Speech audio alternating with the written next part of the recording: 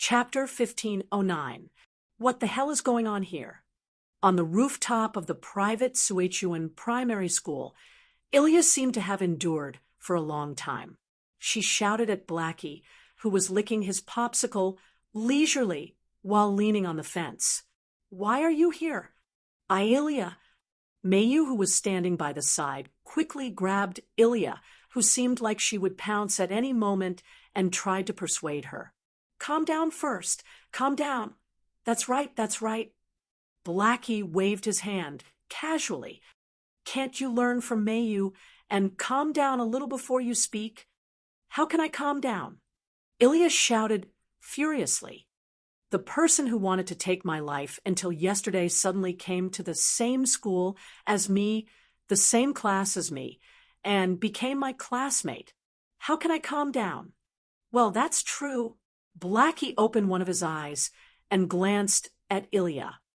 "But is there a need for you to be so agitated? Didn't I promise Big Brother that I won't attack you again? Even if you don't believe me, you should believe Big Brother, right?" It's not that I don't believe Big Brother." Ilya clenched her teeth and lowered her shoulders dejectedly. "It's just that after you came, everyone looked at me with strange gazes. How can I stand it? That's something that can't be helped." Mayu played the role of a peacemaker and tried to reason with her. She tried to reason with her. "Ilya looks exactly the same as Blackie. Even her name is similar. It's natural for people to feel strange. However, they definitely don't have any malicious intent. Besides, didn't I already explain it to everyone?" Blackie shrugged his shoulders. "I'm only your cousin. That's why my name and appearance are similar. There shouldn't be a problem, right?" "It's not that there's no problem." Ilya had tears in her eyes. "Since you're the same person as me, you should know that Sparrow Flower and the others' thoughts are different from normal people. They'll definitely think that you're the illegitimate child of one of my parents." That's true." Blackie blushed with shame.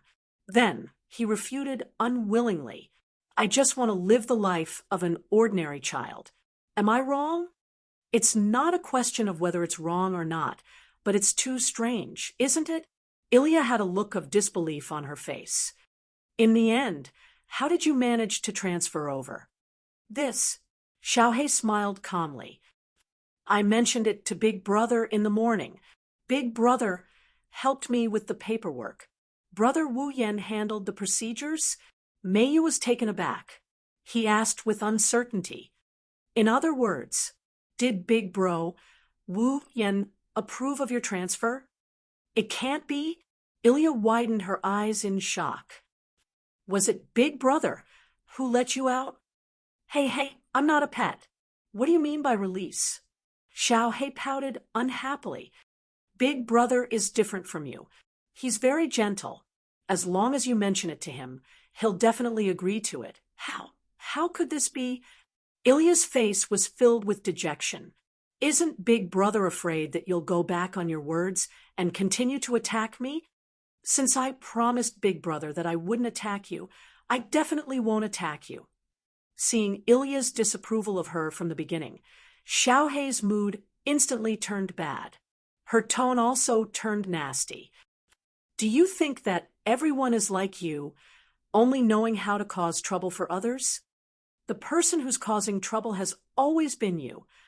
Ilya retorted with no trace of politeness. "You're an unstable factor to begin with.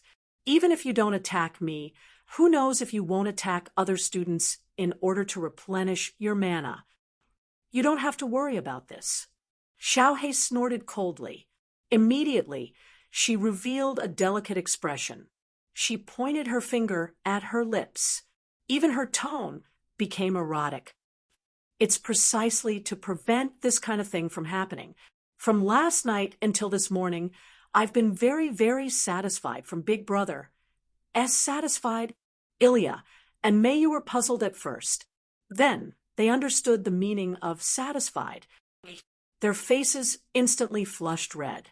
They looked at the delicate Xiaohe in disbelief. With trembling lips, they spoke with difficulty. You mean, humph humph? Xiao He slyly chuckled. She seemed to be implying something. That's what I mean. Mei Yu immediately covered her mouth with one hand.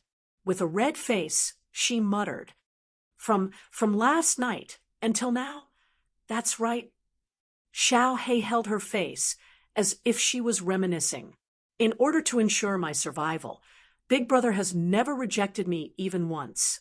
When I think about the close contact with Big Brother, the feeling of our tongues intertwining, woo. Under Xiao He's live broadcast, like commentary, Mei Yu's face became redder and redder. Ilya's face was so red that it almost exploded. Unable to bear it anymore, she shouted, Impure! Too impure! What impure? We're both willing. Please call it the embodiment of love, okay? Xiao He raised the corner of her mouth. Malice appeared in her eyes as she looked at Ilya and Mei Yu. Could it be that the two of you are jealous? Jealous? Jealous? Ilya was petrified. And no, it's not like that. Mei Yu was so ashamed that she wanted to die. She subconsciously took a step back and almost fell to the ground. She attracted Xiao He's meaningful gaze. Xiao He laughed without concealing anything. It seems that the person Mei Yu likes is Big Brother. But it's no wonder. Even Mei Yu can only fall for Big Brother's gentle attack. Woo! Mei Yu immediately lowered her head. Steam began to emerge from her head. She looked like she wanted nothing more than to find a hole to hide in. The wavering of her heart was completely exposed. Mei Yu, seeing Mei Yu's incomparably wavering appearance, Ilya also began to waver. But soon, she closed her eyes and continued to shout at Xiao He, I don't care. You just have to restrain yourself a bit. Don't forget that you're using my face. What if someone else sees it and misunderstands it? Misunderstand? Xiao He blinked. Isn't that better? Huh. Ilya was unable to keep up with Xiao He's rhythm. I don't dare to be so certain about Mei Yu's words. But I know your feelings the best. Xiao He had a meaningful expression on his face. His eyes narrowed. Even though you've been obsessed with your brother since you were a child, ever since you were saved by your big brother from the berserker's hands, you were comforted by your big brother when you fell into the fear of death. Later on, you were even enlightened by your big brother. Then you started to woo-ah, woo-hoo. Before Xiao He could finish his words, Ilya shouted with the loudest voice she had ever shouted before. She angrily interrupted Xiao He's words. What nonsense are you talking about? What nonsense are you talking about? I'm not talking nonsense. Xiao He laughed happily. You can deceive others, but can you deceive yourself? If that's the case. Ilya was unwilling to be outdone and fought back. Then, aren't you the same? Maybe. Xiao He did not refute, nor admit it.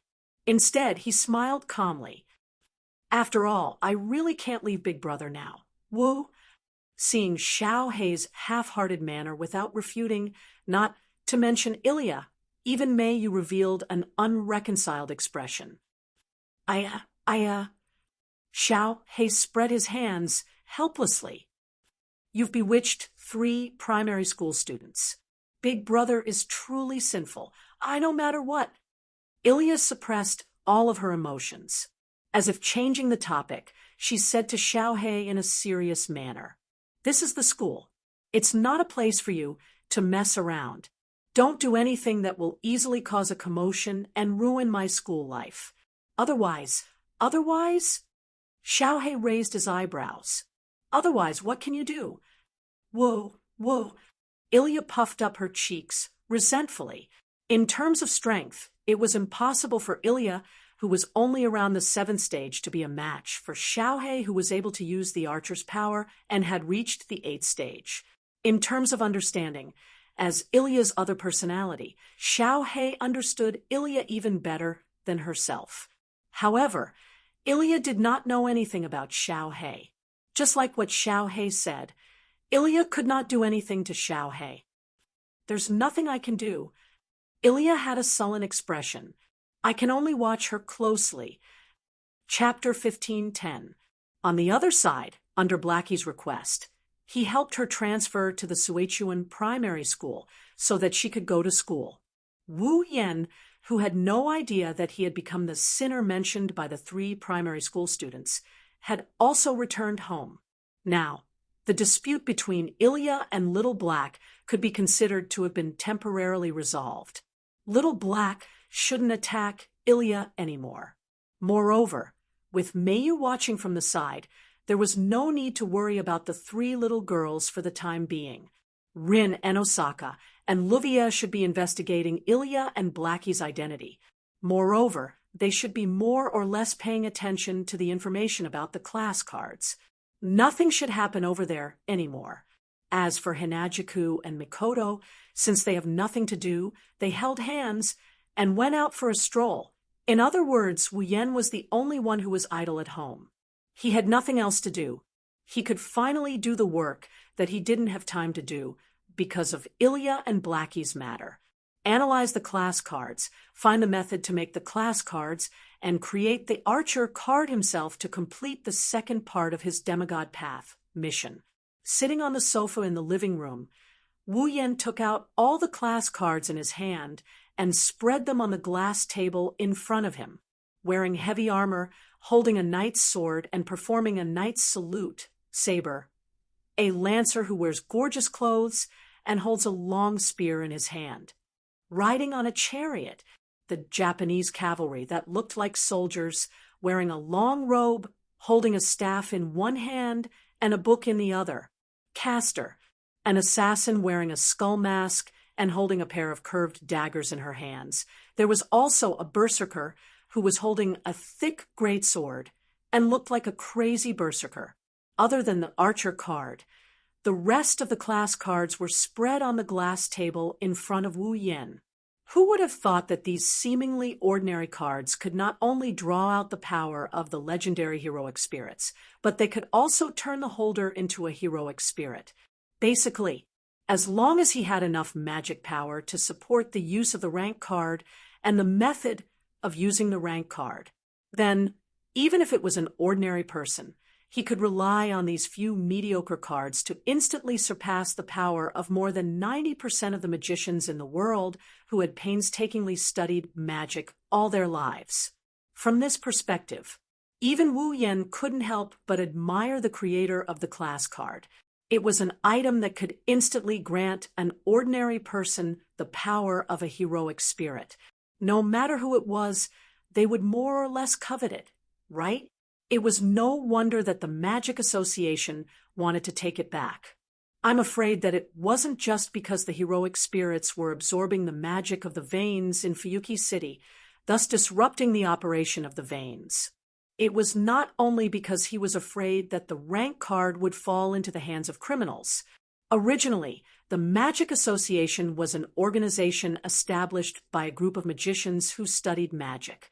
In order to better manage and develop magic, the Magic Association had more than once taken extreme measures to eliminate anything that would threaten them. They were not good people. Under such circumstances, it was forbidden to expose magic to human society in order to better protect the concealment of magic.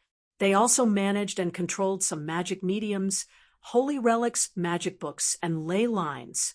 However, all of this was built on the premise that they were dedicated to magic research. It could be said that this was an organization that prioritized the interests and magic research as the premise of everything. The rank card could draw out the power of the heroic spirits, and it was made with extremely advanced magic theory.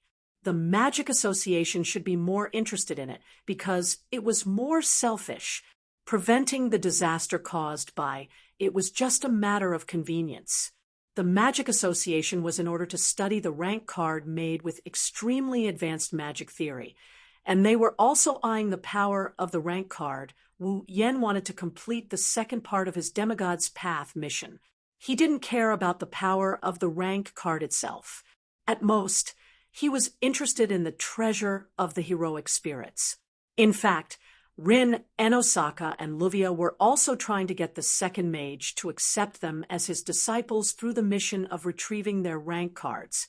Although he didn't know who the creator of the class card was, the class card he created did attract a lot of attention and covetousness within the magic community.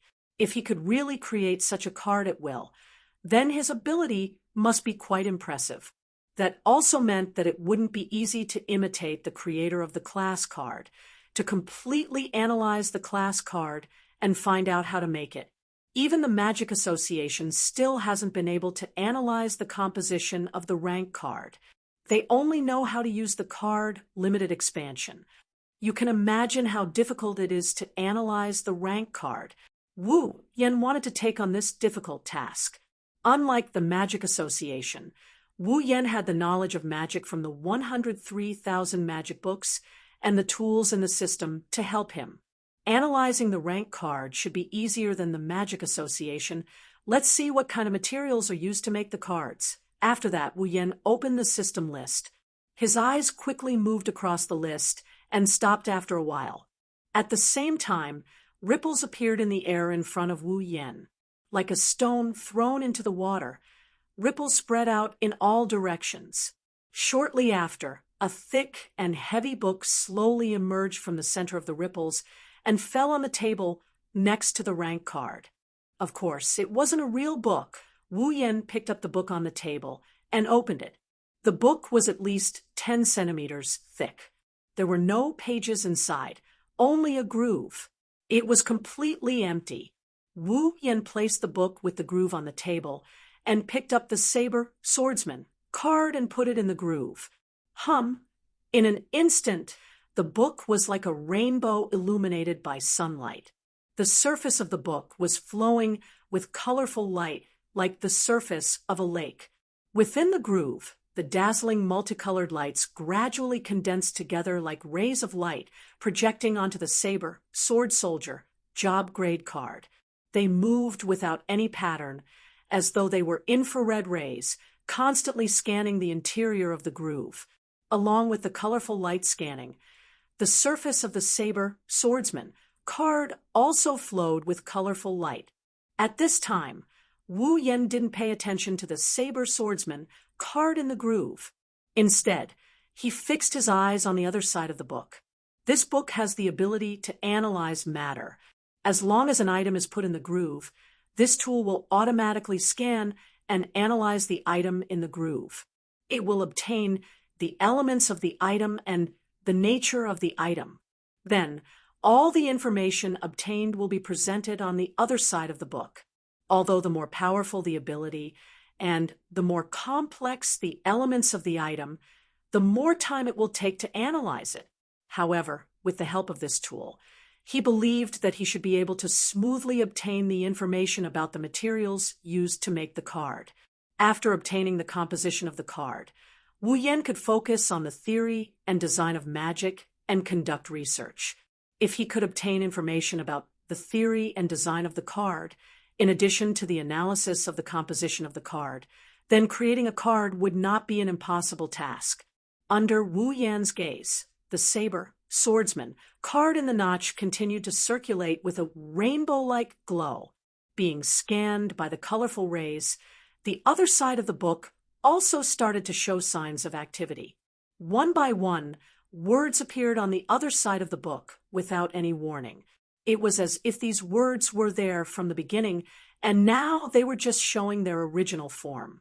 It was extremely magical. These words were the result of the tool's analysis of the saber swordsman card. That was only the beginning. The composition of the class cards still wasn't that easy to analyze. The first information that appeared was only some of the properties of the materials used to make the class cards. It would take a long time to figure out what those materials were. However, looking at the analyzed properties of the materials used to make the card, Wu Yen was startled. He frowned in surprise. Chapter 1511. In just a short amount of time, the properties of the materials that made up the class card were analyzed, it was amazing how magical the items in the system were. Of course, it was only the properties of the materials that made up the class card. It wasn't that easy to find out what the class card was made of. But when he saw the properties of the materials that made up the class card, Wu Yan's heart skipped a beat. From the other side of the book, the properties of the materials that made up the class card weren't that complicated. Instead, it was very simple. Basically, there was only one thing. The materials that made up the class card all had the properties of carrying magic. In other words, the materials used to create the class cards were basically the same as the gems used by Rin Enben and Luvia when they used the gem magic. They could all be injected with a certain type of spell, and by triggering the spell inside, they could create a magic spell. Other than being able to carry magic, the properties of the other materials that made up the class card were mostly able to circulate magic. It was that simple. It didn't have the properties that only existed in legends, nor did it have the effects of those rare materials that had long gone extinct and could no longer be found. If the materials that made up the class card were really only able to carry magic or circulate magic, then they would be the most common materials used in magic. That's because the materials used to make magic attire, all kinds of magic items, and items that were used to perform large-scale magic rituals, and so on and so forth. Basically, all of these materials were able to carry magic and circulate magic. The class card that could trigger the legendary power of the heroic spirits was actually made of such common materials. Could it be? Wu Yan had such a thought in his mind. The basis of the class card is actually to use magic to summon the heroic spirit's power and infuse it into the card for people to use. It wasn't impossible. In the 103,000 Book of Witchcraft, there were some magic tricks. They could be used to summon angels from the magic catalog world and allow angels to descend to this world. There were also some angelic spells that could borrow the angel's power. In that case, in this world, there was a magic trick that could borrow the heroic spirit's power. It could even be summoned. There was nothing strange about that, right? However, fundamentally speaking, the heroic spirits had been summoned. It was impossible for them to serve him. After all, they were all famous heroes in myths, legends, and history. They were existences that surpassed the realm of humans by obtaining the faith of humans. Their existence could be said to be miracles, just like Little Black. Even if such a famous hero could be summoned by a certain magic, how could he obediently listen to the orders of the summoner and be dominated and used by an existence weaker than himself? It's also because of this that the class cards were born, right? Through this, one can borrow the power of the heroic spirit or summon the heroic spirit. Then, through some means, one can abandon the original personality and consciousness of the heroic spirit and forcefully summon its power. This perhaps was the true face of a class card. In other words, the materials that made up the class card itself were just magic materials that could be found everywhere, and were not the key to forming the class card. The real key was the magic that could borrow or summon the power of the heroic spirits. If he could get the method to use this magic and inject it into a card that could bear the magic, then the class card would most likely be successfully created. It's not that easy. After pondering for a while, Wu Yan laughed bitterly. First of all, he didn't know if this magic could forcefully summon the power of the heroic spirit. Perhaps it wouldn't directly summon the power of the heroic spirit, but it would summon a clone of the heroic spirit from the throne of heroes. That might not be the case. If it was a clone of the heroic spirit that was summoned, then to create a class card, one would have to think of a way to erase the original personality, consciousness, and even body of the heroic spirit, leaving only the power of the heroic spirit to be used in the creation of the class card. If it was the former, creating a class card would be much easier. But if it was the latter, in addition to the magic, he would have to find a way to erase the original personality, consciousness, and body of the heroic spirit, and leave only the power behind to create a class card. Moreover, the idea that the class card could summon the power of the heroic spirit was some kind of magic was just a guess, because the materials that made up the class card mostly had the properties of carrying magic and circulating magic. Whether that was true or not, he would have to work on the analysis further. Well, Wu Yan patted his cheeks to cheer himself up. The analysis work has just started, and I already have a preliminary theory on the design and theory of the class card. In terms of progress, it's a huge gain. With that thought in mind, Wu Yan picked up another class card. While waiting for the analysis result of the Saber Sword Soldier class card, he started to study the theory of magic. On the other hand, Rin and Osaka and Luvia were in trouble. Hey! In the courtyard of Luvia's house, Rin and Osaka held his phone to his ear and exclaimed when he heard the voice from the other side. They're going to send someone else to retrieve the card. No way. Luvia's heart was in her mouth. She couldn't help but put her ear to the phone and said anxiously, "But aren't we supposed to be the ones to retrieve the card?" As soon as she said that, an old voice came from the other side of the phone. "But you still haven't retrieved all the cards yet, right?" That's true. Rin and Osaka stuttered and laughed. "But, Master, you don't have to send someone else, right? Do you think the card retrieval test is only for you to become a disciple?" The person Rin and Osaka called Great Master, who was also the legendary second magic envoy, Kixiu, Zerich, Shubi and Oga's voice was filled with dissatisfaction. "Don't forget, the rank card will cause chaos in the earth veins of Fuyuki City.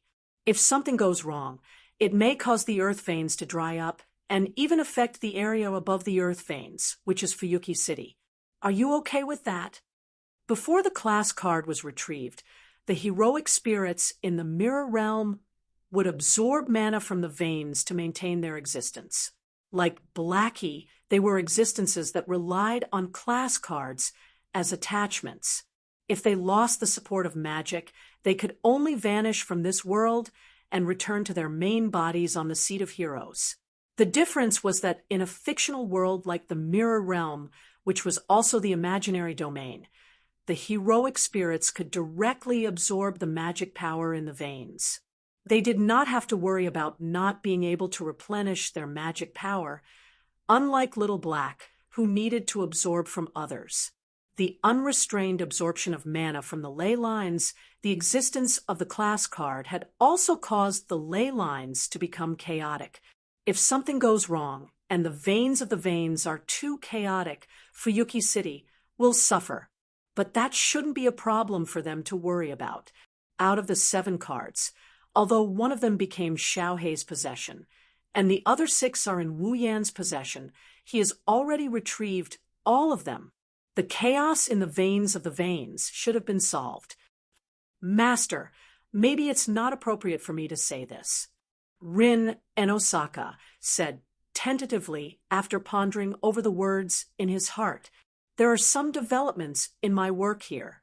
Although it hasn't been resolved yet, the chaos in the earth veins may not happen again. So there's no need to be so anxious, right? The earth veins won't become chaotic."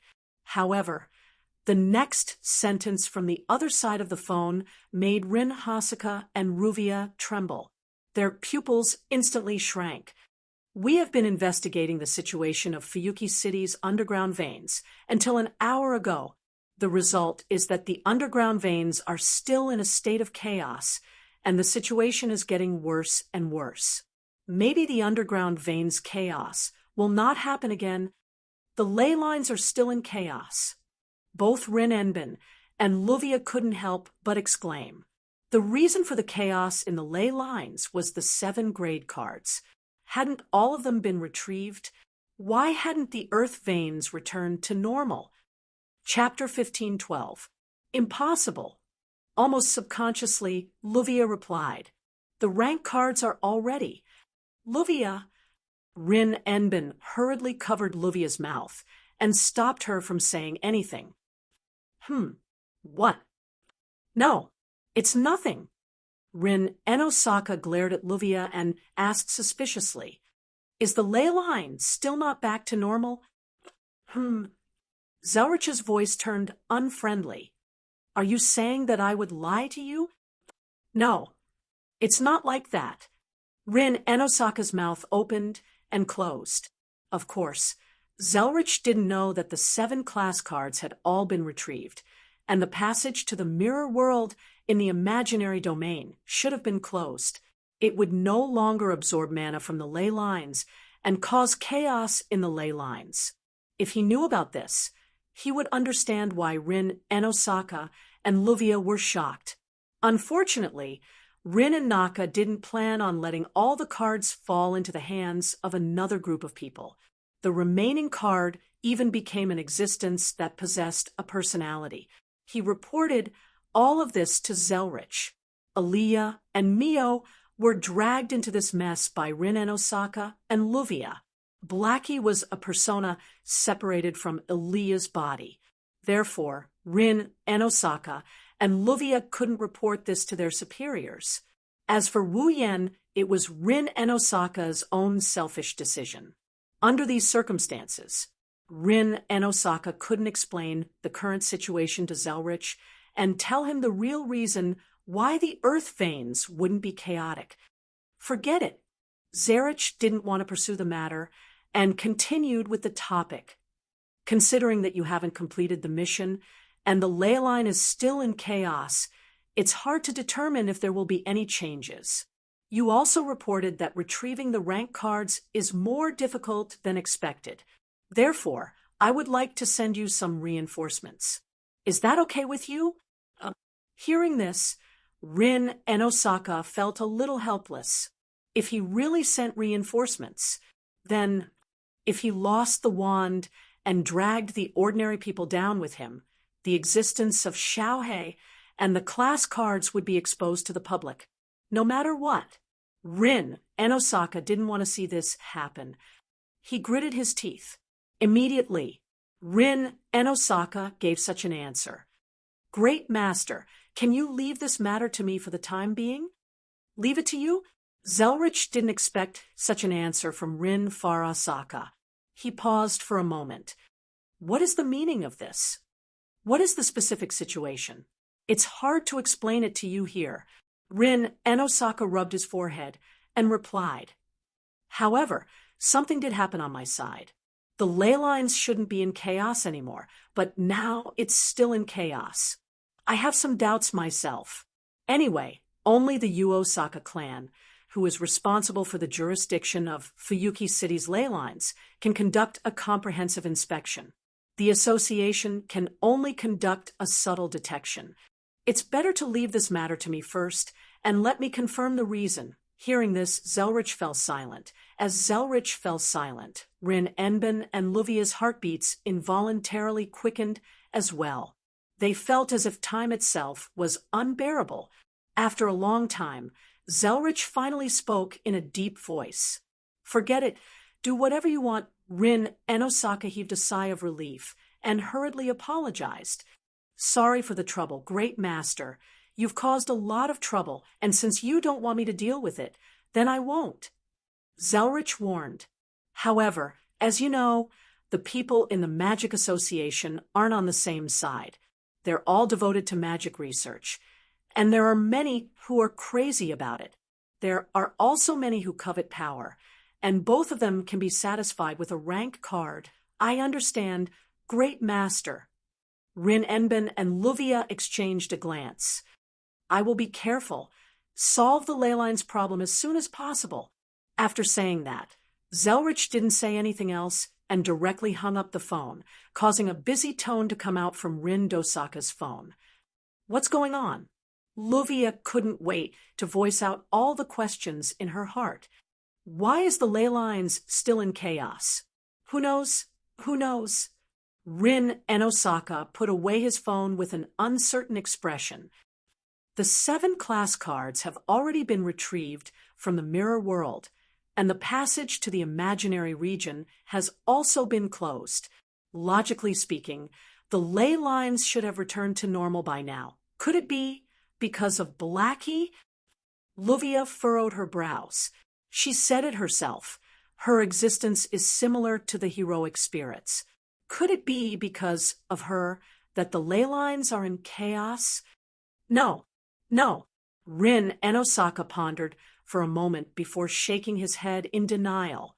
The heroic spirits rely on the passage to the null realm to absorb mana from the ley lines. Blackie exists in this world, so there's no way she can connect to the ley lines and absorb mana from the ley lines. Maybe she's absorbing mana from the ley lines? Luvia reminded him. Maybe Blackie knows the center of the ley lines in Fuyuki City, which is the location of the underground cavern. If she's there, then she can absorb mana from the ley lines. But she doesn't have to do that. For some reason, Rin Enosaka's tone sounded annoyed. Since that guy is providing her mana, Blackie doesn't have to worry about the lack of mana. Why would she do that? Then what's going on? Luvia gnashed her teeth in anger. Is it because of that guy? Hey, why do you keep thinking about other people? Rin Enosaka held his head in his hands. Haven't you thought about the possibility that it's because of us? Luvia was startled. Are you kidding me? We haven't even touched the ley lines. How could? Halfway through her words, Luvia's pretty face stiffened. Do you remember now? Rin Enosaka sighed. That's right. In the last card battle, in order to seal Makoto's power and Hinagika's weapon, we used the ley lines to construct a large-scale magic array. Maybe it caused the ley lines to become chaotic at that time. Who knows? I can't be... Luvia's face was covered in cold sweat. We only used our mana. How could it cause the ley lines to be in chaos? But we can't be sure that it's not because of us, right? Rin Enbin pursed his lips. If that's the case, the master's backup will be exposed. What should we do? Luvia took out a handkerchief and wiped the sweat off her forehead. Do you have a solution? The Enbin clan has a way to adjust the ley lines.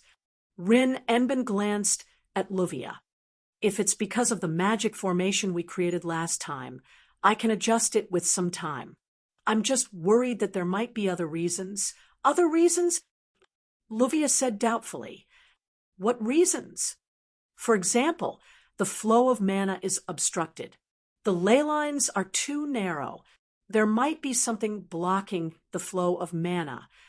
Rin Enbin lowered his head and pondered. If that's the case, we'll have to find another solution. Seriously, why am I so unlucky? Luvia grumbled as she turned around and looked at her mansion that was gradually taking shape. I thought I could relax a little after my mansion was completed. I didn't expect something like this to happen. I'm the one investigating the ley lines, not you. I haven't even complained yet. So why are you complaining? Rin Enbin couldn't help but look at Luvia. Also, don't forget, we need to investigate Ilya's identity. Then I'll be in charge of investigating Ilya Jasfel's case. Luvia tapped her hand. You'll investigate the ley lines. How about it? I guess that's the only way. Rin Enosaka lowered her head as if she had accepted her fate. Even her ponytails were hanging down. She looked lifeless. Why do I feel like everything is going wrong after coming to Fuyuki City? Who did I offend? Luvia laughed provocatively. Why is it that everything is not going according to plan? Didn't you find your ideal husband? Ideal husband? Rin Enbin's eyes widened as he exclaimed in shock. How is that possible? How is that not possible? You've already done this kind of thing, that kind of thing. Don't make it sound like that. There's nothing going on. Is that so? Shut up. Nouveau riche. Ahahaha. Chapter 15:13. I'm back. The door to the hall was pushed open along with a cheerful voice. Shoujo, who was carrying a backpack, had a satisfied smile on his face as he skipped into the hall. Big brother, my two sisters, I'm back. You're back. Hinajuku, who was chatting with Makoto, turned around and smiled when she saw Blackie walking in. "How do you feel on your first day of school?" "Not bad," although Xiaohei said so. He couldn't hide the smile on his face. He threw his bag on the cabinet outside the kitchen, sat down, and kicked his legs. "Even though I can feel how Ilya felt when she went to school before I was separated from her, it's still more interesting to do it myself." "Is that so?" Hinajuku tilted her head and nodded in agreement. "It's been a long time since I went to school. Seeing you like this, I can't help but recall the time when I was in White Emperor College." "White Emperor College?" Sasuke blinked her eyes in confusion. "Is there such a college?" "It's in a place far, far away." Hinajuku smiled as if she was reminiscing. "It's normal that Sasuke doesn't know about it. Seeing you two like this, I also remember the time when I was in Tokuwadai Middle School." Mikoto, who was sitting not far from Sasuke, chuckled. "By the way, why do you two sound like mother and daughter?" "Mother and daughter."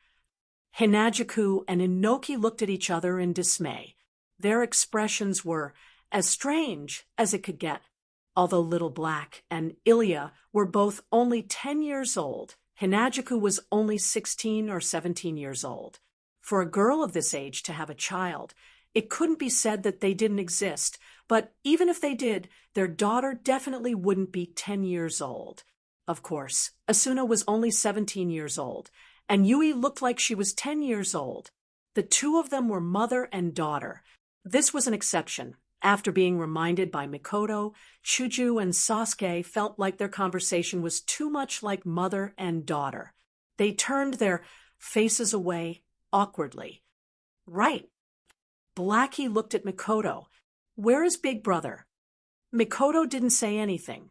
Instead, she pursed her lips in another direction. He signaled Little Hay to look over. Blackie looked over in confusion. Then he saw Wu Yen sitting on the sofa. However, Wu Yen, on the other hand, is doing something weird. There was a thick book on the glass table in front of him, but there were no pages inside, only a groove. There was a dazzling rainbow-like light flowing on it. Beside the book were a few cards. There was also a card in the book's groove. Then there was another card floating above Wu Yan's palm. Taking a closer look, Xiaohei could see clearly that on Wu Yan's palm there was a small and precise geometric pattern that was spinning. It was emitting a strange fluctuation that was surging into the card that was suspended above. Following the influx of the strange fluctuations, the suspended card also began to rotate. The pattern on the surface seemed to move, like a painting that was quickly flipping, giving people a feeling that it had a life of its own. As for Wu Yen, his eyes were closed. His face was expressionless, as if he was asleep. His expression revealed a sense of serenity. "That's a class card." Looking at this scene, Little Hay reflexively put her hand on her chest. In here, there was the last class card, and that was also Wu Yan's goal.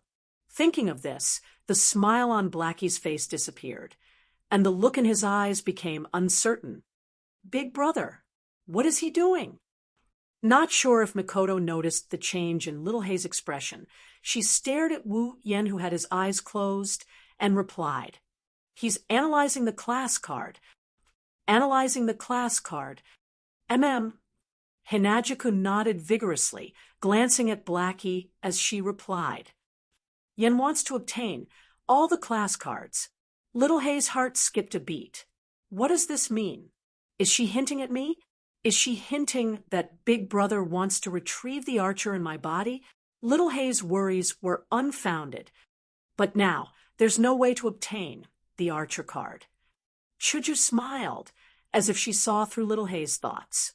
That's why he wants to fully analyze the class card and obtain the method to create the second archer card. These words seemed to have dispelled the haze in Xiaohei's heart, causing Xiaohei's amber eyes to brighten. His usual calm smile hung on his face once again. Big Brother is really amazing. Even the Magic Association couldn't decipher the class card, and Big Brother wants to find the method to create it. This isn't just difficult. Difficult is one thing. As long as we succeed, time isn't a problem for us. Mikoto shook her head and raised her eyebrows. I'm just worried that we won't get anything out of it, no matter how much time we spend. Well, you don't have to worry about that. Wu Yen, who was sitting on the sofa, suddenly opened his eyes and smiled. Well, I did get quite a lot today. With that, the geometric pattern on Wu Yan's palm shattered into pieces. The class card floating above his palm fell to the ground and was placed on the table by Wu Yen. Yen, Shoujo, and Mikoto both stood up. Big Brother. Xiaohei also got up and ran over to sit on the sofa. He hugged Wu Yan's arm and grinned from ear to ear. Did Big Brother really decipher the class card? No, it's still too early to talk about it. Wu Yan smiled helplessly. Currently, I only have a rough idea of the Lunger. Speaking of which, Little Hay? Shoujo walked over and looked at Little Hay. You look like you know everything, and you even relied on the Archer rank card to obtain a body. Don't you know anything else? To be honest, I don't know much about the existence of the class card. Little Hay shrugged. Even though it's in my body, I don't know anything about it. Whether it's the design theory or the composition of the class card, I don't know anything about it. You don't know anything? Mikoto put one hand on her waist, and the other hand scratched her cheek. You don't know anything, and you can use Dream Summon. That's really, well, Xiaohei said with a sigh. I can use the Archer's power, but you guys better not think of me as someone who can use Dream Summon. Don't think of you as someone who can use Dream Summon. Wu Yan, Shoujo, and Mikoto looked at Little Hay. What do you mean? In other words, you can't say that I know how to use Dream Summoning. You can only say that I can use Dream Summoning. Xiaohei hesitated for a moment before turning his head away. As for me, I actually have a very special ability. Special ability? You can say it's a cheating ability. Little Hay explained with a smile. For example, let's take Dream Summoning as an example.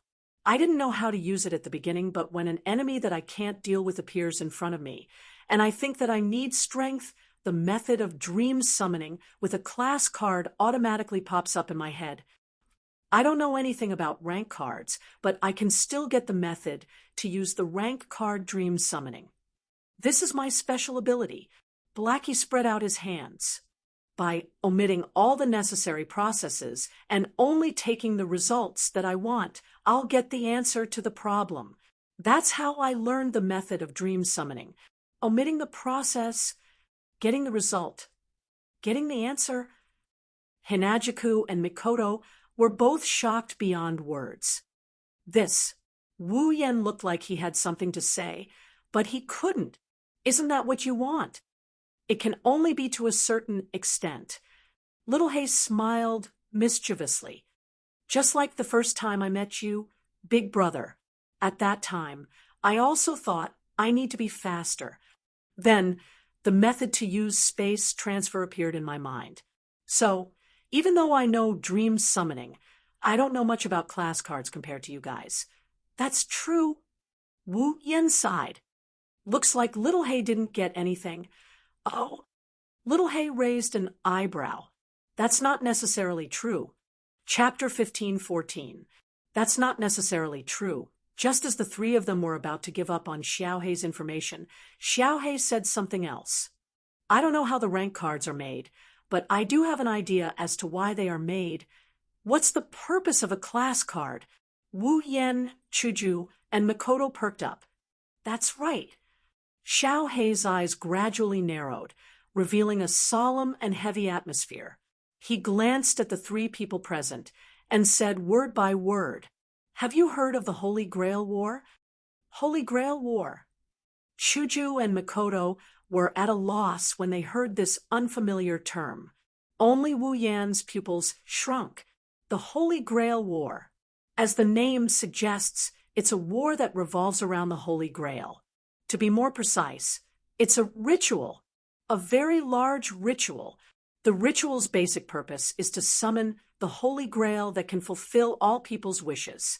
In other words, the Holy Grail War is actually a ritual to summon the Holy Grail War. There's a huge vein under Fuyuki City that's connected to an endless source of magic. The foundation of the Holy Grail War is to construct a spell to summon the Holy Grail and use the vein to accumulate a certain amount of magic every 60 years. To summon the Holy Grail that can fulfill all people's wishes. Of course, the summoning of the Holy Grail doesn't only require magic and a summoning spell. It also requires a key to summon the Holy Grail. This key is the ritual to summon the Holy Grail War's Holy Grail War. Through the power of the Holy Grail, he would connect to the heroic spirit thrones where the heroic spirits were and summon 7 heroic spirits. Then, he would bestow each heroic spirit with a job rank and have them kill each other in a small-scale war. When the remaining 6 heroic spirits are killed and there's only 1 heroic spirit left, the Holy Grail will be formed. Then it will be summoned. This is the Holy Grail War. The ranks of the 7 heroic spirits were as follows: Saber, Lancer, Archer, Day Rider, Caster Magician, Assassin, Berserker. It was exactly the same as what was shown on the 7 job rank cards. The rank card could draw out the power of a heroic spirit corresponding to one of the 7 ranks. Who would believe that class cards had nothing to do with the Holy Grail War or even the Holy Grail? But the Holy Grail War should be a war ritual that only exists in the original world of magical girl Ilia, the world of fate. Could it be this world also had the Holy Grail War? Actually, if you think about it carefully, you'll understand. Blackie's voice was slightly suppressed. Summoning a heroic spirit requires a very complicated magic ritual. Not only does it require the summoner to have a certain degree of spiritual and physical compatibility with the heroic spirit, but it also requires the summoner to have a deep affinity with the heroic spirit to act as a catalyst during the summoning. It's just wishful thinking to summon a heroic spirit with one's own power. Only with the help of the Holy Grail can it be possible, even if it's just a little bit of the heroic spirit's power. Since class cards can draw out the power of the heroic spirit, it's definitely impossible to create it with one's own power. Blackie raised its head and stared at the class cards on the table. But if there's the power of the Holy Grail as a catalyst, then it's a different story. The power of the Holy Grail as a catalyst. Wu Yen looked at Blackie as if he realized something. You mean, that's it? Blackie picked up a class card on the table and raised it above its head. The Holy Grail War that was supposed to have 7 heroic spirits fighting each other has changed. The summoner no longer summons the original heroic spirit, but the summoned heroic spirit's power to create a card. With the card as a medium and dream summoning as a method, the magician who participated in the Holy Grail War will personally fight each other. Blackie placed the class card back on the table and looked at Wu Yen, Shoujo, and Mikoto. That's what I'm thinking. The whole place was silent, although I don't understand what the Holy Grail War is. Mikoto crossed her arms and lowered her head. But I think I understand what Blackie is trying to say. In other words, Shoujo said with uncertainty, to create a class card, we have to rely on the help of the Holy Grail, right? To be exact, we have to rely on the Holy Grail summoning ritual in Fuyuki City that is activated once every 60 years. Wu Yen smiled helplessly. That's what Blackie means, right? Once every 60 years. Shoujo exclaimed. Mikoto's eyes widened. How long do we have to wait? That's just my guess. It might not be correct. Blackie shook its head. Ever since the Holy Grail War was brought up, even the smile on its face became forced. Maybe, in this world, there's someone who can extract the power of the heroic spirit from the throne of heroic spirits and use it to create a card. Who knows? Blackie. Shoujo looked at the forced smile on Blackie's face. She hesitated for a moment before asking, "Does the Holy Grail War have anything to do with you?" The smile on Xiaohei's face completely disappeared as soon as he heard this. "Does it have anything to do with me?" With a self-deprecating expression, Blackie clenched its fist. "How can it have nothing to do with me? I was born to become the Holy Grail." Wah!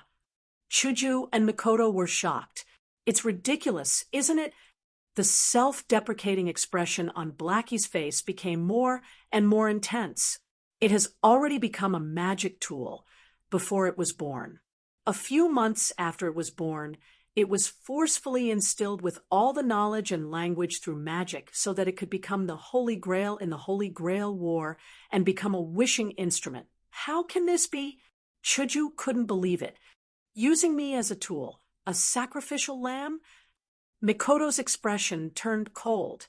"Looks like the Holy Grail War isn't a good thing after all. Magic is such a dark and bloody world. Becoming a tool is my fate that was decided before I was born."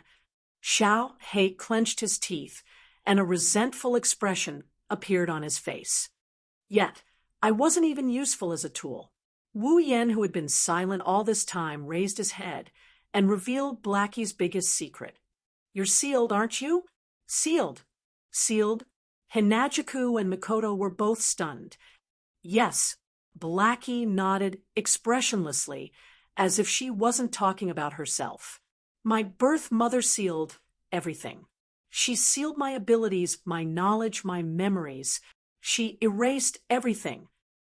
So, an ordinary child, Ilya was born." Wu Yan finally understood everything. "So that's how it is. Ilya's sealed memories and knowledge settled in her body and gradually grew stronger. In the end, she turned into another personality with consciousness. Then that personality even obtained a body." Xiaohei seemed to have lost all her strength as she collapsed on the back of the sofa. She buried her eyes under her bangs so that no one could see her expression clearly. In the end, she became the current me, Blackie. Shoujo and Mikoto were silent. She was born as a tool, but she wasn't even able to perform as a tool before she was sealed. When she obtained a body again and became a real existence, she became a fake. Her existence was a miracle. Without mana, she would disappear. Even the foundation of her existence, the class card in her body, could be targeted by others and taken away. Her family, friends, they all became the things that Ilya was born later on. These things that should have belonged to Blackie were all gone. In the end, everything about Xiaohei had been denied. No wonder Blackie had the ability to fulfill her wishes to a certain extent. That was because she was born as a wish-granting tool. "It's all right." Amidst the deathly silence in the hall, such a voice abruptly rang out. Blackie was stunned. Just as she was about to look at the source of the voice, a hand covered her head and gently stroked it. "Since you were born, there must be a reason why you were born. We believe that as well." Shoujo and Mikoto nodded. Blackie's eyes rippled with light. In the end, it turned into hope. Chapter 15:15. Fuyuki City, Yuanzong Mountain. This is a famous mountain in Fuyuki City. There's a temple on the mountain called Ludong Temple. It's not that famous in Fuyuki City, but it's still well known, although not many people come here to visit. It's enough to be a tourist attraction in Fuyuki City. Early in the morning, there's a beautiful morning glow in the east of Yuanzong Mountain. The air is filled with a thin veil of mist and fresh air, accompanied by strands of golden light, dispelling the chill of the night. Looking up from the foot of Yuanzong Mountain, the gate of Ludong Temple is located at the top like a dragon gate reflecting the morning sun. A long stone staircase connected the foot of the mountain to the entrance of the Ludong Temple. On both sides of the staircase were rows of trees and flowers. At this time, some of the buds were still sparkling with bright dewdrops, appearing to be full of vitality. Usually at this time, even if it's the peak time to welcome guests, generally no one will come here to visit. But today, early in the morning, a person appeared at the bottom of the staircase at the foot of Yuanzhong Mountain, and he appeared out of thin air, Yuanzhong Mountain, Ludong Temple. Looking up, Wu Yan took out a map and looked at the long stone staircase. It should be here, right? For the people of Fuyuki City, Yuanzhong Mountain's Ludong Temple is not a strange place. But for an outsider like Wu Yan, although this place is not difficult to find, it's definitely not familiar. What's more, he's never been here before. It's inevitable that he needs the help of a map. Originally, Wu Yan wanted to ask Blackie to bring him here, but after thinking about it, he had to give up the idea. After all, this place, for Blackie, it's definitely not a place that can make people happy, because as the foundation of the Holy Grail War, the magic necessary for the Holy Grail War ritual is absorbed and stored here. It takes about 60 years to store enough magic. A Holy Grail War ritual is held. The ritual that supports the descent of the Holy Grail is directly below Yuanzhong Mountain's Ludong Temple. It was because of the existence of this ritual that the Holy Grail could descend. Only then could the Holy Grail War be carried out. Only then could the magicians who participated in the Holy Grail War rely on their own strength to summon heroic spirits with the help of ritual magic arrays. Therefore, Wu Yan's purpose in coming here was very obvious. He wanted to see if he could find some information about the creation of class cards from the ritual magic circle that supported the Holy Grail War. Shoujo was right. Summoning heroic spirits was a major task that no one could accomplish. It couldn't be said that there was absolutely no one who could connect to the seat of heroic spirits with their own strength and seize the power of the heroic spirits. However, compared to this, it was more likely that someone had used the help of the Holy Grail, or in other words, the ritual magic array to extract the power of the heroic spirits and used it to create cards. If that was the case, the possibility of obtaining the method to create class cards would be a little higher from this ritual tactic magic array. In any case, there was nothing wrong with coming here to check out the ritual magic formation. Folding the map in his hand, Wu Yan was just about to lift his foot and walk up when a voice suddenly sounded behind him. "Why are you here?" A voice full of shock, surprise, panic, and other emotions echoed on the quiet mountain path without any warning and entered Wu Yan's ears. Then, a series of messy footsteps sounded from near to far away. As if they were gradually going away in a panic, Wu Yan stopped in his tracks and turned his head to look at the source of the sound. The first thing that entered his sight was a pair of black ponytails. They were swaying up and down at a fast and urgent frequency, gradually moving away into the distance. Seeing this, Wu Yan didn't even need to think to know who the owner of the two ponytails is. Thus, he calmly uttered this sentence. He calmly said, "If you really ran away, next time it won't be a forced kiss, but a stripping of your clothes." This light sentence turned into a clear echo on the quiet mountain path and spread out. In the next second, the pair of ponytails that were swaying up and down at a fast and rapid frequency, gradually moving further and further away, suddenly stopped.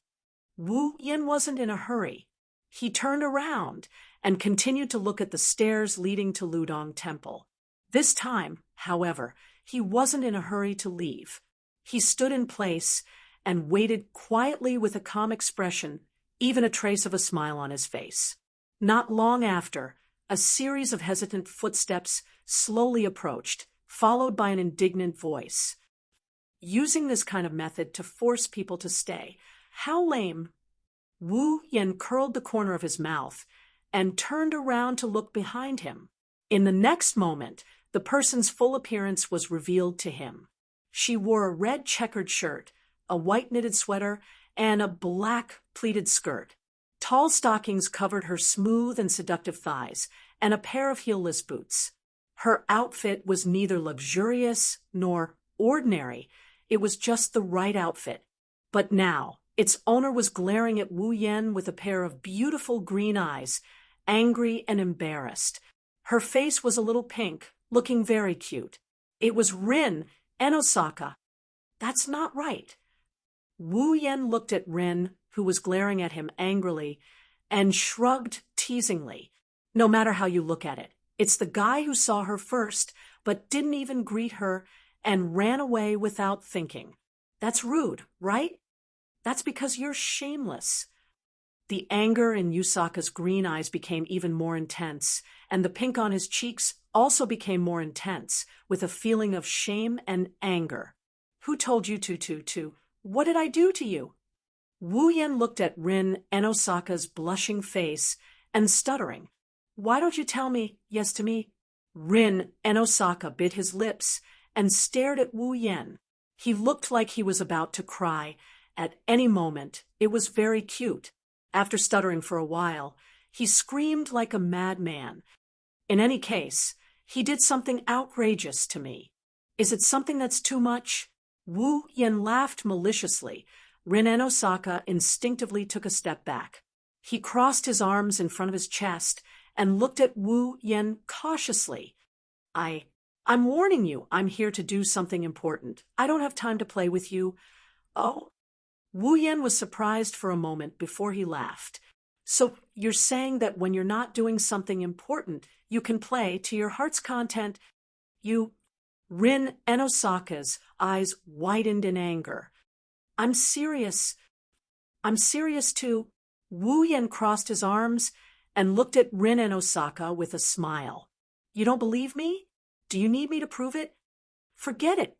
Rin Tosaka raised her bag to block her front. She looked at Wu Yen like he's a pervert. She's looking at Wu Yen like he's going to devour her if she doesn't keep her eyes on him. I'm here to do something important. If you mess around, I won't go easy on you. Then Wu Yen turned his eyes and he pointed at his own cheeks. Kiss me and I'll forget about it. How about that? Kiss you? Rin and Osaka blushed and glared at Wu Yen. You wish? Don't jump to conclusions so quickly. Wu Yen interrupted Rin and Osaka. He looked at Rin and Osaka with a half smile. Now, come over and kiss me yourself, or let me take the opportunity to bully you. Which choice is better? You're shameless. Rin and Osaka's eyes were filled with tears. She hesitated for a moment before biting her lips and walking towards Wu Yen. Okay, I'll kiss you now, but you're not allowed to kiss me again. That won't do. Wu Yen rejected her without hesitation. Only after you finish your business. Damn it.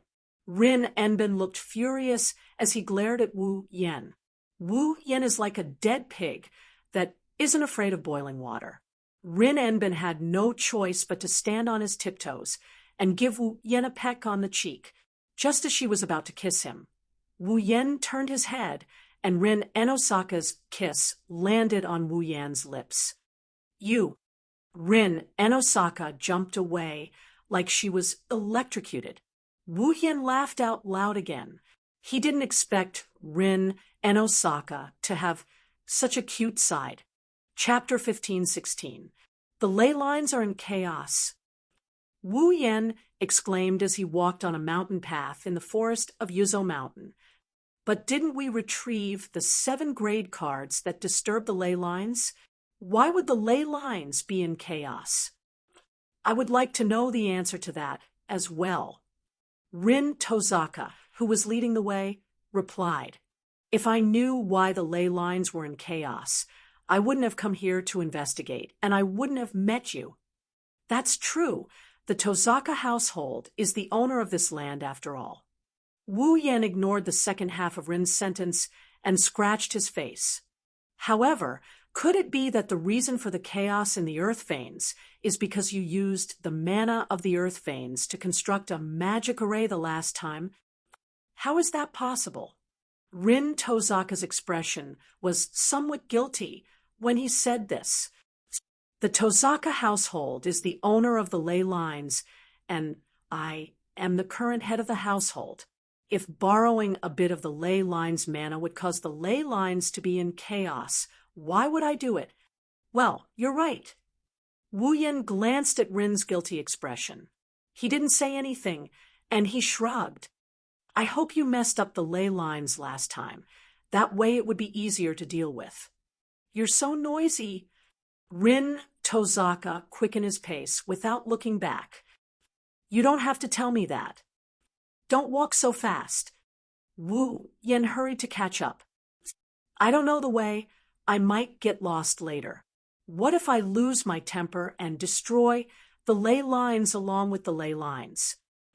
Don't you dare use such a casual tone with me. Rin Enbin turned around, and he glared at Wu Yen with a fiery glare. By the way, what are you doing here so early in the morning? As for the reason, it's a long story. Let me get straight to the point. Wu Yen casually said something that made Rin's heart skip a beat. There might be a way to create a grade card here. The way to create a class card. Rin Osaka stopped in shock, causing Wu Yen, who was walking behind her, to bump into her. His hands subconsciously grabbed onto a pair of soft breasts. Wah! Rin Osaka cried out in surprise when his weakness was attacked.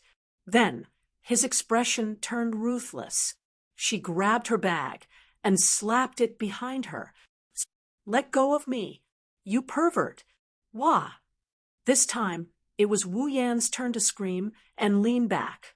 She avoided the bag that was coming at her. You despicable bastard! Rin Osaka covered his chest with one hand. He shouted in exasperation. Didn't I tell you not to mess around after kissing you? Hey! No matter how I look at it, it's impossible. Wu Yen took a step back. He shook his head and waved his hand. It's because you suddenly stopped for no reason. It's because you suddenly said something that couldn't be ignored. Rin Osaka glared at Wu Yen fiercely. Tell me what's going on. I already said it's impossible. Who's asking you that? Rin Osaka was furious. I asked you how you found the way to create a grade card. I already told you that, right? Wu Yen said innocently. It's a long story, so I'll just tell you what I'm here for. We'll talk about the reason when we get back. Rin Enbin was angry and helpless at the same time. He snorted coldly, turned his head, and continued walking. Whatever. Do whatever you want. Seeing Rin Osaka walk away in a huff, Wu Yen smiled like a child who succeeded in his prank. For some reason, Wu Yen couldn't help but want to tease this arrogant and barbaric young lady. Seeing her make all kinds of expressions makes him feel satisfied. Next time, I'll think of a way to get young Lady Rin to kiss me, but this time it's a kiss. With that, Wu Yen put his hands behind his head and leisurely followed behind Rin and Osaka. There's a barrier at the beginning of the mountain path that they're walking on. It's a measure to prevent normal people from entering. Because of this barrier, no one knew how long it had been since anyone had approached this mountain path. There were messy branches and leaves everywhere, and the surroundings were terrifyingly quiet. Not even the shadow of a bird could be seen. It was quite a frightening feeling. Walking on this mountain path, Wu Yen and Rin Enbin's footsteps are unusually loud. Their footsteps even turned into echoes that reverberated in the air. The sound of their feet stepping on tree leaves and branches reverberated in the air. After walking for who knows how long, a rock wall appeared at the end of the mountain path. At the bottom of the rock wall, there's a gap that can only allow one person to pass through. It's pitch black inside. It's not hard to imagine how dim the light is. We're here, looking at the gap in the rock wall that only allowed one person to pass through. Rin reminded him. That's the tunnel that connects to the underground cavern inside Yuzo Mountain. The underground cavern. That's where the main vein of Fuyuki City gathers. It's also the center of the Holy Grail War's ritual formation. House Osaka is in charge of managing the land veins. They're there to directly investigate, manage, and monitor the land veins. It's also the place where the land veins are closest to the surface. Wu Yen and Rin Enosaka's destination is the underground cavern. Let's go in. Under the lead of the host, Rin Enbin, the two of them entered a crack in the wall and walked into the tunnel that led to the underground cavern. The tunnel is very narrow at the beginning. It can only allow one person to pass through. The light inside is also very dim. Therefore, Yuwa, you bastard, where are you touching this time? And nothing. I'm just touching the rock wall. Why did you put your hand in front of you when you're touching the rock wall? Yuwa? Wow, it's so soft. What is it again? You. I'm going to get mad if you touch it again. Don't say that after you've taken out the gemstone, okay? After a while, the tunnel became wider and wider. After a while, it's wide enough for 10 people to walk side by side. After walking for a while, they found themselves in a huge cavern. Looking around, Wu Yen was speechless. It's the size of 2 soccer fields and the height of a mountain. What a huge cavern. No wonder it's called the underground cavern. All right. Rin Enosaka glanced at Wu Yen. Since we're here, why don't you tell me where we can find the method to create a rank card? How would I know where to find it? Wu Yen rolled his eyes. Also, I only said that it's possible to find it. Whether or not we can find the method to create a rank card, we'll have to wait and see. With that, Wu Yen jumped onto a stone platform at the front of the cavern. He knelt down on one knee and touched the ground that was covered in dust, gravel, and dirt. According to Blackie, he should be able to reach the center of the ritual from here. Wu Yen closed his eyes. His hand on the ground began to emit a magical heat like smoke. It rose from his palm and between his fingers. Not long after, an intricate geometric pattern about twice the size of Wu Yan's palm appeared with his palm at the center. It started to vibrate with a faint radiance and started to rotate. So, we can find the method to create a rank card just like that. Rin Enosaka tilted his head in confusion. Could it be that the method to create a rank card is still hidden in the ley line? Only the Enosaka clan would be able to find the ley line. Rin Enosaka couldn't figure it out and gave up. He walked to the center of the platform and took out a stand from his bag. Holding the frame, Rin Hasaka set it up on the ground, creating a simple 4-legged platform. There were 4 iron pipes on the platform, and an ancient-looking piece of paper was tied in the middle. After setting up the brackets, Rin Enbin took out a thick book from his bag. He flipped through it and placed it on his wrist, holding it flat beside him. His other hand took out a gemstone that was connected to a pendant. Phew! Standing in front of the support, Rin Enbin took a deep breath. Let's begin. Rin Enosaka held the book with one hand and the pendant with the other. He held it above the ancient paper and closed his eyes. He began to chant an incantation. After chanting the incantation, a green light flashed on the book in Rin Enosaka's hand. Soon after, the gemstone hanging above the ancient paper also emitted a light. Chapter 1517. Anfang begin. Beantwerten Private Edie Ford Milk and Des of Jordan. Request for a response in the name of the One. Boden Zerstromung flow from the earth. Stromung Zumblet flow of blood. Blut Zumpergament blood on skin. Absk day blessing.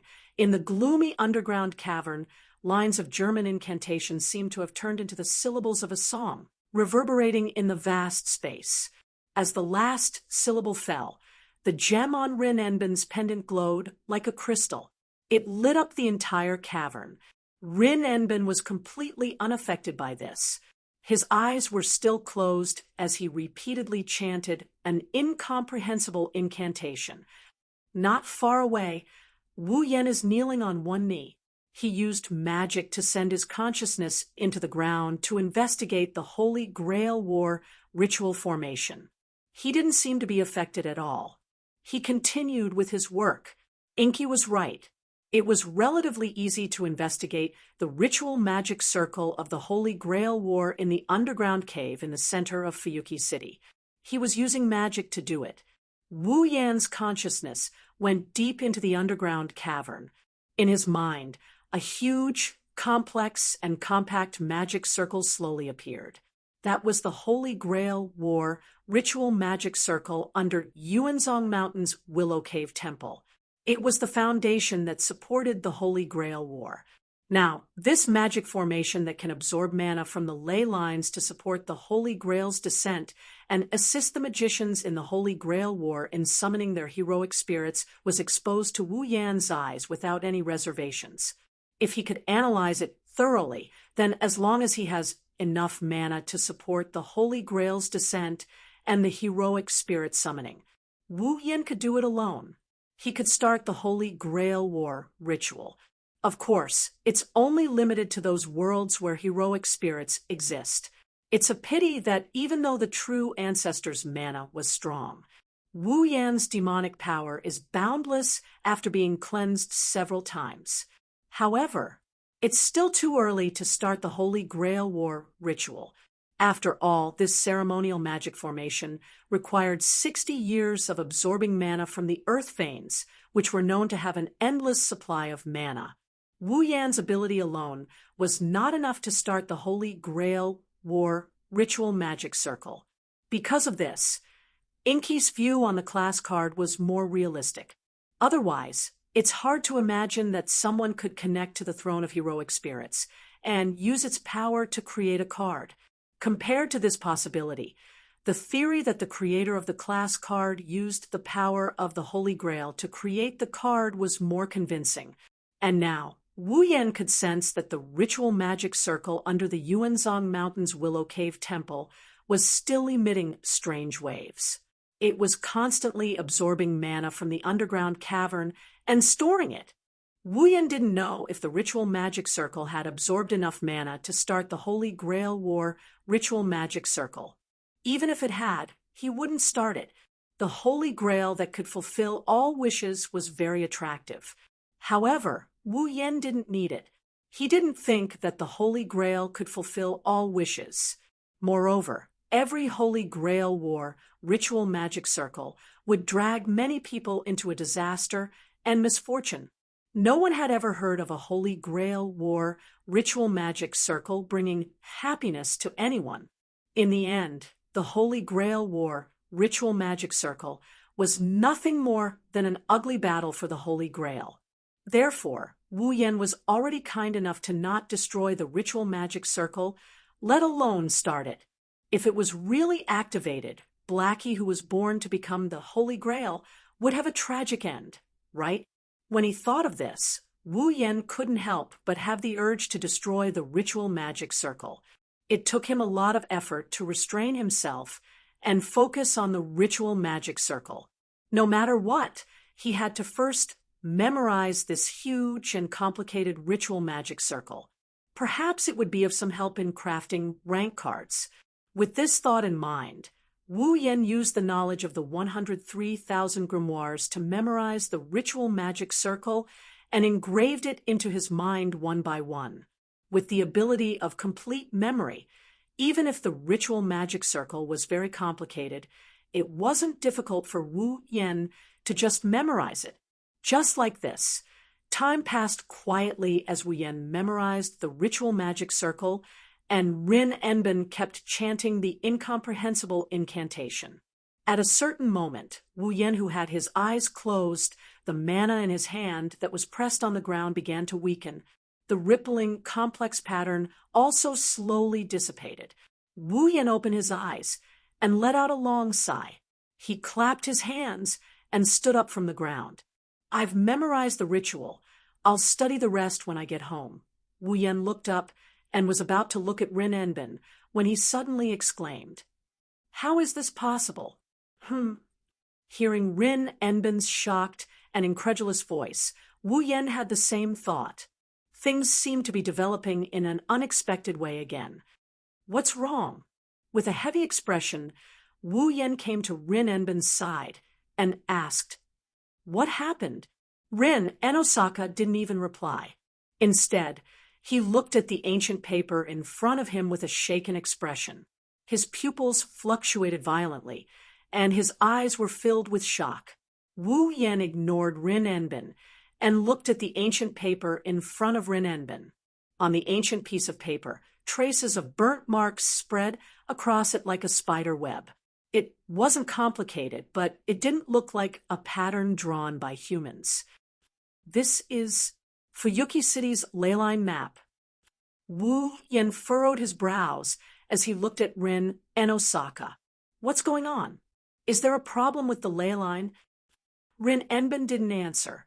He clenched his teeth and pointed at the bottom left corner of the ley line map in front of him. Over there was an extremely small but well-defined square block blocking one of the earth veins like a strange object. "That's a blockage?" Wu Yen paused for a bit before he exclaimed. "It's the one that caused the landform to be chaotic? Have you ever seen a blockage in an earth vein that looks like a cube?" Rin Enosaka forced a smile on his face. "That's a lot more troublesome than a blockage." Wu Yen furrowed his brows. "What's going on?" "That's not a real blockage. It's a fictional space." Rin Enben took a deep breath and smiled bitterly. "It absorbs mana from the ley line. It's located in the imaginary realm. It's a reflection of this world, absorbing the land's mana. The void domain, this world's inverted space." Wu Yen mumbled. Then a possibility flashed through his mind.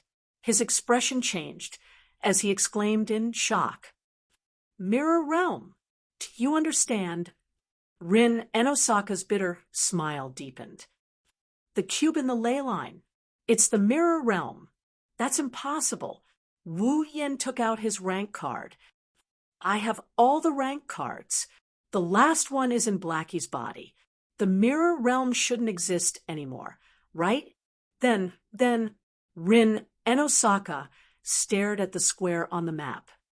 "Who told you that the mirror realm doesn't exist without the 7 rank cards?" "Isn't it obvious?" Wu Yen answered without thinking. "The mirror realm exists because of the rank cards." Wu Yan's words got stuck in his throat before he could finish his sentence. "You understand now?" Rin Enben clenched his fist. "The existence of the mirror realm naturally proves its existence, doesn't it? The 8th rank card."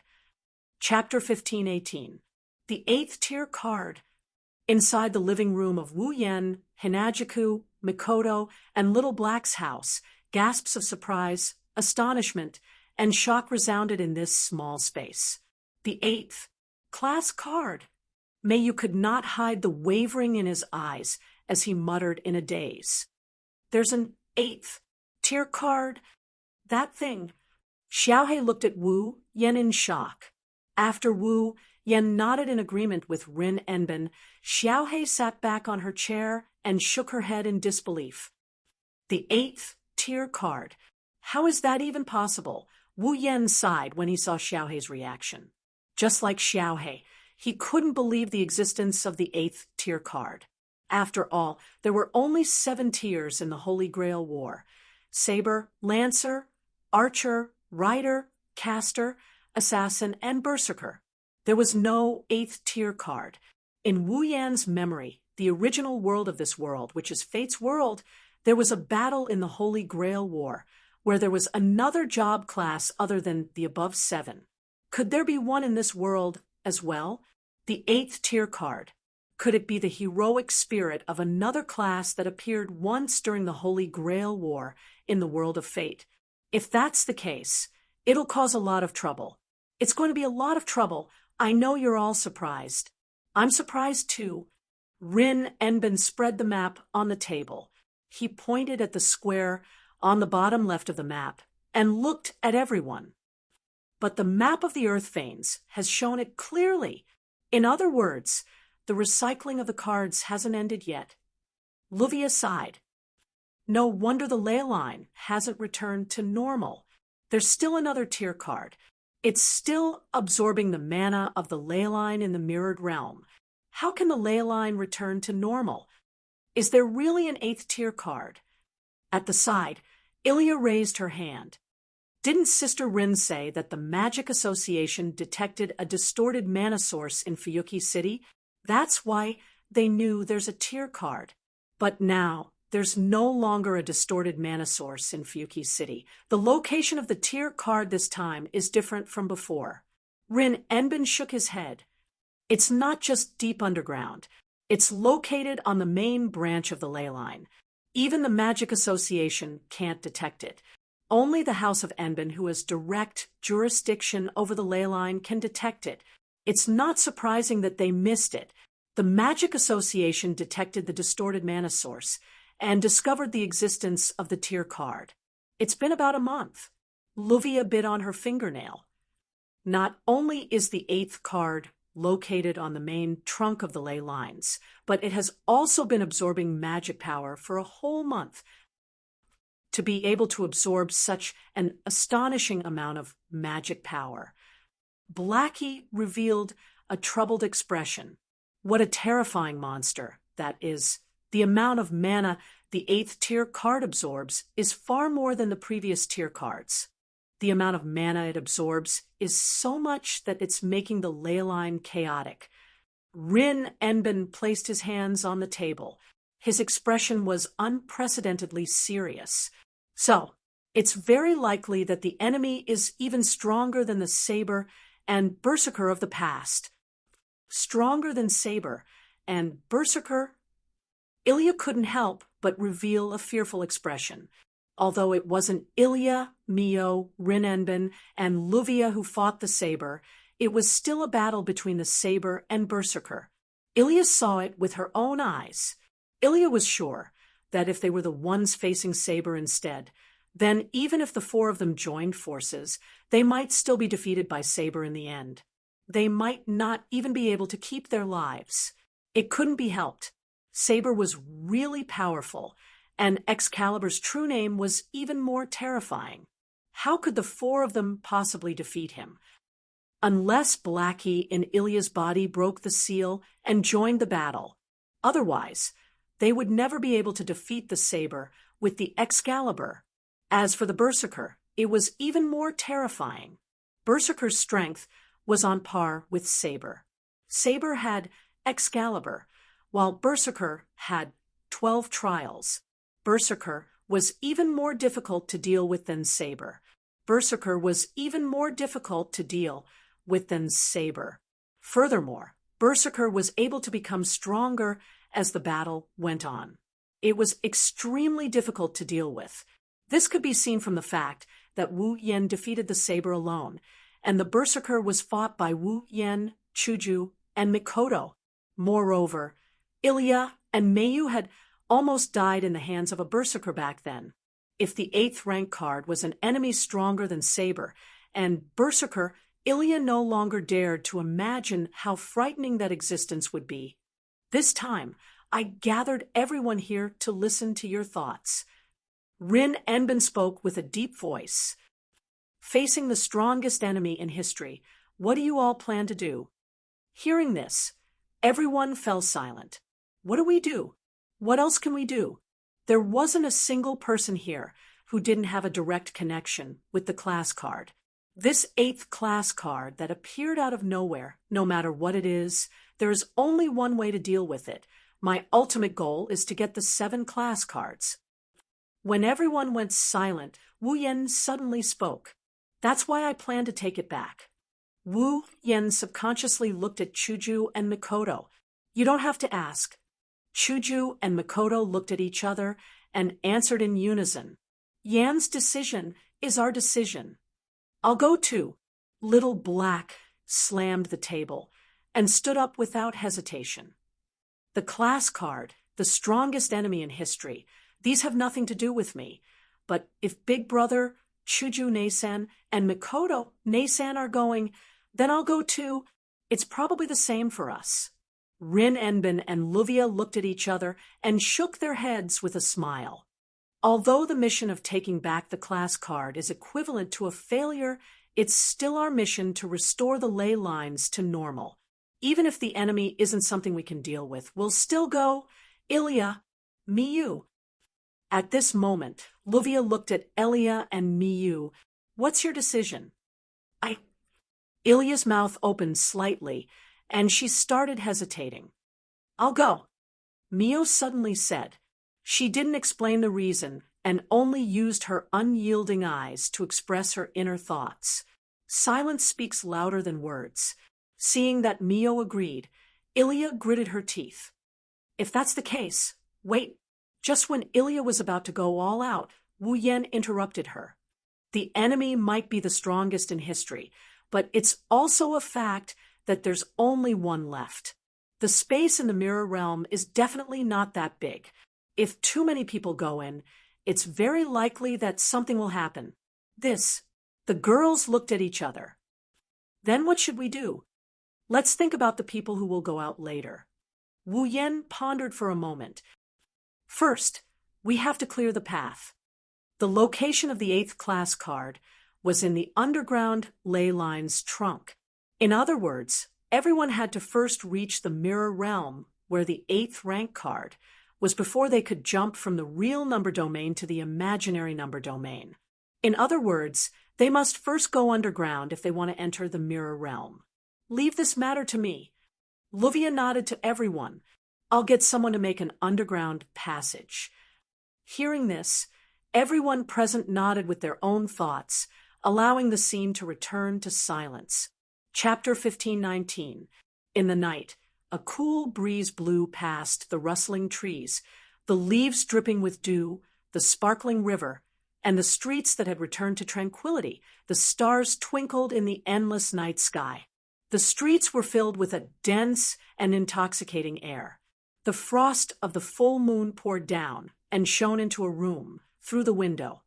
Some strange sounds were echoing in the room, panting, inhaling, rubbing, whimpering. Such sounds seemed to dispel the cold air of the night, making the temperature of the room rise infinitely.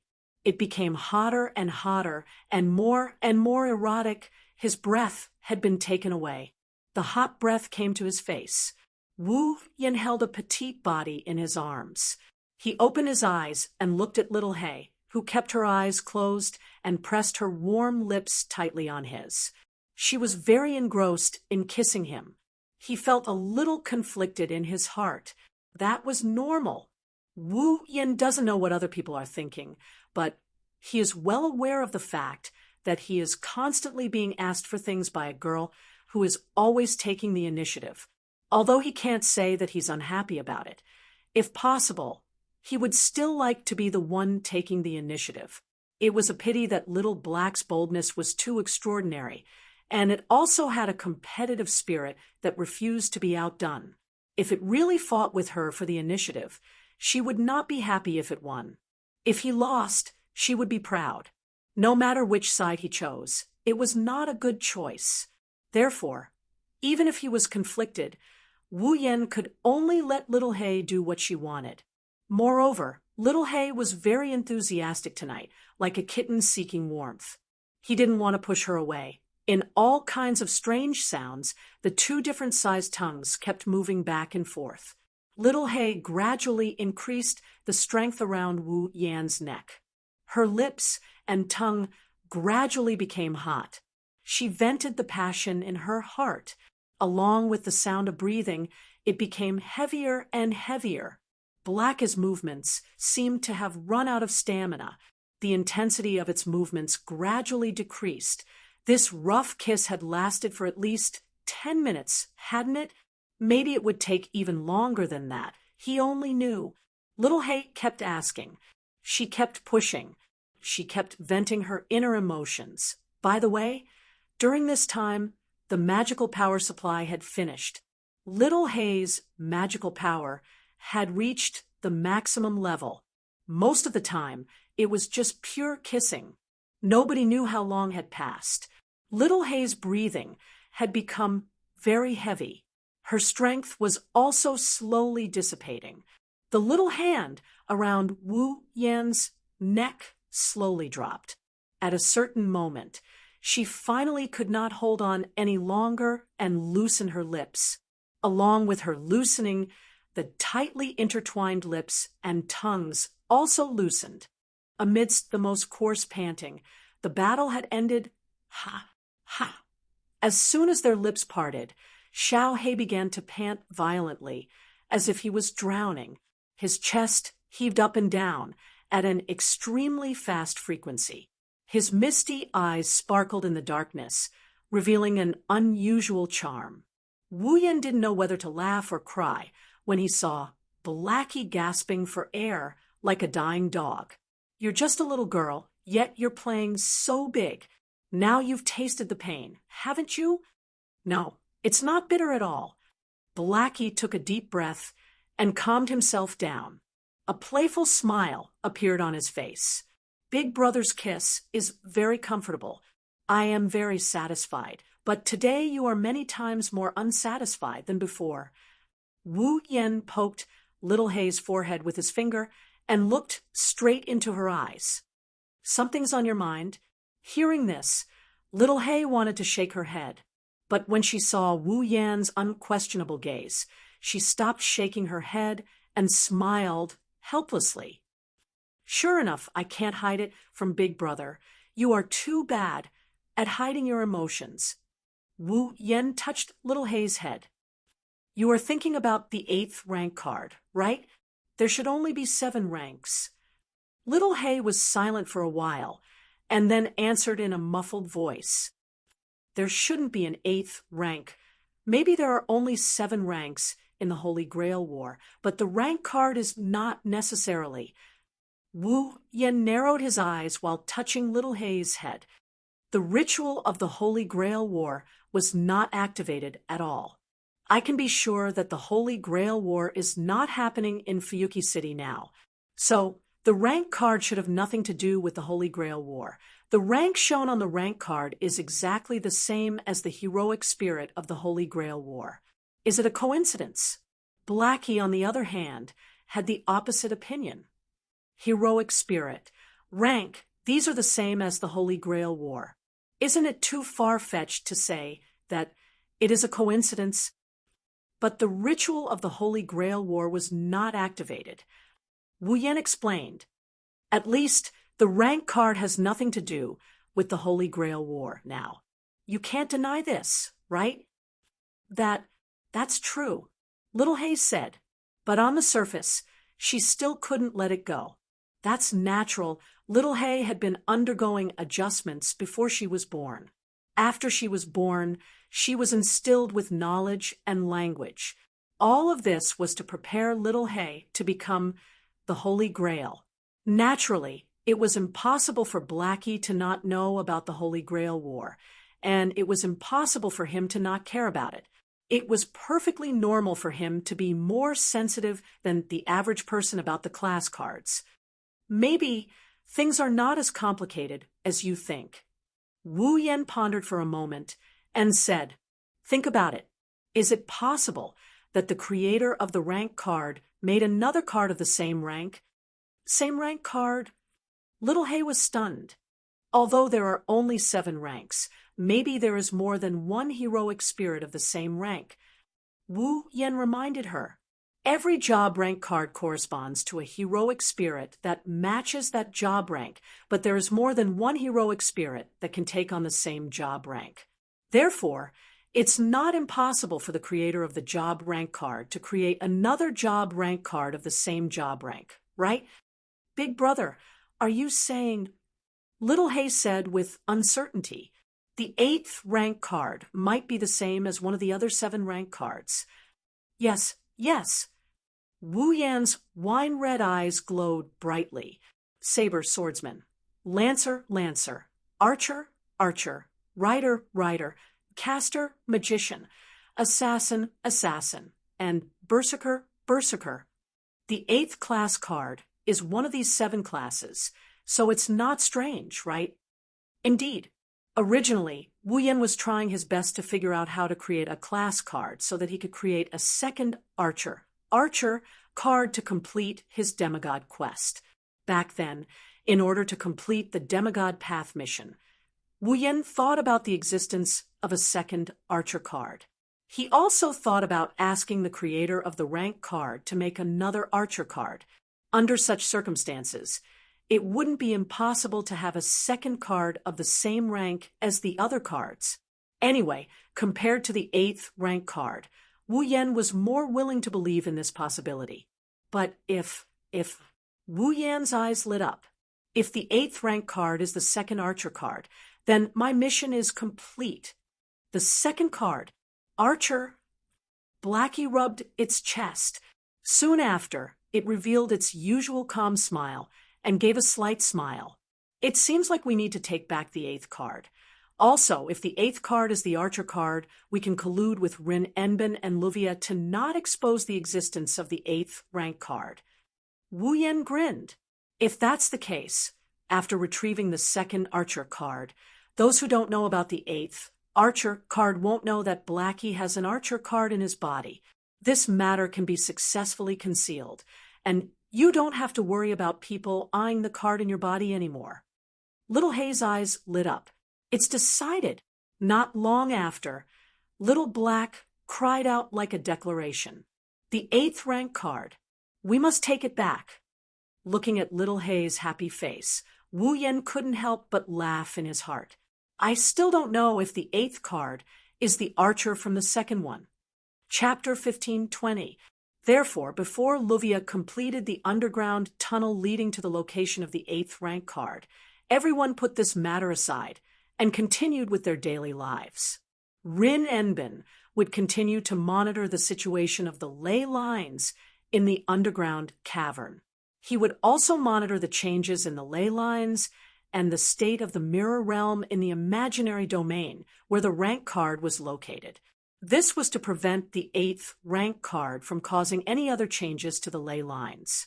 As for the others, they used the excuse of conserving their energy to not participate in the matter of the rank card before the underground tunnel was completed. Of course, conserving their energy was only a small part of it. Most importantly, everyone wanted to enjoy their ordinary lives as much as possible before the big battle. After all, the 8th rank card was madly absorbing the mana from the ley lines, causing the ley lines to shrink and become chaotic. It was obvious that the enemy they were going to face next was a monster that was scarier than any other heroic spirit they had faced before. Against a monster like this, even Wu Yan, Hinajiku, Mikoto, and even Blackie, who can take on a heroic spirit all by themselves, had to be cautious. During the battle against Saber, Wu Yan fought alone. In the end, he paid the price of some minor injuries and won the battle. After that, he took back Saber's rank card. During the battle, Saber's strength was already on par with Saber's. The more they fought, the stronger they became. The more they fight, the stronger they get, immune to the Berserker's ability to kill them. Wu Yan, Hinajiku, and Mikoto teamed up and won without taking any damage. Their opponent this time is a much stronger existence than Saber and Berserker. Even if Wu Yan, Hinajiku, and Mikoto teamed up again, it's hard to say if they can win this time. Luckily, Shoujo, who is as strong as Wu Yan and Co., joined forces with the four of them. The four of them had a higher chance of winning. Meanwhile, Rin Enbin, Luvia, Ilya, and Mikoto had to consider if they should join the battle. Right now, at this point, the strength of the four of them was more or less unable to keep up with the strength of the heroic spirit. Fighting against the heroic spirit that might be the strongest 8th grade card. If they were to mindlessly barge into the mirror world, the heroic spirit would not be able to keep up. He wouldn't even know how he died. Therefore, before the underground tunnel was completed, the four of them also needed some time to sort out their emotions and consider what they should do, whether they should participate in this battle or not. Before that, let's keep the status quo for now. Everyone returned to their daily lives with their own thoughts and considerations. Unfortunately, this routine was destined not to last for long. Fuyuki City, Riverbank, the bright red bridge was still the same, allowing vehicles to come and go in two different directions. The same scene repeated day after day, causing people to feel visually tired, wishing that someone could break this extremely regular scene. At a certain time, a taxi came from the other side of the Red Bridge. Originally, there was nothing strange about a taxi passing through the bridge and heading to the other side. There was no need to mention it. However, compared to the other cars coming and going, this taxi suddenly made a different move. It stopped at the sidewalk on both sides of the Red Bridge without any warning. The sound of the engine echoed clearly. The door of the taxi was suddenly opened. A figure walked out of the car. The door of the taxi slammed shut, leaving the passenger, who was still in the car a second ago. The taxi drove away without any hesitation. The person who got out of the car didn't care about the surrounding vehicles. She walked to the edge of the Red Bridge and looked at the river and the corner of Fuyuki City. The person who got out of the car was a girl. To be more precise, she looked like a girl. This was because she was wearing a standard male suit, a tie, and a pair of gloves with rows of strange symbols engraved on her back. Her whole body was surrounded by a fierce aura, and she didn't look like an ordinary girl at all. Pink, short hair that didn't even cover her ears. Her pupils were also pink, but from time to time, a cold light flashed in her eyes. The girl carried a straight tube that looked like a painting scroll, staring at the direction of Fuyuki City. After a long time, she spoke. Strange. A steady and powerful voice came out from her mouth. The girl's eyes became sharper and sharper as she looked at the corner of Fuyuki City. I didn't feel the distorted mana source. Distorted mana source. It was the source of the abnormal magic power emanating from the place where the heroic spirits who had lost their minds were in the mirror realm of the imaginary domain, materialized with the help of class cards, absorbed magic power from the ley lines, and maintained their bodies. Based on this sentence alone, the identity of this girl, who didn't look like a girl at all, is definitely not ordinary. What's going on? The girl frowned. A look of doubt appeared in her sharp eyes. Now, didn't the two chairman candidates of the Chronometer Tower, who are responsible for recovering the cards, report that the cards haven't been fully recovered yet? How come there's no distorted mana source? With such a question, the girl's eyes gradually narrowed, the look of doubt disappeared, and was replaced by a flash of light. It seems like there's something going on that the Magic Association doesn't know about. Oh well. Without thinking too much about the situation in front of her, the girl turned around and walked to the other side of the bright red bridge. Sooner or later, I'll have to face the two chairman candidates of the Chronometer Tower. At the same time, Shoujo and Mikoto were walking on a commercial street in Fuyuki City. They seemed to be shopping here.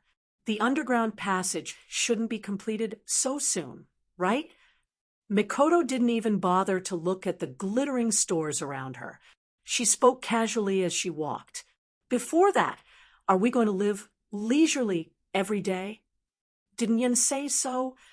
Hinajuku retracted her gaze and turned her attention back to the matter at hand. Before the battle comes, we just need to play to our heart's content. That's true. Mikoto was a little annoyed. But Yen has been analyzing the cards all the time. He's busy every day. He doesn't have any free time, but he wants us to play to our heart's content. How can we play to our heart's content? Yen wants us to play to our heart's content.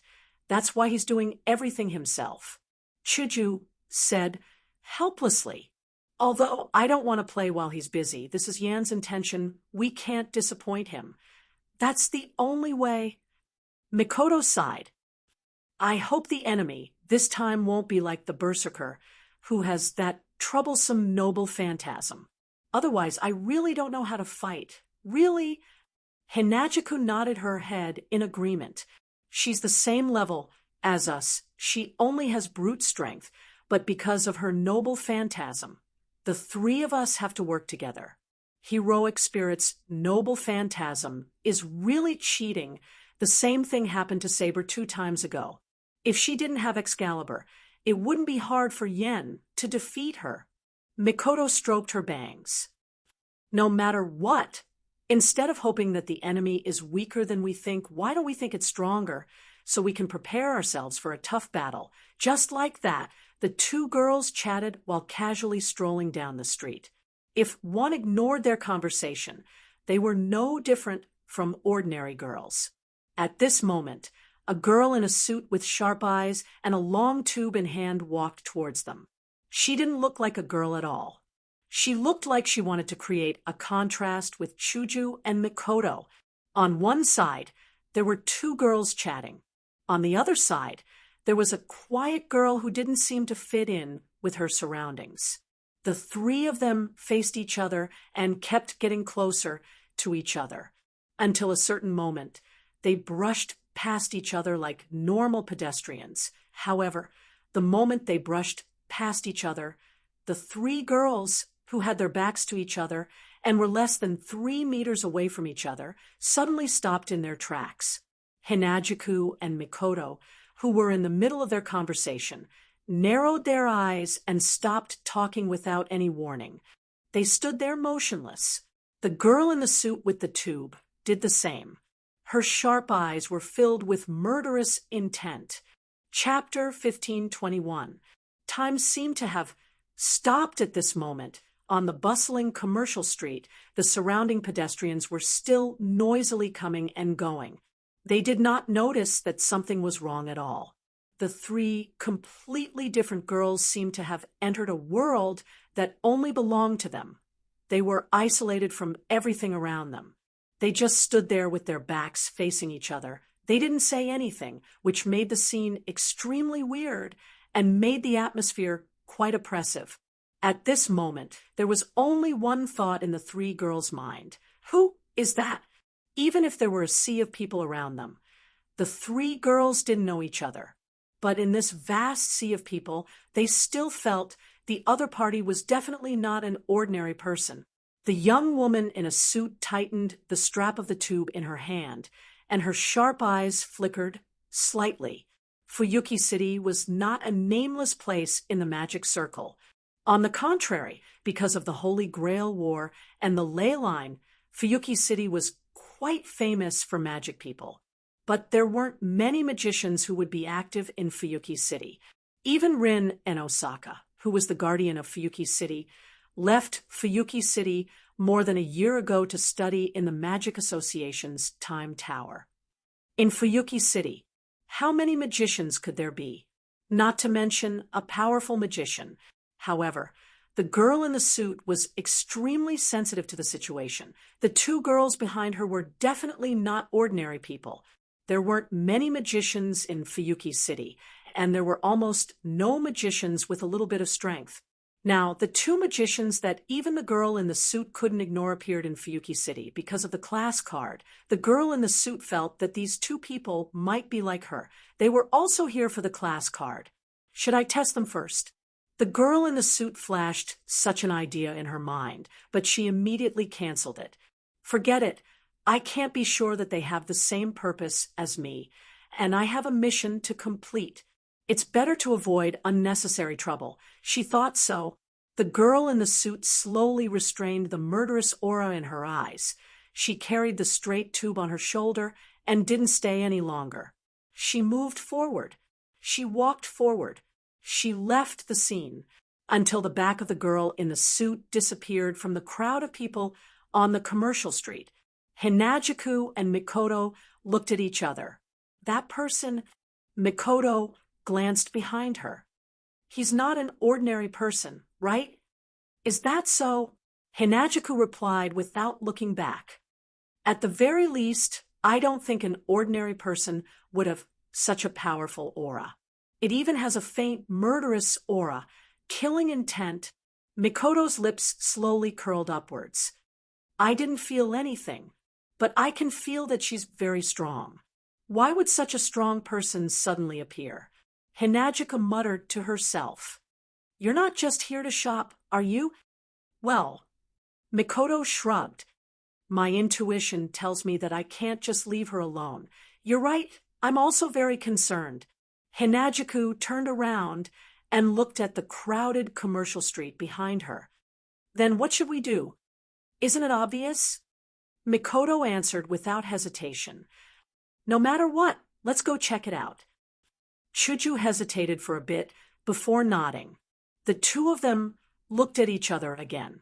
Then they lifted their feet and rushed into the crowd in front of them. Fuyuki City, Eiderfeldt's house. It's that deep?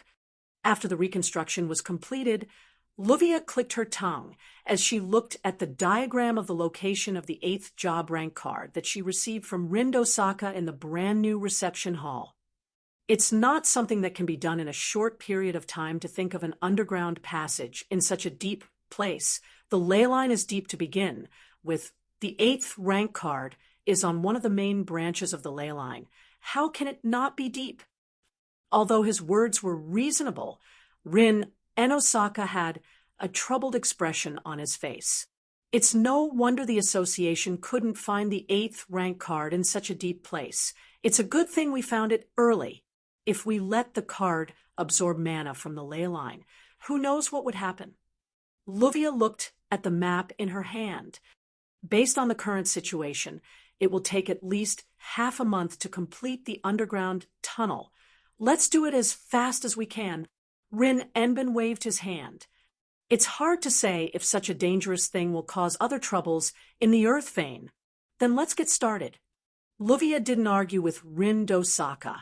She folded the diagram in her hand and handed it to Ogiest, who had been standing by the side. Ogiest, I'll leave this to you. Yes, milady. The old butler swiftly put away the schematic map and walked out of the guest hall. He didn't seem to be old at all. Shouldn't we report to the master about the 8th rank card? Luvia said as she looked at the direction where Ogiest left. I know we shouldn't let the association know about this, but shouldn't we report it to the master? I know what you mean. Rin Enbin's expression was unreadable. After all, the enemy this time isn't something we can handle. Even if it's that man and his 2 companions, we can't say they'll win, right? More importantly, even if we win, we won't be the ones to get the 8th rank card. Luvia laughed at herself. If we don't think of a way to break the current situation, we'll have to give up on the entrance test. Rin Enbin didn't know what to say. Indeed, Rin Enosaka and Luvia were in an extremely awkward situation. They wanted to enter the mirrored realm and fight the 8th rank card, but they didn't have enough combat power. If they give up, everything they've done would be in vain. Even the mission to normalize the ley line required the enemy to do it. They couldn't do anything about it. If they try to be brave, they'll only drag the team down, and they might even lose their lives. If they don't participate, they won't be satisfied. How could one not feel helpless in such a situation? It's all that Ruby's fault. Rin Enbin clenched his fists and yelled in anger. If it didn't betray us and drag Ilya into this mess, things wouldn't have turned out this way. If we don't drag Mayu and the others into this mess, we can ask the association for help openly. Luvia clenched her teeth and agreed with Rin Enbin. If that's the case, I'll have enough combat power to fight. If there was an outsider beside them, seeing Rin Tasaka and Luvia covered in black gas, they would feel bitterly disappointed and pity for them, right? However, if it weren't for the fact that these 2 rivals had the disease of dying if they don't quarrel for a day, and went to retrieve the cards obediently, Ruby and Sapphire wouldn't have betrayed them. It could only be said that these 2 young ladies had reaped what they had sown. Ding dong, ding dong, ding dong. Suddenly, a loud noise came from the sky above the Eiderfeldt's mansion. This is... Luvia was startled, and then her expression changed. Intrusion alarm. Intrusion alarm. Rin Enbin looked at Luvia in shock. You mean someone broke in? It's not a normal person. Luvia stood up. And they're not friendly. Damn it. Rin Enbin bit his lips. So many things have happened already. Why aren't they done yet? After saying that, Rin Tasaka also stood up and rushed out of the reception hall with Luvia. They rushed towards the main hall on the first floor.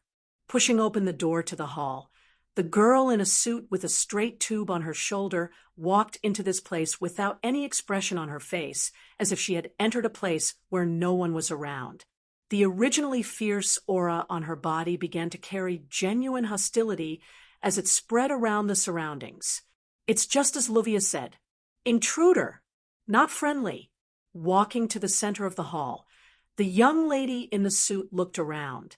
She looked at the quiet space that did not have the slightest bit of human presence, and a steady and powerful voice burst out from her mouth. If you don't come out, don't blame me for using violence to force you out. As his voice slowly faded, the entire hall returned to silence once again.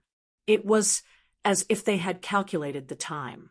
Not long after, at the top of the stairs, two figures walked over from inside the corridor. Chapter 15:22. Looking at the girl in a suit standing in the middle of the hall below, Rin Enbin and Luvia came to the corridor above the stairs and looked down at them. Their pretty faces gradually tensed up. It couldn't be helped. The girl in the suit didn't conceal her aura and hostility at all. The extremely dangerous, oppressive feeling from her body was like that of a ferocious beast staring at its prey. The two girls' hearts felt heavy, and their expressions gradually turned ugly. From this point alone, even if Rin Enosaka and Luvia had the advantage in numbers, the one who truly had the upper hand was the girl in the suit. With just a glance, Rin Enosaka and Luvia had the same thought in their minds. Strong. Too strong. If they were to fight her, they wouldn't be a match for her. Realizing this point, the two girls' hearts secretly rose to their throats. Trespassing into someone else's residence without permission, as if to conceal the vigilance in her heart, Luvia deliberately mocked him with a relaxed tone. Aren't you being a little too rude? Below, the young lady in a suit who was standing in the middle of the hall remained motionless after hearing Luvia's mocking words. Soon after, she opened her mouth to speak. How unfortunate! With a voice as powerful as thunder, the suited girl slowly raised her face that had been hidden in the shadows and met Rinenbin and Luvia's gaze. Today, I'm here to trespass. She sounded arrogant when she said that. However, he said those words as if it was a matter of course. Rinenbin and Luvia couldn't help but show a trace of anger in their eyes. However, when they saw the other party's appearance under the light, the two girls were shocked, and their pupils slightly shrank. You. For an instant, Luvia's eyes began to fluctuate intensely. After she calmed down, it was replaced by an even stronger sense of vigilance. Why are you here? It's obvious. Luvia recognized the suited girl who exuded a powerful aura. To a certain extent, I'm here because you found me. Should we say that it's our honor? Rin Enosaka forced a smile. Magic Association's frontline combat expert, the designated executor of the seal, Badget, Fruka, Mark Remise. The so-called sealing designation referred to the fact that the Association of Magic would target magicians with rare talents, special abilities, and taboo violations, and then detain and capture them under the pretext of protection. It's a method to imprison them for life. In this world, some special, powerful, and miraculous magic skills are due to bloodline, constitution, and so on. They can't be learned through normal means. Under such circumstances, the Magic Association would treat the magicians who learned this type of magic as a valuable item. They will be protected so that they can maintain their magical properties and be passed down as precious specimens. In other words, magicians who learned special magic that others couldn't learn would be made into specimens by the Magic Association and imprisoned for the rest of their lives. Therefore, the magicians who were sealed by the Magic Association were basically sentenced to death. Therefore, most of the magicians who were sealed would reject the edict of the Magic Association and begin to flee. It's not because they're afraid of death. Those who were sealed were those magicians with unique abilities and special physiques who had reached the limit of their field. They were not afraid of death. And for them, their priority was to explore the way of magic. As for their own lives, they don't care about it anymore. For magicians who were obsessed with magic every day, being imprisoned for a lifetime meant that they would no longer be able to conduct magic research. Because of this, being sealed was definitely unacceptable. Therefore, it was the task of the Magic Association's enforcers to hunt down the magicians who were hiding and escaping from the seal. Due to the fact that the magicians who were sealed had all reached the true peak in a certain field and possessed special magic and abilities, they were naturally very powerful.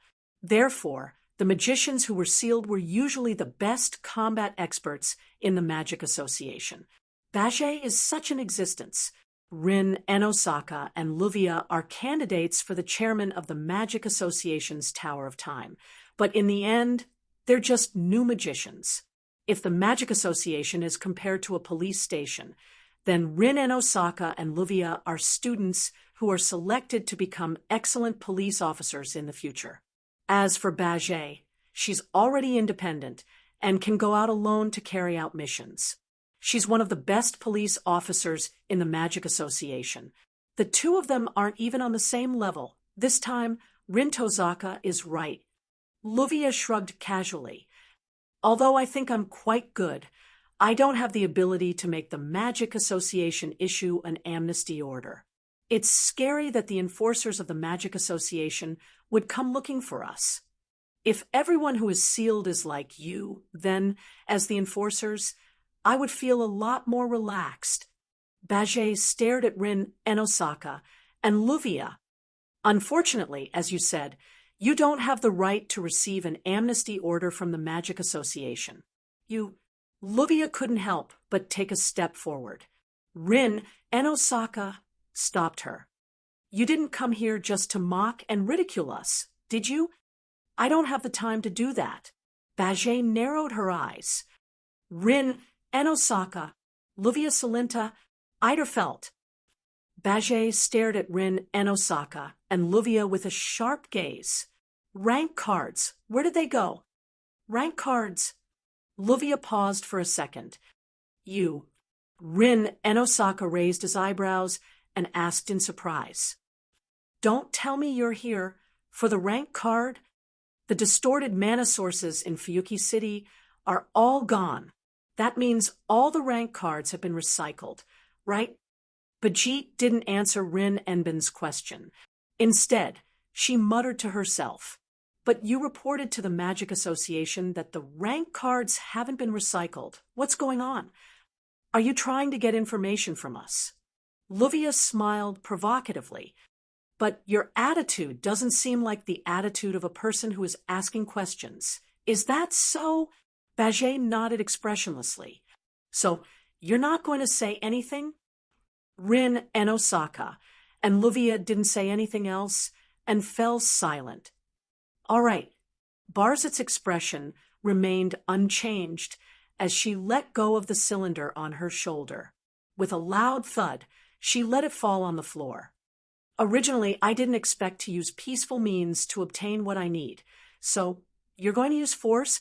Rin Enbin smiled, but the vigilance in his eyes was stronger than ever. "Should I say you're the one who's supposed to execute the seal? I'm sorry. Bajit's body tensed up. Like a spring, she shot out. "I don't have time to chat with you." Suddenly, Bajit turned into a blur and charged towards Rin Enbin and Luvia. Rin, Enosaka, and Luvia's expressions turned serious as well. They raised their heads and grabbed a few sparkling and translucent gems. Whoosh! Just as the two sides were about to collide head-on. A sharp sonic boom suddenly resounded in the hall, reaching the ears of everyone present. Bajit's eyes were fixed. Her body stagnated, as if she had been petrified. She flashed and retreated. At the same time, a black whip whipped at the spot where Bage was just a second ago.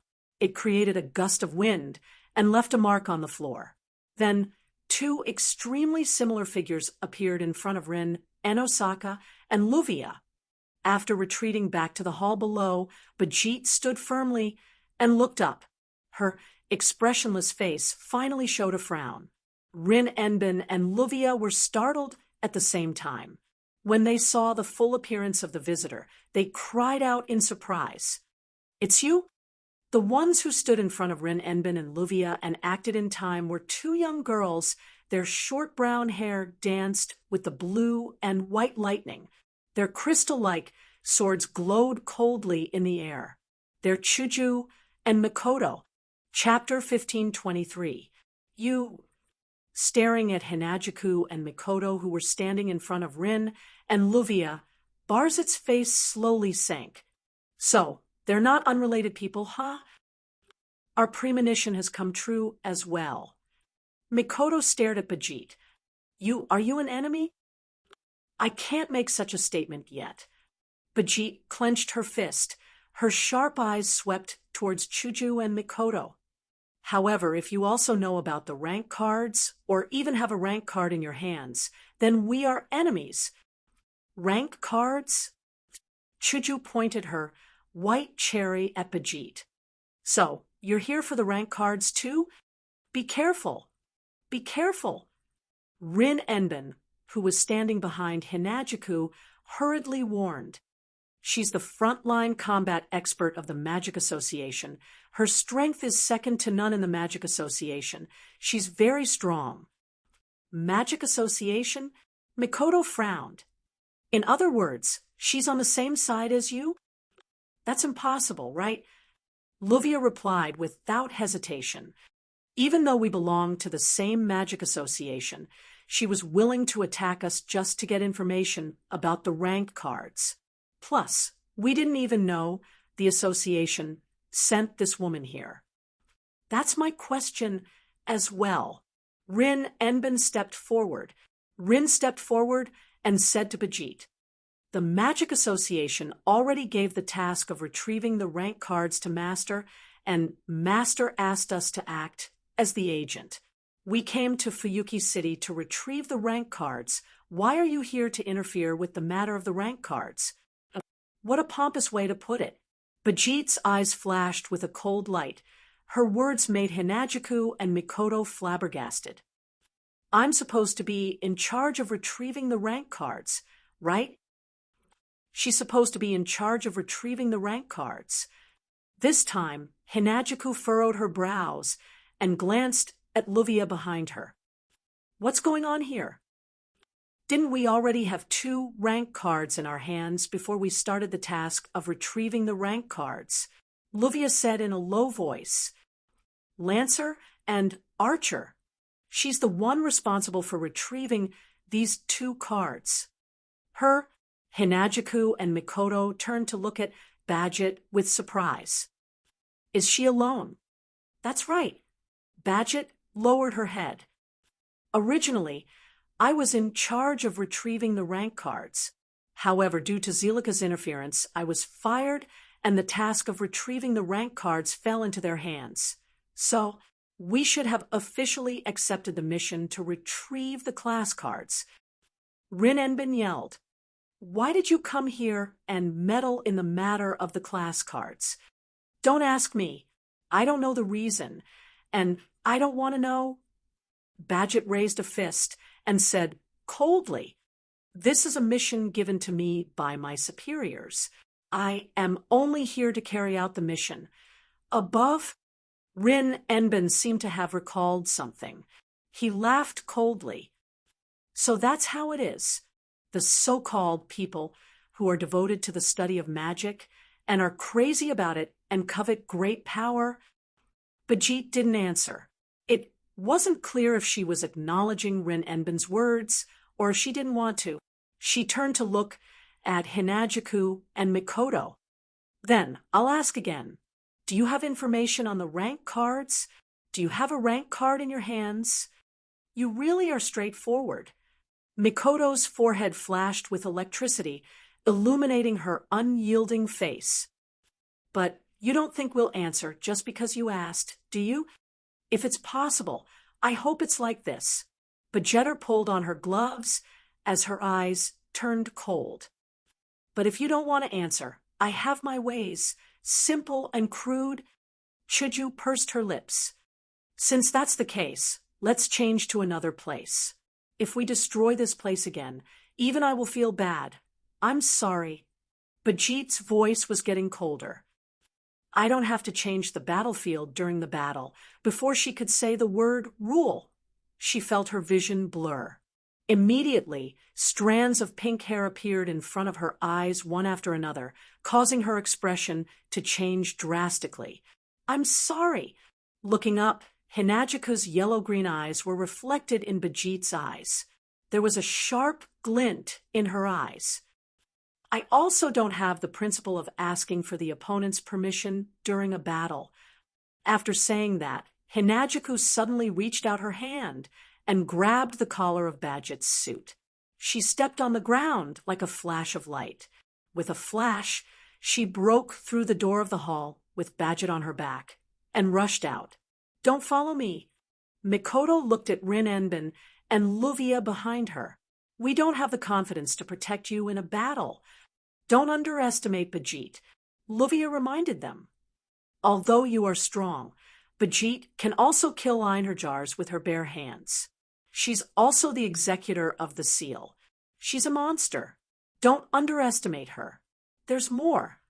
Rin Enbin quickly added, don't use your ultimate skills against Bajit. If you have any rank cards, don't use your noble artifacts, or you'll die. We'll die if we use our ultimate skills and noble artifacts. Mikoto was shocked. Her eyes were filled with suspicion. However, Mikoto knew that now wasn't the time to ask questions. Bajit can retrieve her cards alone, and Luvia said she's strong enough to kill Einherjars with her bare hands. She's not sure if Shoujo can defeat her alone. Mikoto could only nod. I don't know what's going on, but I'll be careful. Leaving those words behind, Mikoto ran outside. Watching Mikoto disappear into the distance, Rin gritted his teeth and took out his phone. Bang! The Eiderfeld house's main door shattered into pieces of wood that flew in all directions. Whoosh! Hinagiku grabbed Bajit by the collar and rushed out of the Eiderfeld Manor's main hall at an extreme speed that caused the surrounding atmosphere to tremble and howl. Bringing along a strong gust of wind, she appeared outside like a flash of a sword that cut through space. Then Hinagiku grabbed Bajit's collar, and before she could react, her body was thrown out and smashed into the ground not far away. Boom! Humph! Bajit's back was hit by a strong impact. She pushed herself against the ground and did a somersault. She didn't stop until she was 10 meters away. So fast, maintaining her posture on all fours, Bajit raised her head. Her gaze was like an arrow that shot towards Hinagiku, who landed on the ground with 1 foot. Teleportation? No, that's not right. Bajit's face turned serious. That's pure speed. That speed just now was 90% of my full speed. Hinagiku grabbed White Cherry and pointed at Bajit with a smirk on her face. If you can't react in time, no matter how strong you are, you won't have a chance of winning. Don't worry about it. Bajit patted the dirt off her body and stood up. Her eyes were chilling. I just didn't expect you to be that fast. It won't be that easy for you to run into me. And Bajit raised her hands and clenched her fists. Suddenly, the rune sequences on the gloves that were filled with rows of strange symbols began to shine, dyeing Bajit's hands green. If you only have speed, you won't have a chance of winning either. As soon as she finished speaking, she raised one of her fists high above her head and slammed it into the ground. Dong! With a muffled sound, the thick smoke and dust buried Bajit's figure. Whoosh! Amidst the thick smoke and dust, the sharp sound of something breaking through the air entered Shoujo's ears without any warning. Immediately, rocks of different sizes shot out of the smoke like bullets shooting towards Shoujo. Dang, dang, dang, dang, dang, dang. However, the stones that shot towards Shoujo were all blocked by a pitch-black wall that appeared out of nowhere. Mikoto came to Chuju's side with one hand raised. She and Shoujo looked at the smoke and dust on the opposite side. In the air, a storm was brewing. Gradually, the atmosphere began to fill the air. Chapter 1524. A gentle breeze blew across the scene, dispersing the smoke and dust buried in a corner, revealing Badget inside. Standing in the middle of a crater, Bajit, Hinajiku, and Mikoto looked at each other with the same solemn and dignified expression. Bajit, Fruka? Mark remits. Level 77. The system's perception flashed in his eyes, sending Bajit's information back to Hinajiku and Mikoto, making the two girls even more dignified. Level 77. In terms of level, Bajit is already above Shoujo and Mikoto. Of course, if Hinajiku and Mikoto were to take off their bracelets, then even 10 Bargerts wouldn't be enough to stop them. Alas, for the sake of completing the second phase of the demigod path, the two girls wouldn't take off their limited-use bracelets unless it was a matter of life and death. Or rather, even if it was a matter of life and death, the two girls wouldn't take off their limited-use bracelets. But if they fight one-on-one, even if they have a chance of winning, it'll take a lot of time and risk. Let's go together. Without hesitation, Hinajiku lowered her voice and spoke to Mikoto. Let's finish this quickly. Mikoto hesitated for a bit, but nodded in agreement. Of course, Mikoto was very competitive, even more so than Hinajiku. However, this desire to be strong did not mean that it did not depend on the situation. If that was the case, it would not be a desire to be strong. She'll do whatever she wants. I only have one question. Bajit said in a low voice. You two have something to do with rank cards, right? Shoujo and Mikoto were silent. No words. I understand. Bajit closed her eyes and took a deep breath. When she opened her eyes again, her eyes were filled with murderous intent. Then I won't hold back. After roaring in a low voice, Badget's gloves burst out with surging cyan light from the rows of rune sequences. Bajit's hands were dyed green. Bang! She stomped her foot on the ground. Suddenly, cracks spread out from under her feet, causing the ground to shake as if it was about to collapse. On the other hand, Bajit used the force of the ejection to shoot towards Hinajiku and Mikoto like a bullet. Come on! At the same time, Barzit shouted in a low voice. Mikoto also opened her hand. Suddenly, in front of Mikoto, a wave of pitch-black iron sand gushed out from the ground and condensed into a dozen or so spikes as thick as a human thigh. The spikes even had a spiral shape at the tip. It looked like a real bullet, making it look even more lethal. Mikoto waved her hand, and a dozen spikes shot out without any pattern, like water droplets that were randomly sprinkled on the ground. The spikes covered the space in front of Bajit, where she could dodge. As the pitch-black iron sand spikes shot out, Hinajika's figure also turned into a stream of light and flashed into the air. Her crystal sword was mixed with a sonic boom and a sharp sword aura.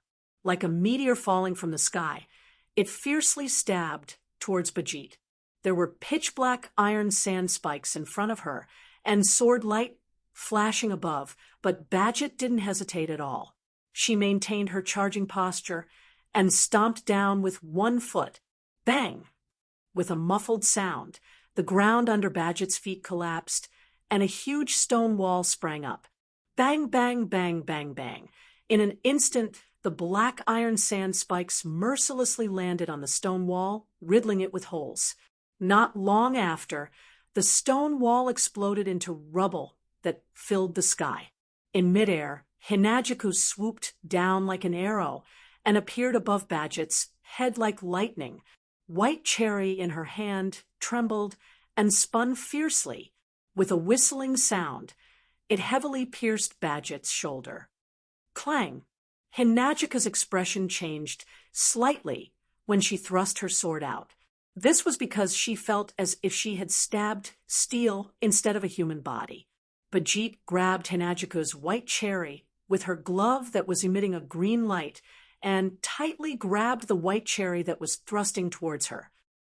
Empty-handed, Hinagiko's face was filled with astonishment. It's not good to be distracted in battle. Bajit raised her other hand. Shoujo was stunned. Ha! However, before Bajit could attack, a delicate shout echoed. Behind Bajit, a dense wave of iron sand surged and formed a pitch-black barrier that was 7 to 8 meters tall. Moreover, on the surface of the barrier, spikes that were several meters long protruded and densely covered the barrier. One could imagine that if he were to collide head-on with it, the outcome would not be too pleasant. But it was this black iron sand barrier that made one's scalp numb, that crashed into Bajit like a bulldozer. Humph! Feeling the strong wind brought by the black sharp wall crashing from behind, Bajit snorted with slight anger. She turned sideways, grabbed White Cherry with one hand, and smashed the other side with her other hand.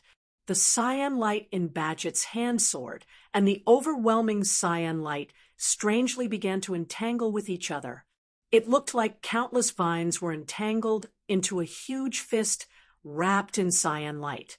Of course, it wasn't a real fist, but a shadow. Accompanied by the sharp sound of wind breaking, Bajit fiercely punched the incoming pitch-black sharp wall with a huge fist shadow. Crack! Along with this crisp sound, Bajit's fist smashed into the thick spikes. Wherever her fist passed, it was like a bolt of blue lightning, and all the pitch-black spikes along the way suddenly collapsed. Boom! Then, with a loud explosion, the pitch-black sharp wall was directly shattered by Bajit's punch. No way!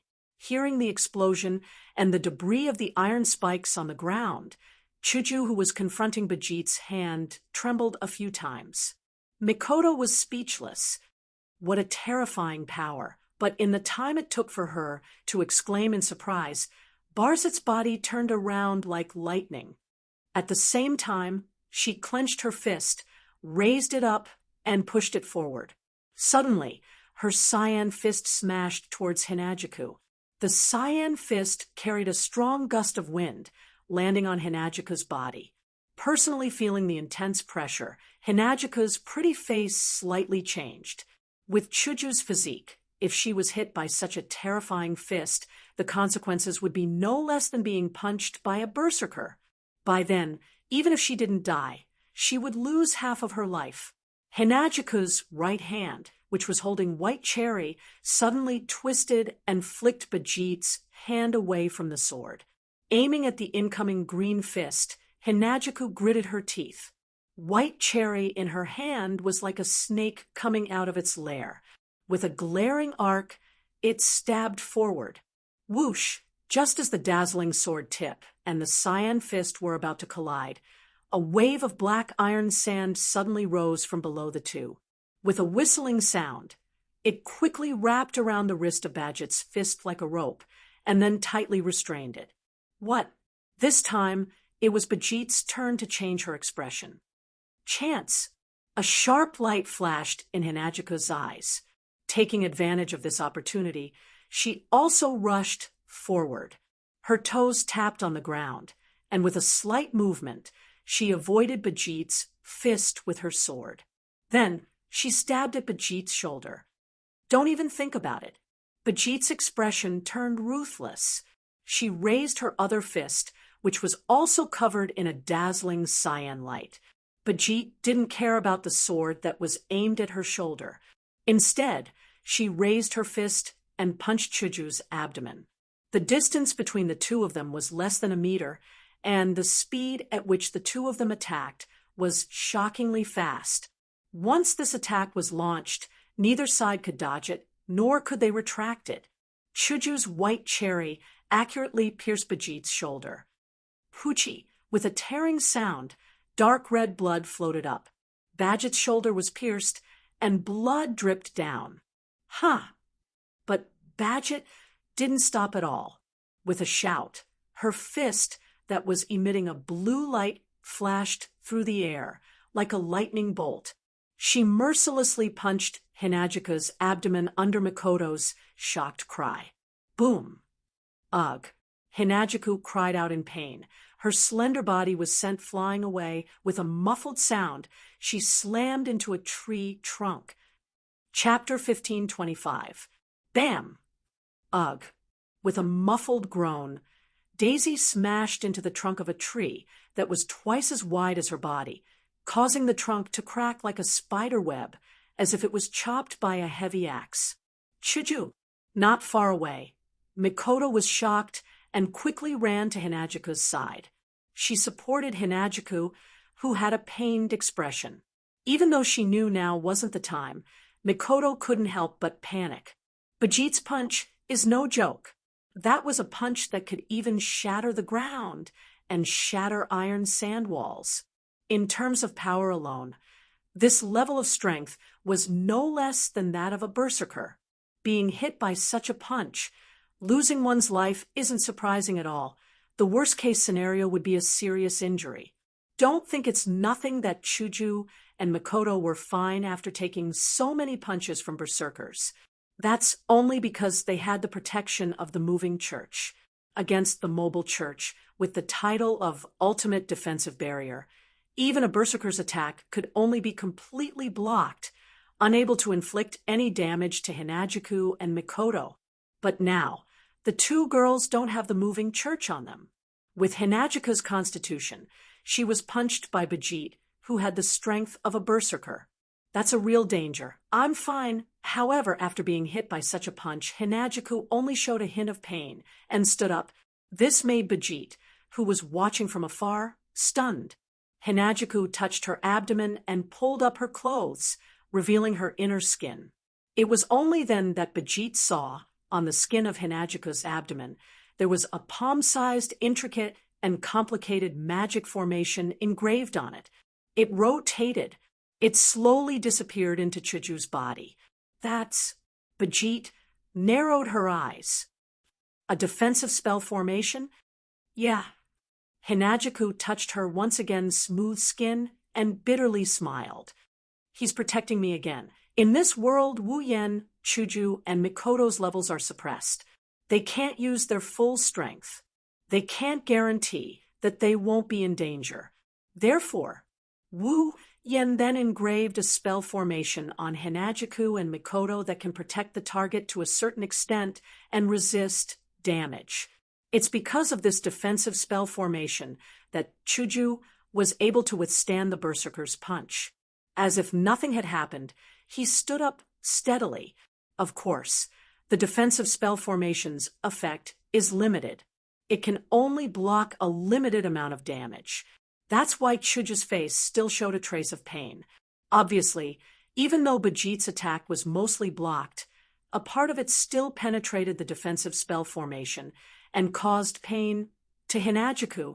It's clear how terrifying Bijit's power is. It's not just for show that she's comparable to a berserker.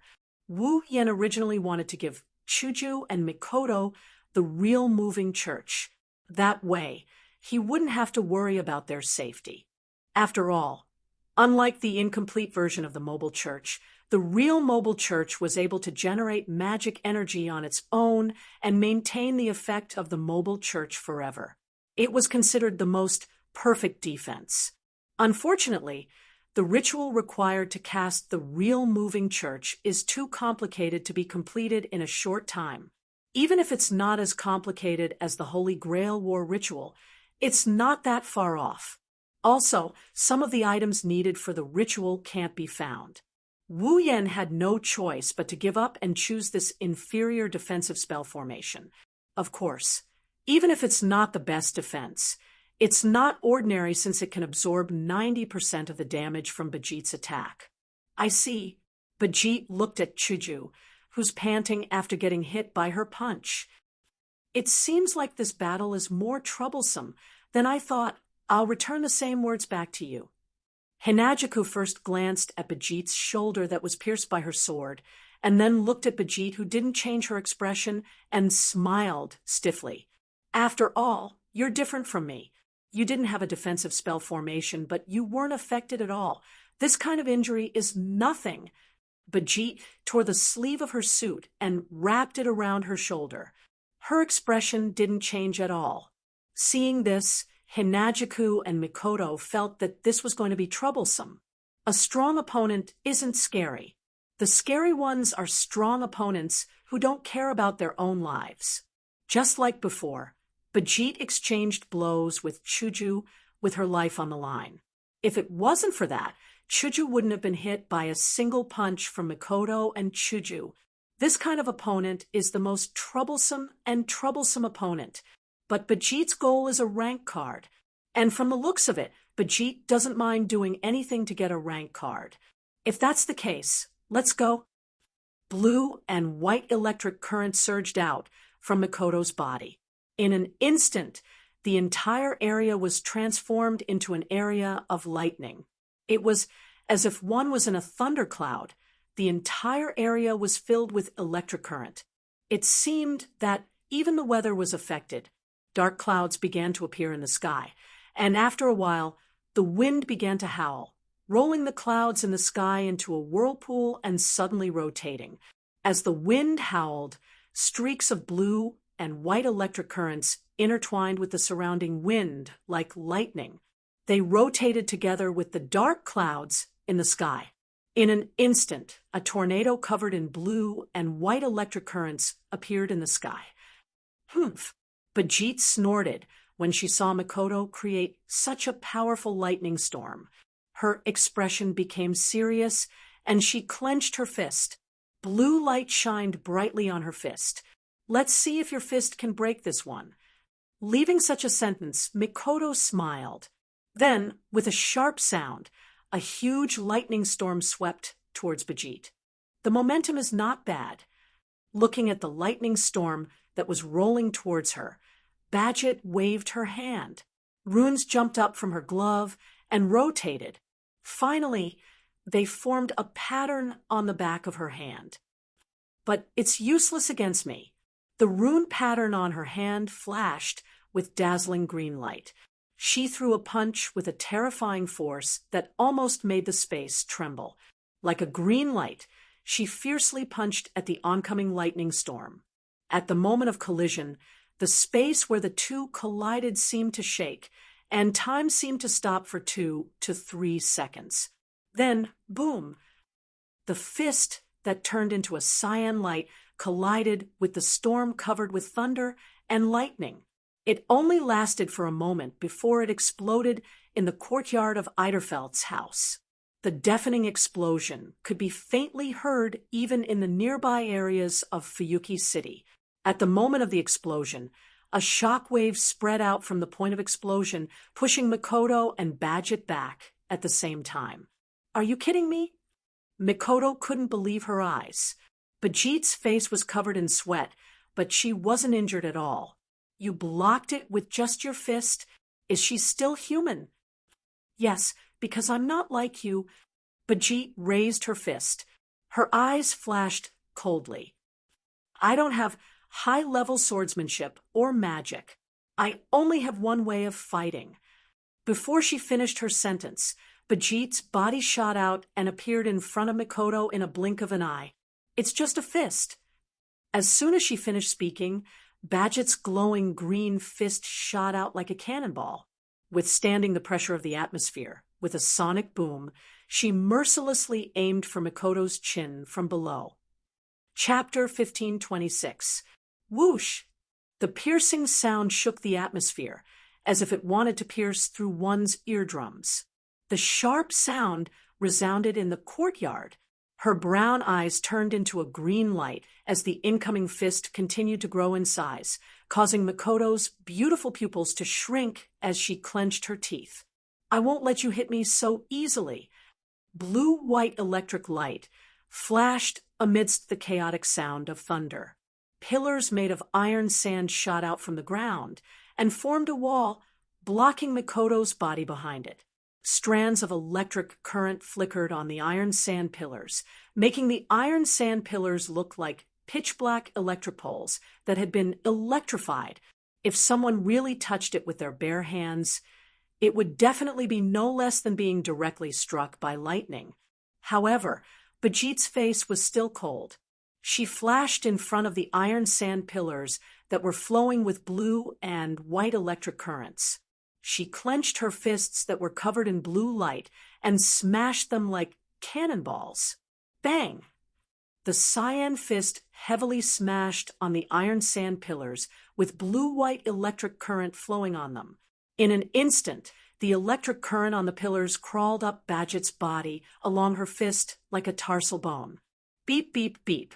Blue-white electric current crazily attacked Bajit's body, causing smoke to rise from her body. Her eyes flashed with pain, but it only lasted for a moment. She ignored the electric current that was still wreaking havoc on her body. Bajit's expression became extremely vicious. She growled, and her green fist seemed to contain blazing heat. Instantly, a hole appeared in the iron sand pillar that was blocking her. Wah! Mikoto didn't even have the time to be shocked when a green, glowing fist shot out from the other side of the iron sand pillar. It pierced through the iron sand pillar in a matter of seconds. She hit Mikoto's chest. The sharp pain from her chest made Mikoto's face twitch slightly. Immediately after, a ruthless expression appeared on his face. He grabbed Badget's fist that was about to hit his chest and pulled back his body that was about to fly out. He stabilized himself on the spot. "Don't look down on me!" Beep, beep, beep. Then, a more violent electric current flowed along Bajit's arm. It crazily attacked Bajit's body. Even Bajit. She couldn't help but let out a painful groan. Even if Bajit wasn't afraid of death, no matter how crazy she was. Unlike Hinajuku and Mikoto, she didn't have any defensive spell formations on her body that could block any damage. Therefore, even if her body was resistant, she still had to endure the pain. And this made Bajit a little angry. "You bastard!" Resisting the electric current, Bajit was just about to raise her other hand to smash the iron pillar in front of her and give Mikoto a head-on attack when Mikoto was stopped. Slap. However, as soon as she raised her fist, her hand was held tightly by someone. This time, Bajit seemed to remember something, and her face changed. "Don't forget." Shoujo tightly grasped Bajit's other wrist. A strange ripple appeared on her body and blocked the electric current flowing from Bajit's body. With the defensive formation on her body, Shoujo ignored the relentless electric current. She held Bajit's wrist with one hand and White Cherry with the other and raised it above her head. "Your opponent isn't just one person." Hinajuku smiled confidently under Bajit's gaze and swung White Cherry mercilessly at Bajit's back. Poochie, along with a clear tearing sound, dark red blood splashed out from Badget's back and splattered on the ground. A huge wound stretched from Badget's shoulder to her ribs, opening up ferociously. Ugh. The sharp pain from her back made Bajit's mind go blank for a moment. Her pupils also dilated. When she regained her senses, she shouted angrily. "Ha!" At the same time, Bajit's fists that were grabbed by Hinajuku and Mikoto flashed with blue light, causing the two girls to lose their vision and subconsciously close their eyes. Then, Shoujo and Mikoto felt it at the same time. A fist carrying the force of 1,000 caddies suddenly swung back and viciously smashed into their bodies. Boom! Bam! Almost at the same time, the two girls' bodies seemed to have been hit by an iron ball. Like hitting a rubber ball, they were smashed and sent flying. The huge force caused Hinajuku and Mikoto's eyes to widen slightly. Their minds also went blank for a moment. It wasn't until the pain came that they regained their senses and stabilized their stumbling bodies. Clutching their chests, their faces were slightly pale. Badget's hands were hanging by her side as she struggled to stand. The skin on her back was lacerated and blood was dripping from it. A burnt smell came from her body, and smoke rose from all over her body and filled the air. The three girls stood in a straight line. Hinajuku was on the left, Mikoto was on the right, and Badget was in the middle. Their faces showed signs of pain, and they were panting heavily. Their steps were unstable, and they looked like they were having a hard time standing. However, on the surface, Shoujo and Mikoto's situation was undoubtedly better than Badget's. Although there was no way to completely block Badget's attack, it only caused some pain to the two girls. Their bodies were slightly impacted, but they didn't suffer any serious injuries. On the other hand, Badget was different. Not only did she suffer from Mikoto's electric shock at close range, but Shoujo's sword also slashed her back. Her shoulder was also pierced, and her body was dripping with blood.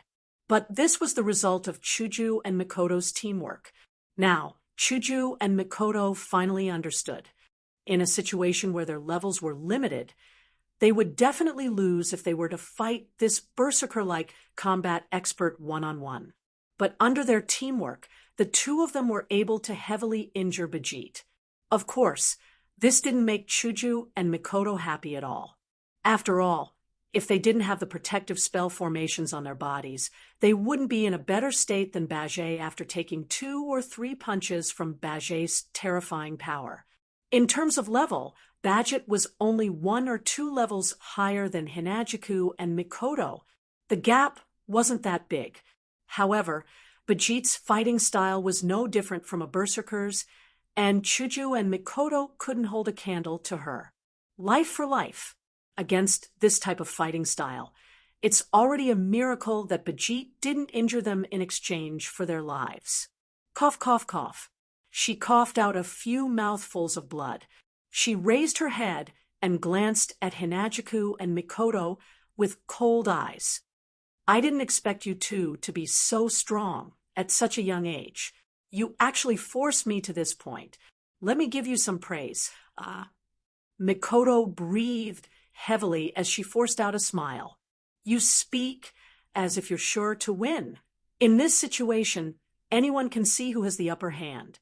Hinajuku was also panting heavily, but she still raised her sword and pointed it at Badget. We only suffered some injuries, and after some rest, we won't be affected. You, on the other hand, are heavily injured, and your combat effectiveness has decreased. The victor has already been decided. Heavily injured, combat effectiveness decreased.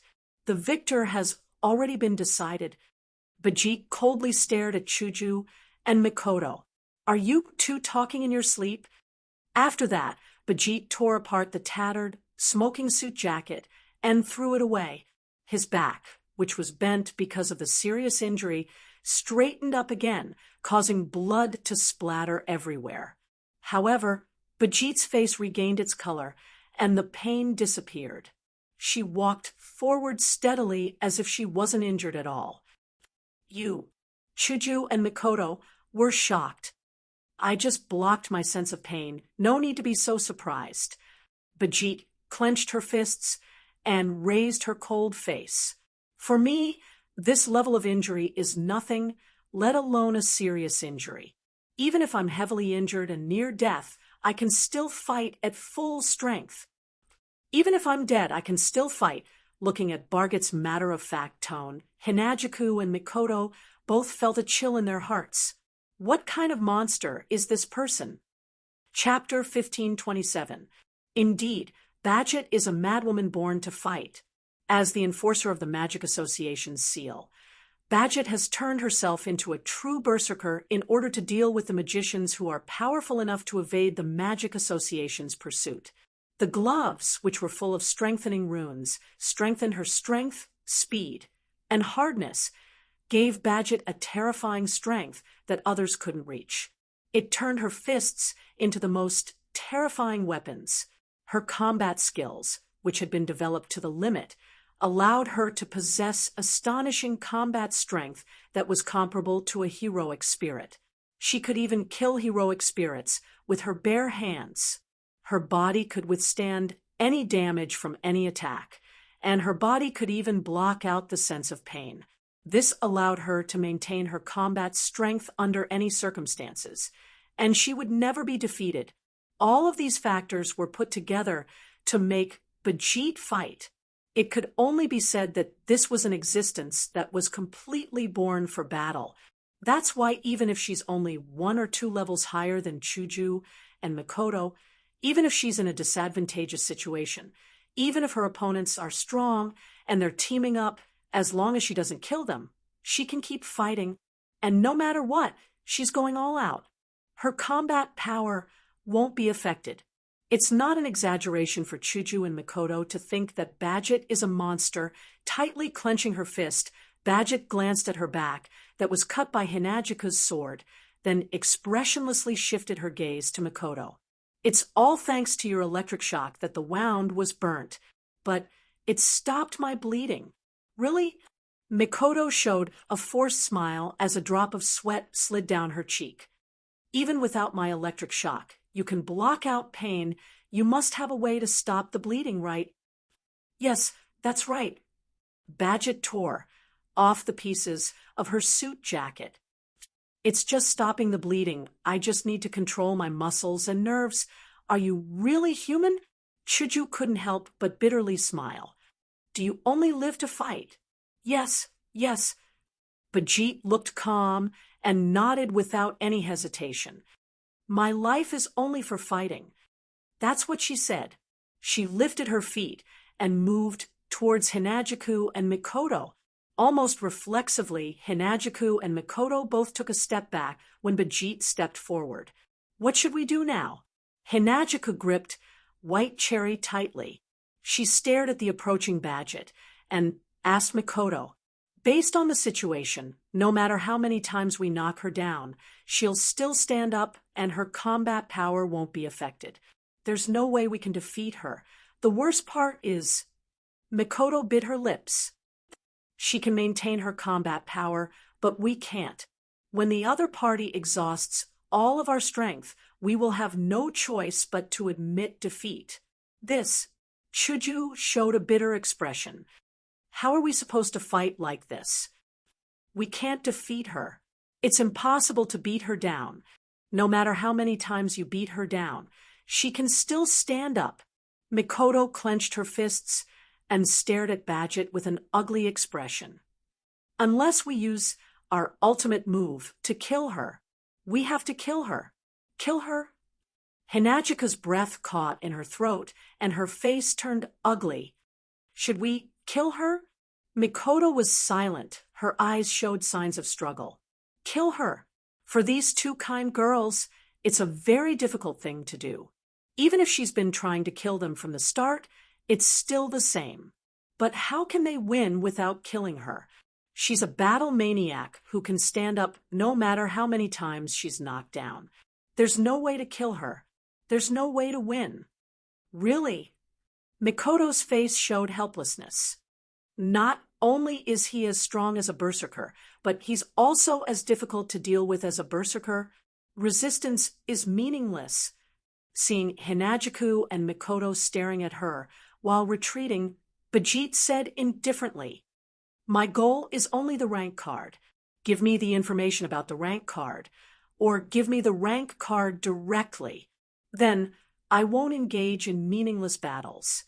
Bajit, who only lives for battle, said something like, "won't engage in meaningless battles." This also proves that Hinagiku and Mikoto aren't easy targets for Bajit to deal with. Therefore, it was necessary to negotiate. It's a pity. Hinagiku took a deep breath. Her eyes flashed with determination. But the rank card is necessary for us. Is that so? Bajit was silent for a moment before nodding. Then there's no other way. Yeah.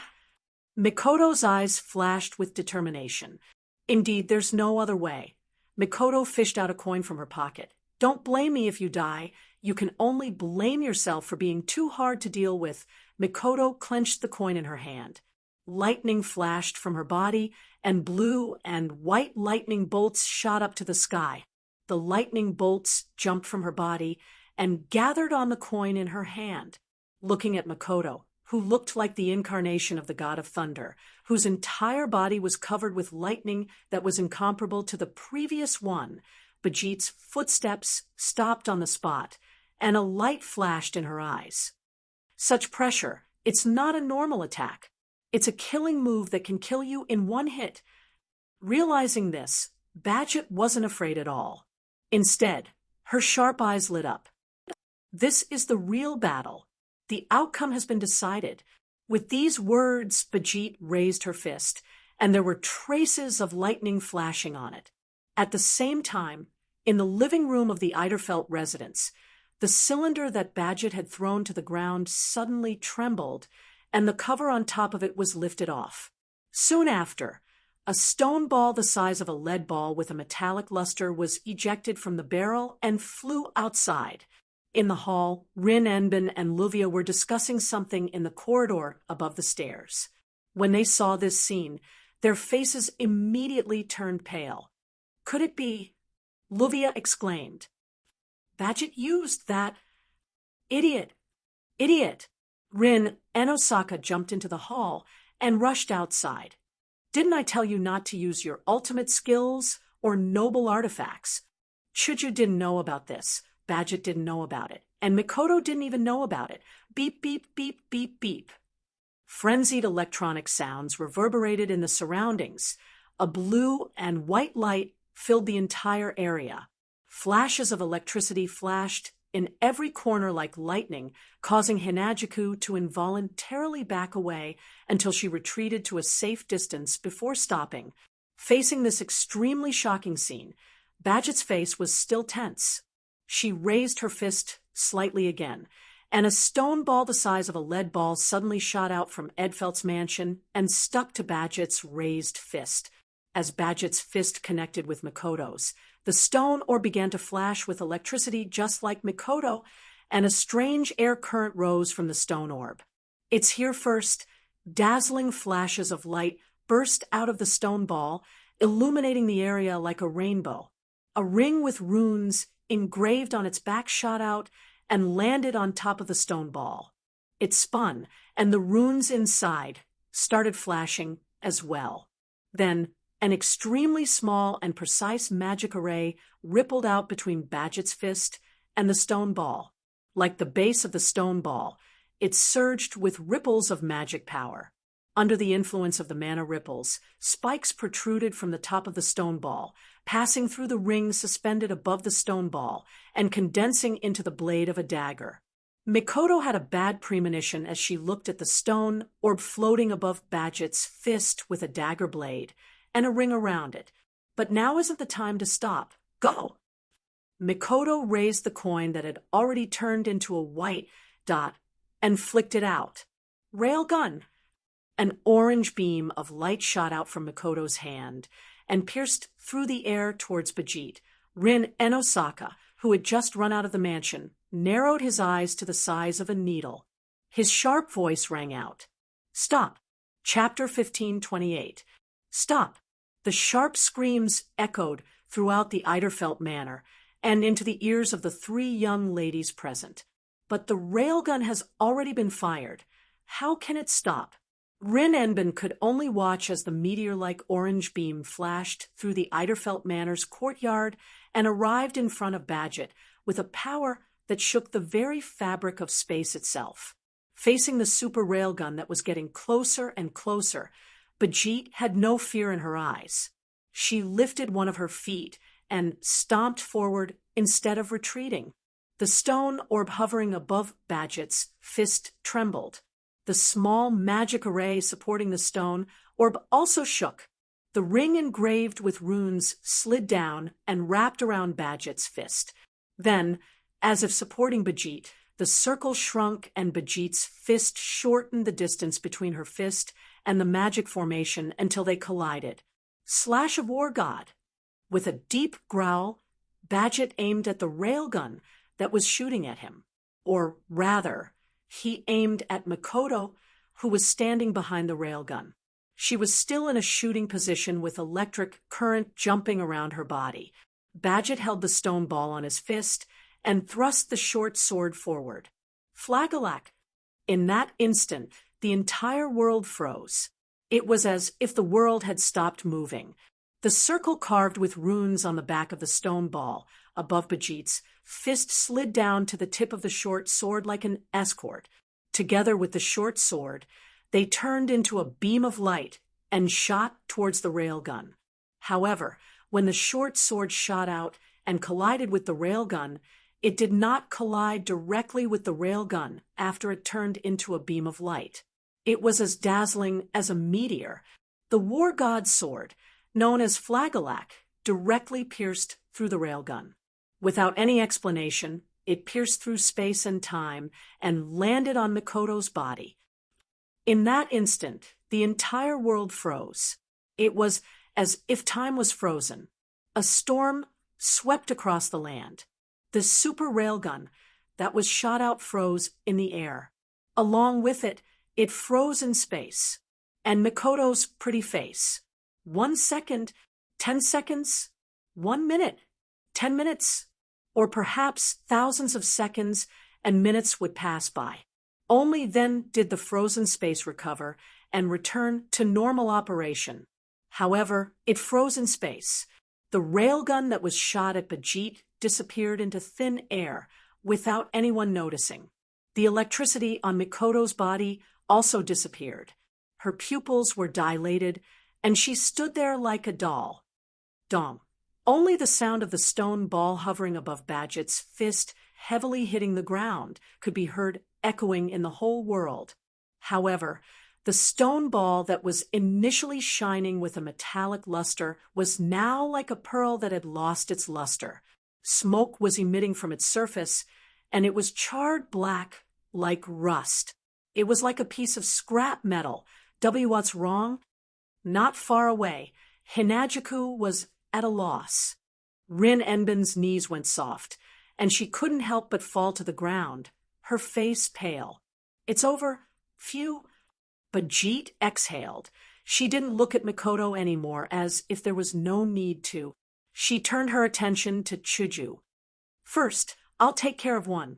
Take care of one? However, a mocking voice echoed the moment Bajit's voice faded away. Tell me, which one did you take care of? Bajit's expression changed. She turned her head to look at Mikoto.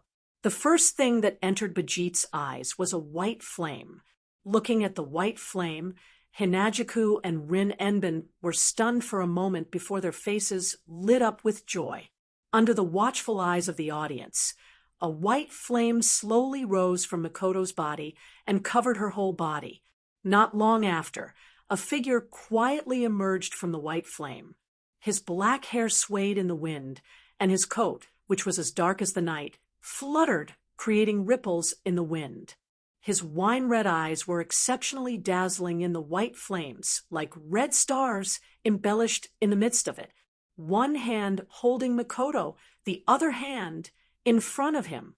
The person appeared from thin air, with a ball of flame burning on his body. At this moment, Mikoto's eyes, which had been unfocused for a long time, finally regained focus. As if she had just woken up, she raised her head and looked at the face of the person who was hugging her. She exclaimed in surprise, "Yen! Yen! Yen!" Hinajuku also shouted, "They're finally here." Rin Enosaka's pale face turned red again. He sat on the ground, paralyzed, unable to get up. That was close. That was close. What happened? Bajit's expression changed as she looked at Mikoto, who was in perfect condition with a hint of joy on her face. Flagelak has lost its effect. Wu Yen retracted the white flames around him, and he stared at Bajit with a cold glint in his eyes. Even though he didn't know what happened, but from the way Rin Enbin was slumped on the ground and the warning from Mikoto, if he didn't appear in time, Mikoto would have been in danger, wouldn't she? This person almost killed Mikoto just now. A cold light flashed in his wine-red eyes. At the same time, he was filled with rage and violence. Wu Yan's wine-red eyes spun and turned into a bright gold color. Yen. Mikoto, who was in Wu Yan's arms, and Shoujo, who came to Wu Yan's side, saw what happened. They didn't say anything after that. The two girls understood why Wu Yan, who didn't reveal his true color along with his emotions for a long time, would act like this. There's no need to say anything else. What is that? On the other side, Rin Enbin, who didn't know Wu Yan's true identity, was stunned when he saw Wu Yan's eyes turn into a bright gold color. Bajit felt a chill from the bottom of her heart. Her body trembled, and she instinctively jumped away from Wu Yan. For the first time, her eyes showed vigilance. Who are you? Wu Yan ignored Bajit. His golden eyes were calm as if there was no emotion in them. However, everyone felt it at the same time. In the air, an extremely oppressive aura instantly covered the entire world. It's the calm before the storm. With a calm expression, Wu Yan no longer looked at Bajit. Instead, he looked at Shoujo and Mikoto. Are you all right? We're fine. We're fine. At this moment, the two girls who were usually strong became obedient and shook their heads. That's good. Wu Yan nodded and turned around to face Bajit. You two can leave first. Leave this to me? Okay. Hinajuku and Mikoto nodded obediently and retreated to the back with their dusty bodies. Wu Yan looked at Bethay with his calm golden eyes. He didn't even turn around when he spoke to Rin Enbin, who was still slumped on the ground. What was that? Rin Enbin woke up from his daze. When he heard Wu Yan's question, he ignored the confusion in Wu Yan's golden eyes and explained. That's a flagellach. It's one of the rare noble phantoms that doesn't exist in the form of an illusion. It's a noble phantasm that can stay in the world and be used by humans. A noble phantasm used by humans. Wu Yan pondered and said in a deep voice, What's the ability? Listening to Wu Yan's calm and stifling tone, Rin felt a bit uncomfortable, but he still answered honestly. Using the opponent's ultimate skill as the activation condition, turning back time the moment the opponent uses the ultimate skill, so that the blade can go back in time with the flow of time and pierce through the heart of the opponent who hasn't used the ultimate skill yet, creating the fact that the user of the ultimate skill has died before using the ultimate skill. This is a karmic treasure that can change the fixed facts. Reversing time, piercing through the opponent's heart, causing the opponent's death, killing the user who used the ultimate skill, and erasing the ultimate skill. Wu Yan murmured. The more he murmured, the calmer his golden eyes became. However, it was precisely this calmness that caused the hearts of everyone present to fiercely thump. Chapter 1529. Backlight Sword, Flagellach, also known as Strike Later First, Strike God of War's Sword, Flagellach. It was a demonic sword that had been passed down from the mythological era to the present by the Frika family that Bajit belonged to. It was also one of the rare relics that existed in the world and was not used by the heroic spirits in the form of fantasy. It was just a stone ball, but its power, or rather its ability, was something that no one could ignore. When it was used, not only did it have to be filled with mana, but it also had to be activated when the opponent used their ultimate move to activate the flagellach, because it was activated when the opponent used their ultimate move. When the flagellach was activated, it would be slower than the opponent's ultimate move. However, it would still be faster than the opponent and hit the opponent first. Hence, there was the prefix of the other name of the flagellach, later, first, later. However, rather than saying that the flagellach was able to overtake the opponent who attacked first, it was more accurate to say that this ability was just an additional effect of the flagellach's true ability. Reverse time. Distort cause and effect. This was the true ability of the flagellach, using the opponent's ultimate move as the activation condition. After the opponent used their ultimate move, it would reverse time and return to the moment before the opponent used their ultimate move to pierce through the opponent's heart first. The Strike Later First ability was only activated after the opponent used their ultimate move to kill the opponent first. The strike later first ability was just the Flagelac's ability to reverse time and kill the opponent before the opponent used their ultimate move. It changed the fact that the opponent attacked first into the fact that the opponent died before the attack. Since the opponent died in the past, then the attack that was launched in the present would automatically disappear. Because of this, the Flagelac was called a karmic treasure by Rin Enbin, and it was also called the backlight sword, which meant that it could reverse time. Rin Enbin knew that Badget, a member of the Badget family, had this treasure. That was why he told Mikoto not to use her ultimate move. He could not use any treasures either. After all, the Flagelac would trigger its special effect when the opponent activated their ultimate skill. Meanwhile, the relic was the ultimate weapon of the noble fantasy. Its existence itself was the most powerful weapon. It was more than enough to call it a unique skill. You must be lying. Shoujo and Mikoto were shocked after learning about the ability of Flagelac. Badget was a madman born to fight. Gloves full of strengthening runes, combat techniques developed to the limit, and a body that could withstand any attack. It was all so that Badget could display her full combat strength from beginning to end and not be defeated by her opponent. Therefore, no matter how many times she was knocked down, she could ignore the injuries and pain and continue to fight. If he wanted to defeat Badget, he would have to use a killing move right from the start. Only then would he be able to win. But now, if he were to use his ultimate move, he would be killed by Flagelac's ability to rewind time and distort cause and effect. The reverse was also true. If he wanted to defeat the Flagelac, he would have to not use his ultimate move and use normal attacks to defeat the person who used this treasure. But let's not talk about whether he could use normal attacks to fight against Badget, who had developed her combat techniques to the limit. Even if he could, he wouldn't be able to kill her in one hit. No matter how many times he knocked her down, she would be able to get up and continue to fight. Wasn't it impossible to defeat her? That's right. As if she could see the shock in Shoujo and Mikoto's eyes, Badget said calmly, "Because it's a demonic sword that can reverse time and kill the enemy in the past. So, once my Flagelac is activated, it can't be blocked. The target can only have their heart pierced by the Flagelac."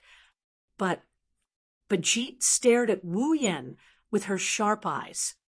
"That tea-haired girl was clearly hit by my Flagelac, but nothing happened to her. Is it because you blocked my Flagelac? How did you do it?" When she said this, Badget was full of doubts, but Hinajuku, Mikoto, and Rin Enbin more or less understood the situation. The three girls know that Wu Yan's white flame has the ability to burn time. Perhaps, when the Flagelac tried to reverse time to the time before Mikoto fired the railgun to pierce her heart, Wu Yan used a flame that can burn time to burn the Flagelac along with the Flagelac. In other words, the Flagelac, which would definitely pierce through the opponent's heart and bring death to the opponent, was perfectly countered by the white flame. In a way, the flame of the white dragon scorching flame can be considered the natural enemy of the Flagelac. You said, Wu Yan didn't answer Badget's question. Instead, he said this: "Once your Flagelac is activated, the target can only have their heart pierced, right?" Badget paused for a moment before nodding. "Of course." Then, Wu Yan looked at Badget with his golden eyes. "Let's give it a try." With that, a card appeared in Wu Yan's hand. "Let's see who has their heart pierced first." The card in Wu Yan's hand turned into a ray of light and elongated. When the light dissipated, a crimson spear replaced the card and landed in Wu Yan's hand. Shoujo, Mikoto, and Rin Enbin were shocked when they saw the crimson spear in Wu Yan's hand. Rank card? Badget narrowed her eyes and clenched her fist. "So that's how it is. The rank card is in your hand. Your target is the rank card." Wu Yan pointed his spear at the ground, and he continued with a calm expression. "Then you should be happy. Kill me, and you'll get 6 rank cards. You have 6 rank cards on you? A dangerous glint appeared in Badget's eyes as she stared at Wu Yen. Very well. It seems like you're my target. Bajit glanced at the crimson spear in Wu Yan's hand. If I'm not mistaken, the spear in your hand should be the Gaebalg, right? Yes. You're pretty sure? Of course. Bajit sneered. After all, it's not the first time I faced that spear. Not the first time you faced that spear? Wu Yen looked at Rin Enbin. Rin Enbin shook his head with a bitter smile. She's the one who reclaimed the Lancer card. I see. Wu Yen nodded with a terrifyingly calm expression. Then it's more interesting to compete. The Gaebalg and the Flagelak are basically the same type. They're both related to cause and effect. Bajit frowned when she saw Wu Yan's abnormal calmness. Although the methods used are different, both of them set the condition of piercing through the heart right after the activation. There's no way to dodge or block it. If you really use the Gaebalg to compete with my Flagelak, the outcome will only be a lose-lose. Bajit stared at Wu Yen. Can I take your words as meaning that you want to perish together with me? Hearing this, everyone's hearts were in their throats. Chapter 1530. Mutual destruction. That is indeed the case. Flagelak had the property of a late strike, but first strike. It could kill an opponent in the past before they used their ultimate move, erasing the ultimate move that the opponent had already used in the future. However, the moment the Gaebalg spear was swung out, it had already decided the outcome of piercing through the heart. This effect was decided by karma. Even if the Flagelak killed the opponent in the past, Bajit's heart would still be pierced through. If Wu Yen uses the Gaebalg and Bajit uses the Flagelak, both of their hearts will be pierced. The result will be mutual destruction. Of course, Batchet didn't think Wu Yen would say something like that because he's stupid enough to want to take her down with him. After all, Barzit's Flagelak, which should have been unstoppable, had lost its effect just now. Bajit doesn't know what method Wu Yen used to nullify the Flagelak. She only said that to test Wu Yan's strength. Unfortunately, Bajit miscalculated. Mutual destruction? Wu Yen closed his eyes. If that's what you want, I can fulfill your wish. Yen. Hinajaku, Mikoto, and Rin Enbin froze on the spot. What did you say? Bajit looked at Wu Yen in disbelief. What do you mean? Try it. Let's give it a try. Wu Yen waved his Gaebalg, and he slowly opened his eyes. His golden pupils were exposed to the air. When Bajit saw the pair of dazzling golden eyes again, she raised her vigilance to the highest point. Because of those resplendent golden pupils, they are no longer calm. Killing intent. Anger? Killing intent. Maybe all of them. His originally calm eyes were suddenly filled with an emotion that seemed to be able to crush Bajit to death. And the surrounding space was completely filled with pressure. Even if you refuse, I will still swing this spear. His thunderous voice was like a heavy hammer hitting Bajit's heart. Her sharp pupils shrunk to a point. At the same time, Wu Yen brandished his Gaebalg as he stomped forward with heavy steps. Whoosh! His body turned into a blurry shadow. Wu Yen rushed out and shot towards Bajit like an arrow. The spear of death-piercing Gaebalg in his hand flashed past like a red lightning bolt, fiercely thrusting out. Seeing this scene, everyone present could no longer maintain their calm. The spear of death-piercing Gaebalg was already brandished. No matter what happened next, the result of the Gaebalg being pierced through the heart was set. There was no way to avoid it. So, Bajit couldn't choose anything else. Since you want it so much. Looking at the scarlet spear tip rapidly approaching, Bajit revealed a look of anger. As you wish, then. She clenched her fist tightly and raised it up. At the same time, a stone ball shot out from Eiderfeldt's mansion again. It spun in the air and landed on Bajit's fist. A strange airflow rose from the collision with Bajit's fist. It's late, but it's first. A dense light flashed from the stone ball. A ring with runes engraved on the back popped out and landed on top of the stone ball. A delicate small magic circle appeared between Bajit's fist and the stone ball, supporting the stone ball and pushing it against Bajit's fist. Then there seemed to be something inside the stone ball wriggling, turning into sharp spikes. The spikes broke through the stone ball and poked out from the top, forming the body of a short sword. After a closer look, the stone ball turned transparent. The runes engraved on the back of the short sword also slid down. The short sword that poked out from the air also had runes engraved on it, shining in an unknown arc. Bajit tried her best to raise her head against the awakened Flagelak and stomped on the ground.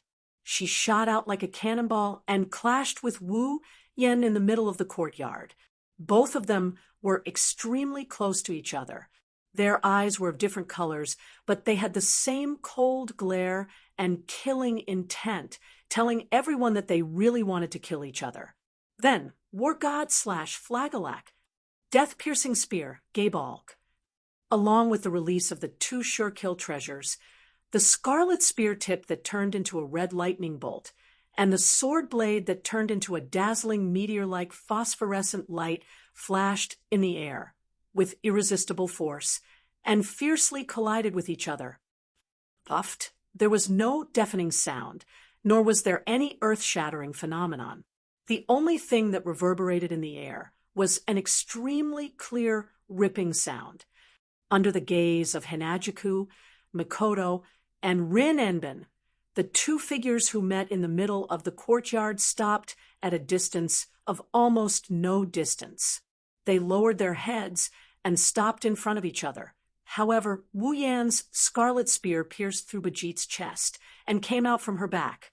Badget, who also had her head down, clenched her fists. Her fists were holding the ruined stone balls of various colors. Blood was dripping from her body, forming a small pool of blood under her body. Looking at this scene from afar, the 3 girls held their breaths and no longer dared to make a sound. Uffed! Suddenly, the motionless Wu Yen opened his mouth and spat out a mouthful of blood. Yen, Shoujo, Mikoto, and Rin Enben couldn't help but step forward. "Don't worry." A weak voice came from Wu Yan's blood-stained mouth. The 3 girls who were about to step forward stopped. "I'm fine." "Impossible." Bajit, who was facing Wu Yen, also coughed out a mouthful of blood. "My Flagelak, it clearly pierced through the past's heart, but you didn't use that white flame. How is this possible? It's rare for you to notice that it's my flame that stopped your Flagelak." Wu Yen looked at Badget, who's bleeding from her chest, and he coldly sneered.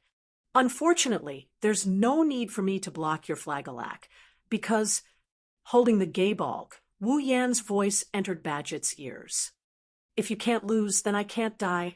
Puffed. After saying that, Wu Yen pulled the Gabalg out of Bajit's heart. Ugh.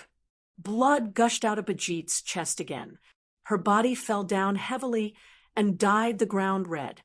Bajit's heart was pierced through by the Gabalg. She won't be able to survive. Wu Yen wiped the blood from the corner of his mouth, and he stood up. He looked down at Badget, who was slowly dyeing the ground red with her blood. His golden eyes returned to their usual wine-red color. "If you want to blame someone, blame yourself for killing the person most important to me. This is the first time Wu Yen took the life of a young girl in her prime." However, Wu Yen didn't feel the slightest bit confused. Just as he said, Bajit had touched his bottom line. That's why Wu Yen didn't regret killing Bajit. Exhaling, Wu Yen turned around and walked towards Hinajiku and Mikoto. He left Badget, lying on the ground with her chest covered in blood. Slowly, the ground was dyed red by her blood. Chapter 1531. Yen, Hinajiku and Makoto, who retreated to the side, rushed up to Wu Yen as if they had been holding back for a long time. Are you all right? Yes. Of course I'm fine. Wu Yan's frighteningly calm demeanor disappeared without a trace, as if it was never there in the first place. What replaced it was his usual helpless smile. It's fine if Bajit doesn't know, but you two know about me. You know I can't die, right? But you... Shoujo and Makoto glanced at Wu Yan's mouth. Drops of blood were still dripping from there. It's just a little excessive. Don't worry about it. Wu Yan wiped the blood off the corner of his mouth, and he grinned. My heart has been repaired a long time ago. The Flagellac killed Wu Yan in the past before he could use the Gaybalg. However, as a primogenitor, Wu Yan can't die. Since the past Wu Yan is still alive, the present Wu Yan is still alive, and well, even his heart that was pierced by the Flagellac in the past recovered during the time frame of the past. This saved him a lot of time to recover from the injury. Are you really all right? It wasn't Shoujo or Makoto who spoke. It was Rin Enbin, who appeared behind Wu Yan. Rin Enbin's green eyes looked at Wu Yan, who spat out a mouthful of blood with a complicated expression. He opened his mouth as if he wanted to ask something, but he closed it again and said something that didn't really matter. What? Wu Yan snickered as he stared into Rin Enbin's eyes that are filled with complex emotions. Are you that disappointed that I didn't die? Yes. That's right. The complicated emotions in Rin Enbin's eyes disappeared, replaced by a vicious look. You better die soon, so that you won't harm others. Ayaya, how can I die so early? Wu Yan raised the hand that wasn't holding the Gaybalg and said, helplessly, I haven't even harmed a certain destitute lady yet. Don't call me destitute lady. Rin Enbin retorted. One day, I will restore House Enbin to its former glory. Is that so? Wu Yan pursed his lips. Then work hard. You... Hey... Makoto's annoyed voice came from the side. What are you two doing? Flirting? Stop. That's enough, Makoto. Hinajika shook her head. Her tone turned cold. It's not like you don't know how he is. Well, Wu Yan had an awkward look on his face. While the four of them were chatting in the courtyard, a weak voice sounded. His voice echoed. Condition completed. As this voice that was so weak that it was almost inaudible rang out, a vast amount of mana suddenly surged out from a corner of the courtyard, turning into a shockwave that spread out like a gale, blowing to every corner of the courtyard. Wu Yan, Shoujo, Makoto, and Rin Enbin's expression froze. He turned his head abruptly and looked at the center of the surging mana storm. Then, his frozen expression changed completely. The source of the mana storm was a ground that was dyed red. And on the ground that was dyed red, Bajit was lying there. The surging magic power that turned into a storm came from Bajit's body. Wah! Shoujo, Makoto, and Rin Enbin were shocked. Is it not over yet? Wu Yan furrowed his brow. A cold light flashed in his eyes. In the center of the surging magic storm, words that were gradually expanding and emitting intense light suddenly jumped out of Barchette's body, which was lying on the ground. The words seemed to have a life of their own as they jumped from Bajit's body. They were all runes. The instant those runes leaped into the air, everyone present saw it. On Bajit's back, the Gaybalg pierced through her heart. It pierced right through, opening up a hole, and the huge wound caused by Hinajika's slash, slowly recovering. Not long after, the mana storm expanded and scattered in the courtyard. The runes that jumped from Bajit's body also disappeared. Then, Barzit, who was lying on the bloody ground, suddenly opened her eyes. She pushed against the ground with her hands, leaped into the air, and landed steadily on the ground. Hinajiku couldn't believe her eyes. You're still alive? How is this possible? Mikoto was also shocked. Didn't the gay ball pierce through his heart? I can't believe it myself. Badgett's calm voice echoed in the courtyard. His eyes were still sharp enough to send chills down one's spine. However, this pair of eyes was fixed on Wu Yen. I can't believe I need to be revived in a sealed item and an opponent other than a heroic spirit. I can't believe. Revive. Rin Enbin's eyes widened as he recalled something. Could it be that those runes are the rune magic that can be activated at the moment when the heart stops beating? Bingo! Bajit looked down at her chest that was pierced through not long ago. That's a resurrection rune. It's comparable to a noble phantasm. Hearing this, Hinajiku, Mikoto, and Rin Enbin were speechless. The flagellach, which was an offensive noble relic, prevented Bajit from being killed by a killer move that could kill her in one hit. The flagellach noble phantasm could withstand any kind of damage, block pain, stop bleeding at any time, and develop her combat skills to the limit. This prevented Bajit from being killed by an ordinary attack. That's another type of invincibility. However, there was always one thing to overcome another. There would definitely be an opponent in the world that Bajit couldn't defeat, which would lead to her being killed. Even so, Bajit still has a resurrection rune. Describing this woman as a monster wasn't enough to describe how terrifying she was. If he encountered such an opponent and didn't have the strength to suppress Bajit, it would be a nightmare. But compared to the one over there, I'm still far behind. Bajit stared at Wu Yen. What do you think? Mr. Undying. Same here, Miss Undying. Wu Yen stepped forward, and he stared into Badgett's eyes. So, do you want to see who will die first? Yes. There's no need for that. Bajit said coldly. The resurrection rune is comparable to a noble phantasm. If I could use it that easily, I wouldn't have to use the flagellach to seal my opponent's ultimate skill. Also, she clenched her fist and lightning flashed on it. A tube shot out from the mansion like an arrow and landed in Bajit's hand. Even if it's the flagellach, it's not a relic that can be used without restriction. Badgett began to check the stone ball in her cylinder as if there was no one else around. The so-called demonic sword that was passed down from the mythological era is only the manufacturing method. The flagellach is a one-time consumable relic. Even for me, I can only make 10 of them in a year. This time, I used 2 at once. Bajit looked at Wu Yen. And I don't have another chance to resurrect. If I fight you, I will definitely lose. Oh, Wu Yen sneered. You admit defeat just like that? I'm just stating the facts. It's still my mission to get all the rank cards. Bajit carried the tube with the stone ball and turned around. Finally, let me ask you one more question.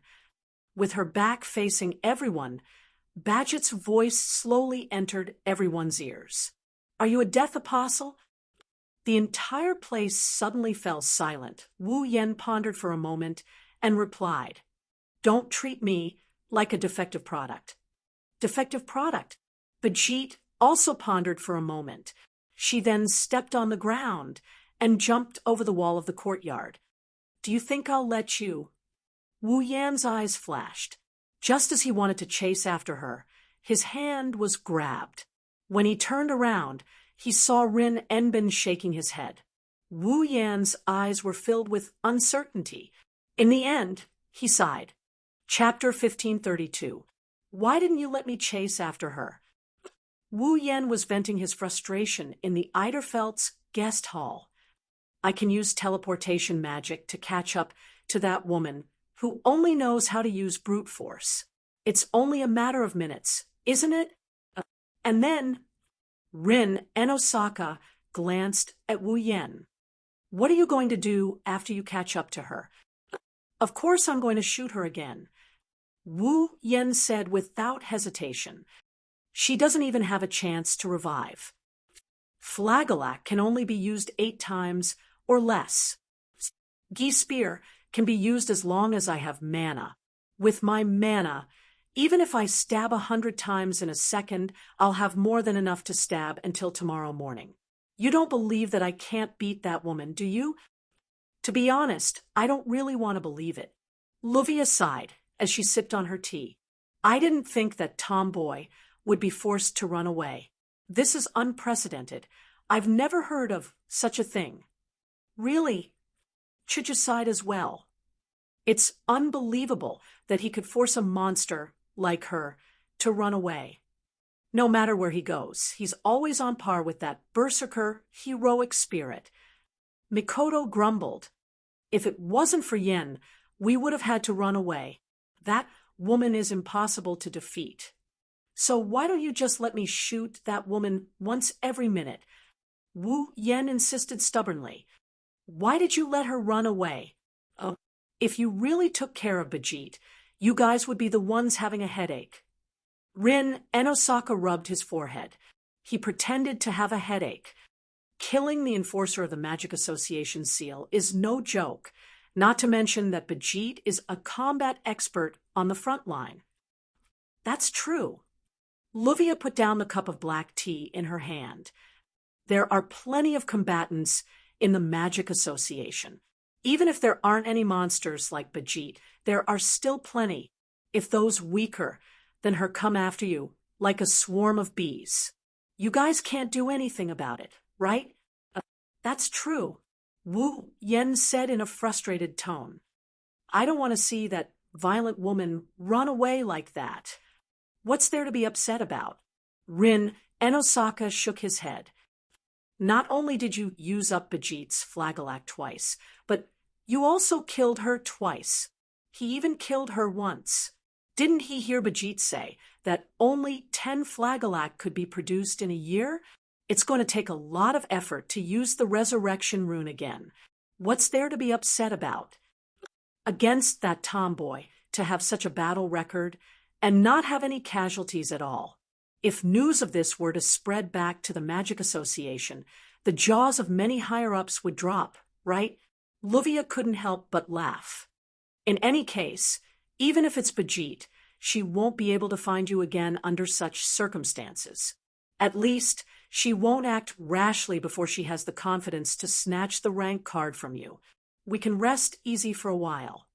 The problem lies with the cards. Rin Enosaka's headache got worse. Now, Bijit already knows that this man has 6 cards. She'll definitely target them. Moreover, Bijit has already found out that this man has 6 cards.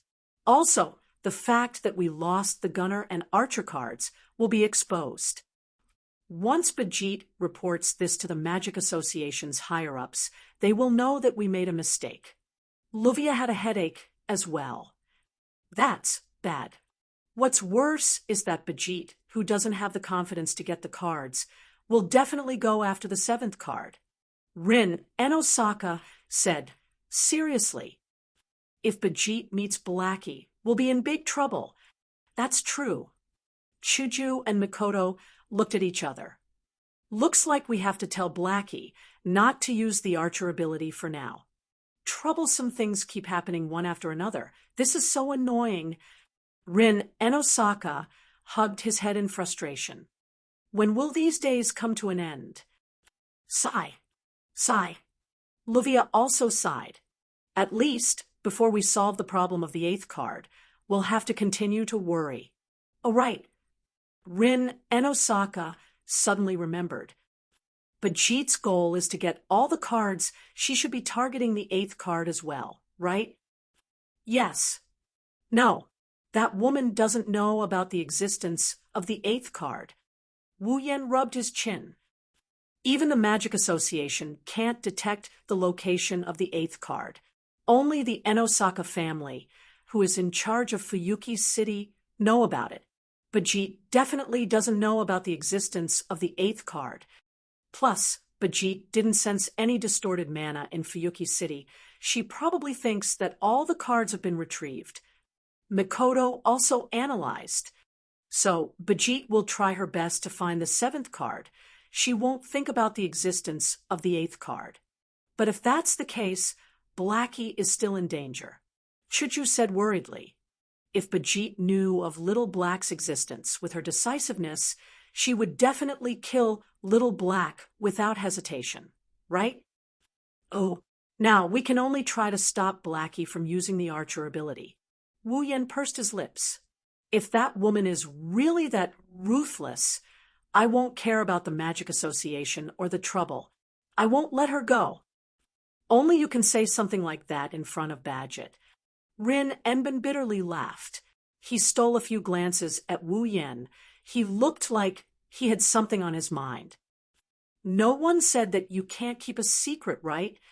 Wu Yan rubbed his body against the chair he sat on when he saw Rin's expression. Just ask if you have any questions. Don't worry about it in the end.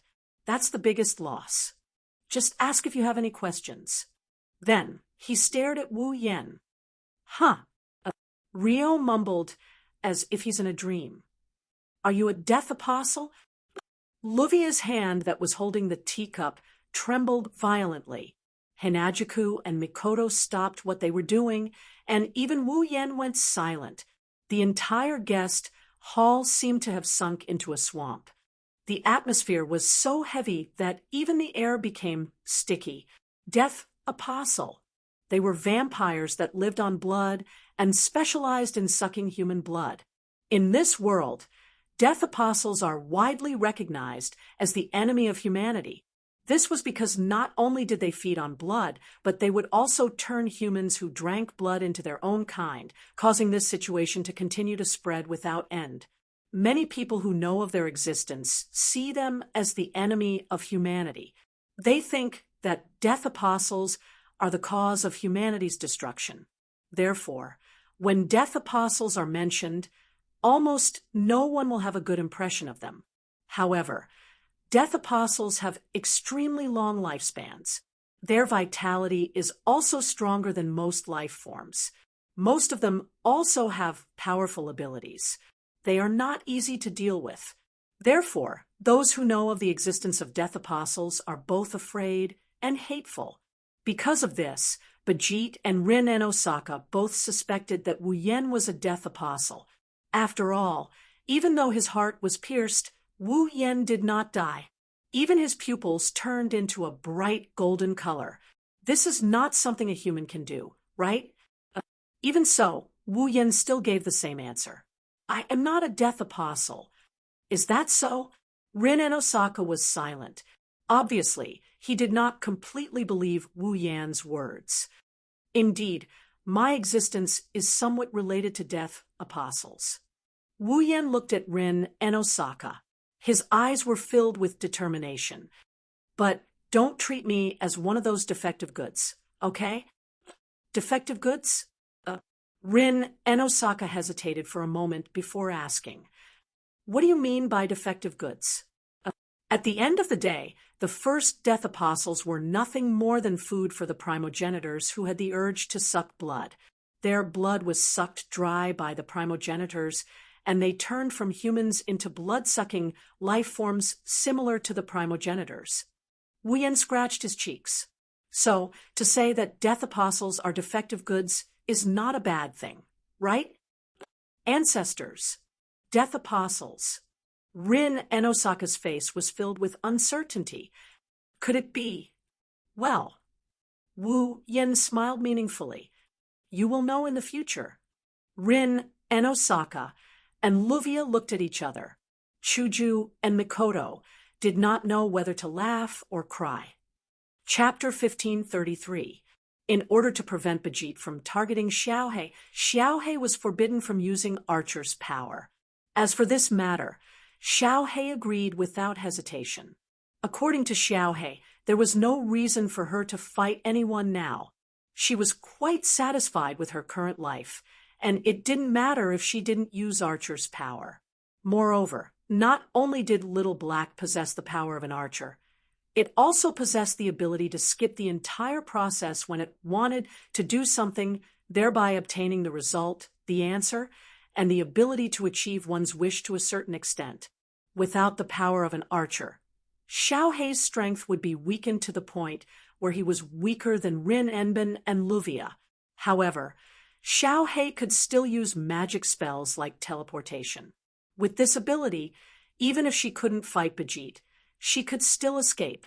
But just in case Hinajuku and Mikoto let Wu Yan send Xiaohei to and from school, acting as the little girl's flower guardian.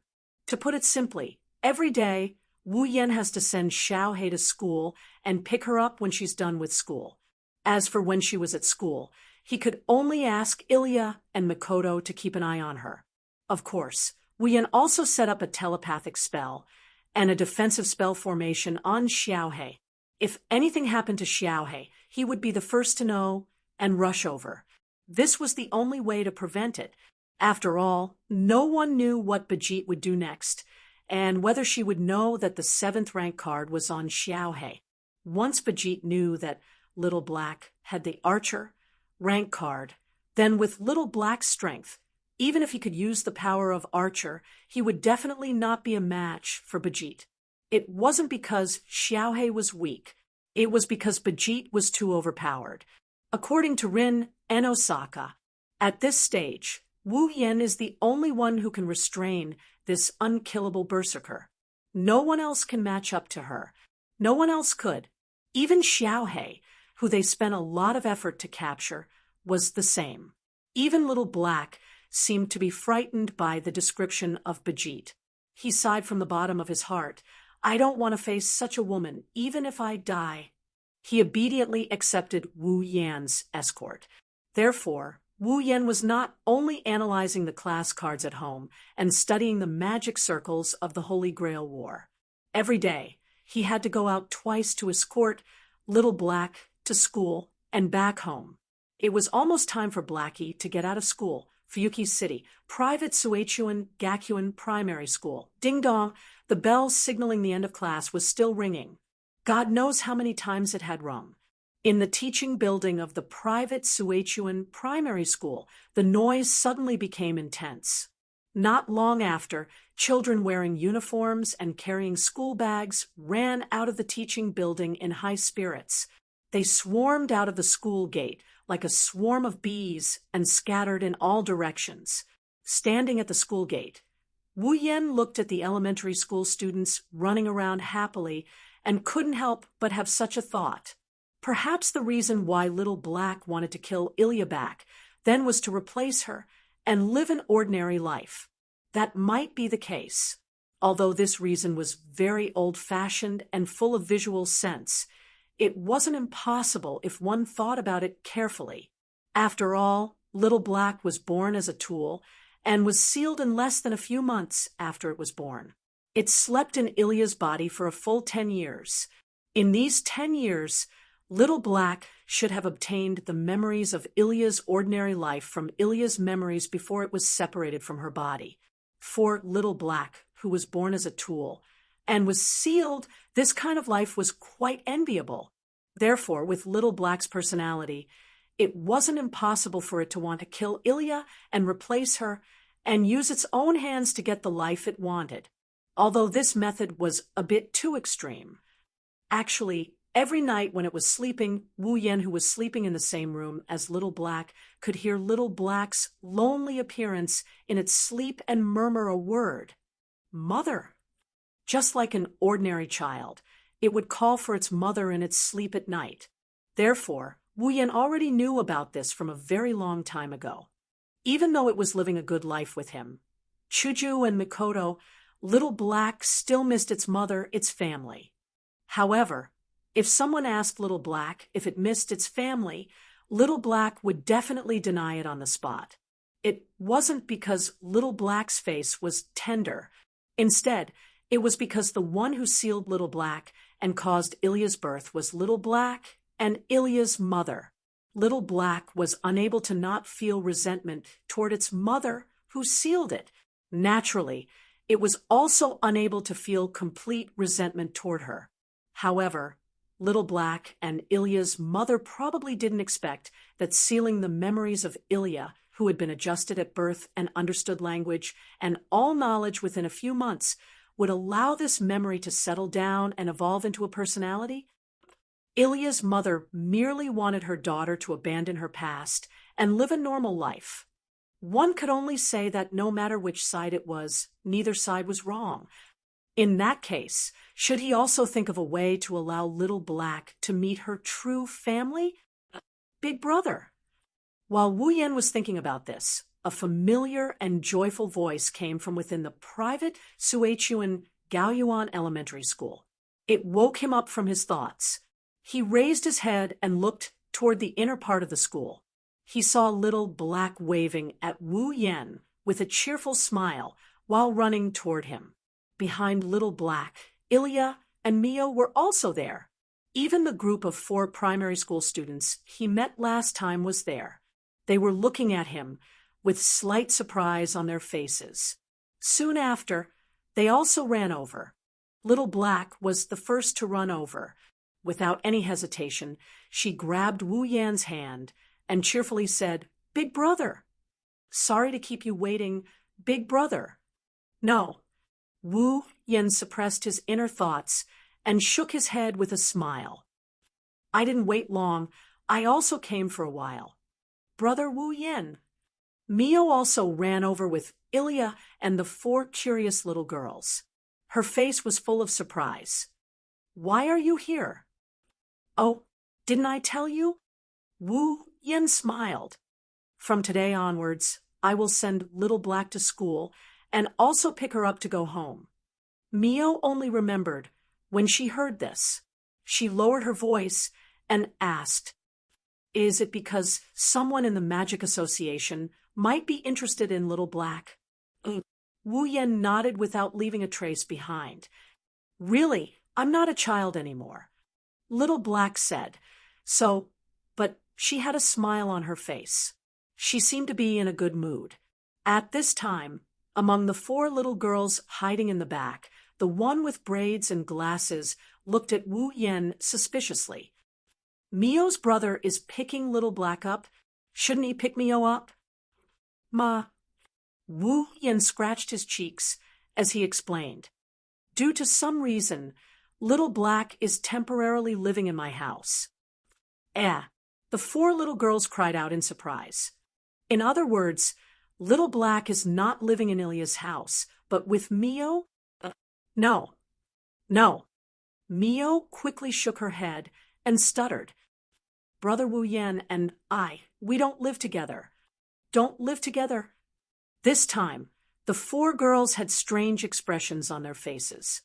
Shoujo is Ilya's cousin. In the end, not only did she not stay in Ilya's house, she stayed in Brother Mayo's house instead. Brother Mayu, on the other hand, did not stay with Mayu. Nai Gue stroked his chin and acted like a detective. "That's a mystery." "Hey, Ilya." Dragon Z looked at little Black, who had been staring at little Black.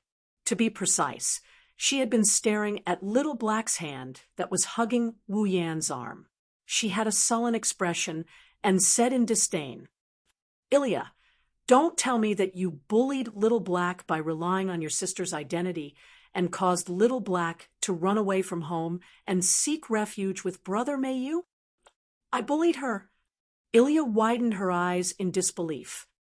"She's always been the one bullying me."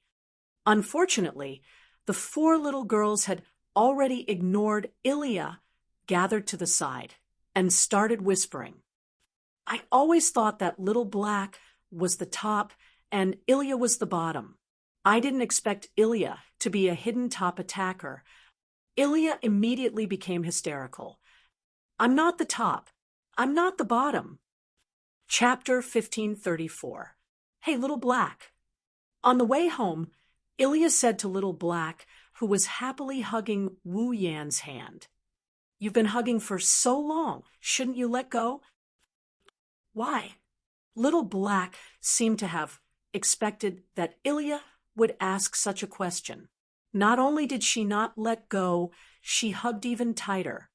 "Can't I hug Big Brother's hand? Don't you know what it means to be reserved?" Ilya shouted angrily. You're a girl. How can a girl hug a boy's hand? Why can't I? Little Black blinked her eyes and pointed at a couple who were hugging each other intimately. Look, they're hugging each other too. They're a couple. Ilya raised her voice. Since they're a couple, isn't it normal to hug each other? It's normal for couples to hug each other, right? Little Black revealed a sinister smile and leaned her head on Wu Yan's arm. Then, I also want to become a couple with Big Brother. Wah! Ilya opened her eyes wide. Little Black and Big Brother Wu Yan. Mate, you also showed a shaken expression. They're a couple. Oh! The four little maidservants, who were tailing her in silence, let out a cry of surprise. Is this a confession? The bashful Mei blushed. How bold. This is an incredible development. Nai's mouth opened into an O shape. But isn't Little Black's first wife Ilya? Ilya? Longzi seemed to have only reacted now and shouted at Ilya inexplicably. Ilya, this is bad. Little Black is planning to snatch your big brother away. Wah! What big brother? Ilya was unable to calm down and stuttered. You. Don't talk nonsense. No. Your reaction is even more suspicious. Keihua blushed with shame. Besides, shouldn't you be lobbying Meiyu? Yes. Longzi was stunned. He turned around and shouted at Mei, "You like a maniac. Pretty boy, not good. Your brother was snatched away by Ilya." I didn't snatch it away. It was Little Black. Little Black. Ilya felt powerless all over. I won't. What will happen to you? Blackie looked at Ilya with a mischievous smile. Go on. I won't. Ilya's face turned red. She was like a person who wanted to swear an oath but was afraid that it would be too effective. In the end, he lowered his head. Smoke rose from his head, and he could no longer speak. All right, you guys. Seeing this scene, Wu Yan also felt that it was inappropriate for him to remain silent. He didn't know whether to laugh or cry. How old are you? Were they going to talk about this now? Meiyu Gidge, don't treat me like a child. Keihua pushed up her glasses. She proudly puffed out her flat chest. I can already write doujinshi. Is that so? Wu Yan laughed dryly. Not bad. Continue to work hard. However, Meiyu's brother is really popular. Mimi looked at Wu Yan with admiration. Ilya, Meiyu, and Little Black all like Meiyu Gidge. Meiyu Gidge is really amazing. Meiyu didn't expect Mimi to say such a thing and was shocked. Ilya, who had smoke rising from her head, raised her hand weakly. I'm not, by the way, Meiyu's brother. Ryuko, who was in a semi-sluggish state, suddenly asked in a daze. Who will you marry in the future? Huh. Even Wu Yan couldn't react in time. Mary?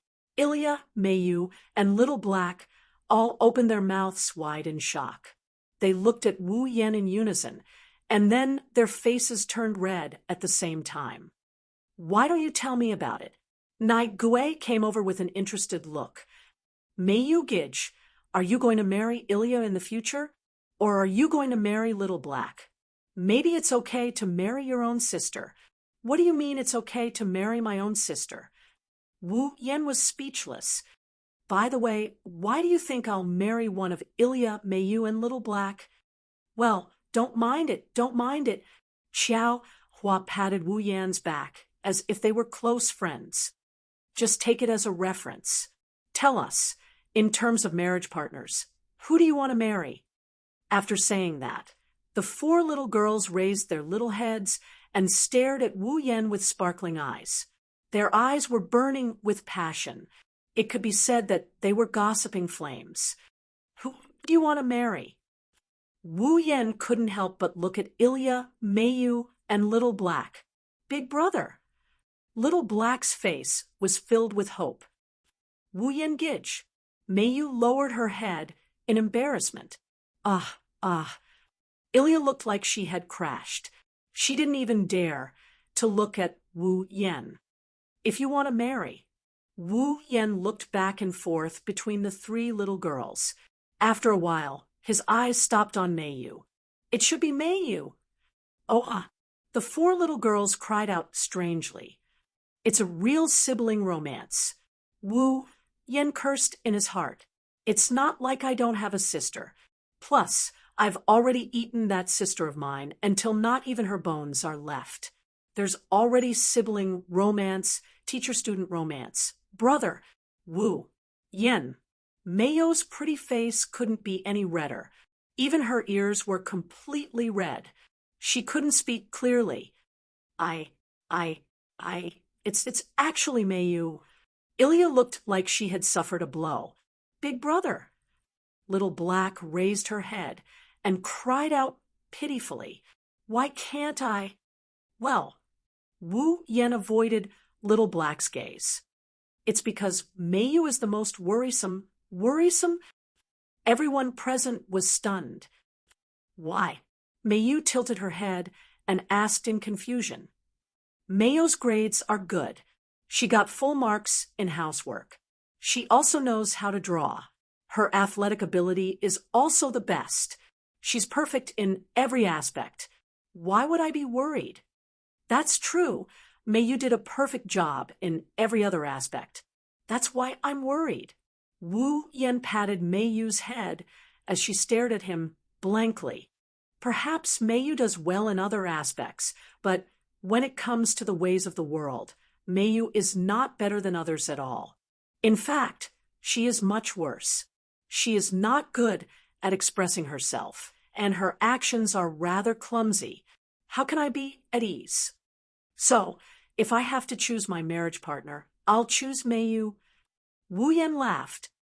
This way, I'll be able to make up for her shortcomings. I'll also be able to perfect her clumsiness. Taking care of her like this for the rest of her life doesn't seem too bad. Taking care of her for the rest of her life. The four girls looked at Wu Yen in admiration.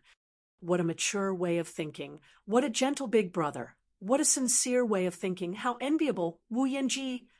Meiyu's face turned redder and redder. Her eyes began to sneak glances at Wu Yen. Big brother. Little Black looked at Wu Yen with tears in her eyes. It was as if she was abandoned.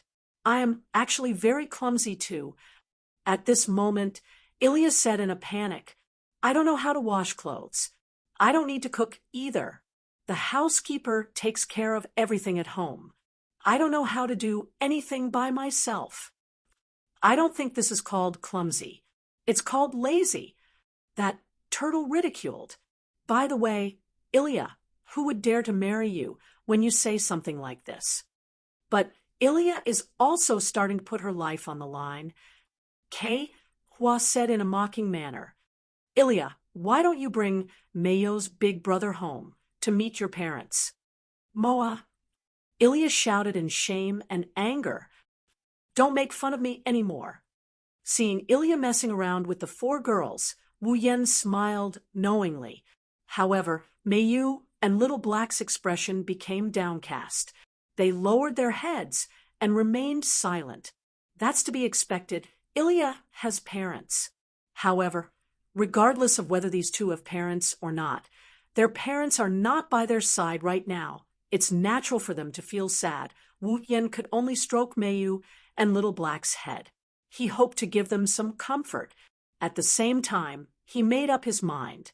Although he doesn't know what Meiyu's situation is, he can find Little Black's parents. At the very least, he should find an opportunity to have Little Black talk to her mother. Chapter 1535. It's nighttime. On the streets at night, the number of pedestrians had begun to become sparse. The street lamps also operated normally, illuminating every corner of the street, bringing a rather beautiful night scene. Today, the moon is round, There are many stars. There is not a single dark cloud in the dark night sky. The entire night sky is illuminated by the moonlight and stars. It's like a galaxy is twinkling. It's extremely beautiful. Many people who have just finished their meals and showered gathered on their balconies, enjoying the beauty of family reunion and admiring the beautiful night sky. Even those who don't have balconies came to the streets to admire the beautiful night sky. Under this beautiful night sky, two figures, one big and one small, one male and one female, were holding hands as they walked on the street filled with pedestrians who frequently raised their heads to look at the night sky. They walked forward. "Hey, big brother," holding Wu Yan's hand. Little He is a little puzzled. "Where do you want to take me?"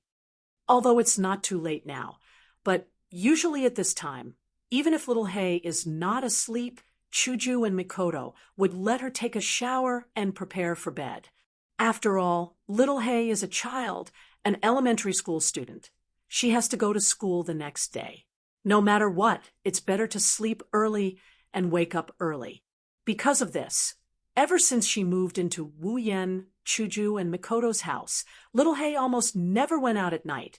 It can't be said that she is a standard good child, but she is still very well behaved. During the day, during the holidays, it's not that little He didn't ask Wu Yan, Shoujo, and Mikoto to take her out, but she never did at night. Today, after dinner, before Hinajuku and Mikoto could instruct him to take a bath, Blackie was brought out by Wu Yan with a mysterious smile on his face. Little He doesn't know where Wu Yan is going to take her. Along the way, little He asked more than once about this matter, but every time, Wu Yan just smiled perfunctorily. How could Xiao He, who had a rather wild personality, not be puzzled? Of course, little He didn't think that Wu Yan would do anything to harm him, so even if he was puzzled, little He still followed Wu Yan obediently. Well, with the same perfunctory smile on his face, Wu Yan still said the same sentence that he had said countless times. "You'll know later." All right, Blackie could only helplessly follow Wu Yan in a certain direction and didn't ask anything else. Passing through the scattered areas, the two of them arrived at an alley that was slightly dimly lit. After turning a few corners, they finally entered another street. "This place is—" He looked around the street. Blackie said in surprise, "Isn't this the direction to the park?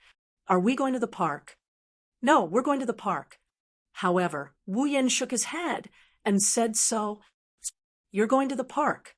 "Me?" Little He was stunned, and a question mark appeared in his head. Before little He could ask what was going on, in front of them, a small park that was specially designed for children to play in slowly appeared in front of them. After arriving at the park, little He couldn't wait to ask, "Big brother, why are we here?" Before he finished speaking, little He froze on the spot. It wasn't until then that little He noticed that in the corner of his vision, in the dimly lit park, there was a figure standing there. It was an extremely beautiful woman who seemed to be in a painting. Her snow-white waist-length hair swayed gently with the surrounding breeze, creating ripples. Under the moonlight, it was as if there was a layer of frost. Not only did it not give people a cold feeling, but it made people feel unusually warm. The woman was wearing a dress that wasn't very common in Fuyuki City, but it wasn't a very noble dress either. Her exposed skin was as white as a pearl, and it even reflected a trace of light. At first glance, one could tell that it would be very soft if they pressed their fingers on it. Under the illumination of the scarce moonlight, the woman who looked like a fairy descending from the heavens seemed to have sensed something and slowly turned around. Then a beautiful face and a pair of eyes that were as red as rubies appeared in little Black's field of vision. It was a face that would not lose to the beautiful face that little Black had subconsciously imagined when he saw her back. You, looking at the soft and warm smile on her face, little He couldn't help but step back. A pair of amber eyes set off an unprecedented violent wave. That wavering appearance was something that little Hay didn't even show when he was in danger of disappearing, looking at the beautiful woman smiling at him in a daze. Little Hay's voice, filled with disbelief, reverberated in the air of the park. Mom, that's right. The woman who was as beautiful as snow was Shoujo and Ilya's mother, Alice Field von Einsbellen. She was the person who sealed the memories of the past little Hay, who had the name Ilya when he was just born. And now she was standing in front of little Hay. No, impossible. Little Hay stepped back repeatedly. Liar, why would I be here? It's the one beside you who brought me back. Alice Field looked at little Hay, who was wavering to the point of collapse, with a gentle gaze. That gaze was like looking at her own son and daughter. In fact, Alice Field was indeed little Hay's mother, his biological mother. Big brother? Little Hay maintained his frozen appearance and turned his head stiffly to look at Wu Yen. Indeed, it was I who brought your mother back. Facing little Hay's gaze, Wu Yen nodded his head and looked straight into little Hay's eyes. Because this is what you've been dreaming of, isn't it? Little Hay's breathing stopped. His strong and resolute image in the past disappeared and was replaced by helplessness. I've heard about everything. Alice Field slowly walked forward with a heart-throbbing smile on her face. Come home with Mom. Ilya-chan, home? Little Hay's continuously retreating footsteps stopped abruptly. The wavering expression on his face disappeared and was replaced with coldness. No, I don't have a home anymore. Ilya-chan. Alice Field continued to approach without hesitation. However, the smile on her face also disappeared. I know you hate me right now, but I also have a lot of things I want to tell you. There's nothing to say between us. Little Hay took a big step back, as if she was electrocuted, and pulled away from Alice Field. It was as if she didn't want to get close to Alice Field. However, the raised voice exposed little Hay's inner feelings. Only now you're pitying me?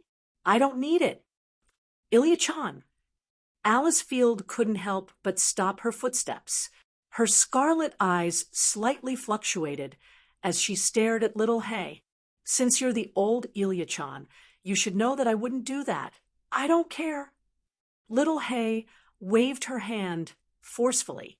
Her expression was filled with impulsiveness and unprecedented excitement. I'm just someone who was abandoned by you once, eliminated once, and denied once. Since that's the case, why did you come back to find me? Little Hay. Seeing little Hay's agitated expression, Wu Yen pressed down on her shoulder. Your mother didn't do anything wrong. You know that. Calm down first. I'm very calm. Little Hay slapped away Wu Yan's hand on her shoulder. She did something that she would never do in the past. Big brother, could it be that you brought me here to drive me away? You want to throw me back to the person who abandoned me, right? Wu Yan didn't say anything. Instead, he looked straight at little Hay. His wine-red eyes were filled with calmness. This made little Hay feel guilty. Little Hay knew that Wu Yan wouldn't think that way. However, little Hay didn't have the strength to control her emotions. She could only shout in agitation, I hate you guys. After saying this, little Black ran away without looking back. Ilya-chan. Alice Field wanted to chase after her, but was stopped by Wu Yan. Can you please go back first? Wu Yan shook his head at Alice Field. Little Hay is more agitated than I thought. So, leave that side to me. Alice Field opened her mouth and looked at the direction little Hay ran in. After a long time, she nodded. Then I'll have to trouble you. Chapter 1536. Bam! The door to the living room was violently opened. Blackie lowered his head and rushed into the living room. Blackie. In the kitchen, Shoujo was wearing an apron and washing the dishes. She didn't notice anything wrong and greeted him as usual. You're finally back. I was wondering where you were planning to go. Go wash up. Unfortunately, before Hinajuku could finish her sentence, Little Black rushed across the hall in a frenzy. Ignoring Hinajuku's words, Little Black rushed into his and Wu Yan's room and slammed the door shut. Bam! The sound was loud enough to shake the entire ceiling, startling Hinajuku. Mikoto, who was watching TV, also noticed that something was wrong. What's wrong? Mikoto stood up from the sofa. What's wrong? I don't know. Hinajuku panicked. Ignoring the utensils being washed, she ran out of the kitchen and knocked on the door. Blackie, what's wrong? What's going on? Mikoto shouted at the door. Come out first, Blackie. However, the tightly shut door shut Shoujo and Mikoto out. It was as if there was a barrier between them and Blackie. There wasn't a single sound coming from inside. Hinajuku and Mikoto, who were standing by the door, looked at each other with a worried expression. Not long after, the door to the hall opened again. Wu Yan walked in from outside, attracting the attention of the two girls who didn't know what to do. Yen, Shoujo and Mikoto called out, wanting to say something. Wu Yan raised his hand and stopped them from speaking. It's fine. You two go back to your room first, but don't worry. Looking at Shoujo and Mikoto's worried faces, Wu Yan comforted them by holding their hands. It's just a little bit of awkwardness before we reunite. It's not even a small hurdle. Let me talk to Blackie for a bit. Shoujo and Mikoto looked at each other and nodded unwillingly. Then, okay, finished. The two girls turned around and took another look at the tightly shut door before heading back to their own rooms. Until the two girls returned to their room and closed the door. Wu Yan took a deep breath and walked to his room and knocked on the door. Blackie, his soft voice echoed in the living room. Naturally, it reached the room as well. But the door in front of him was tightly shut, as if it was sending a message that everything was rejected. Blackie, Blackie.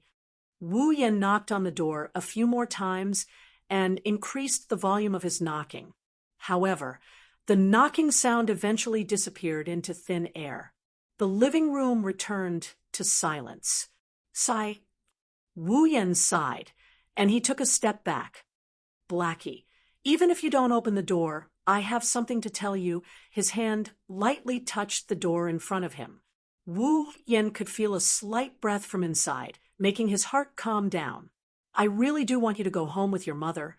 In an instant, Wu Yan clearly felt the breathing inside the door become more rapid.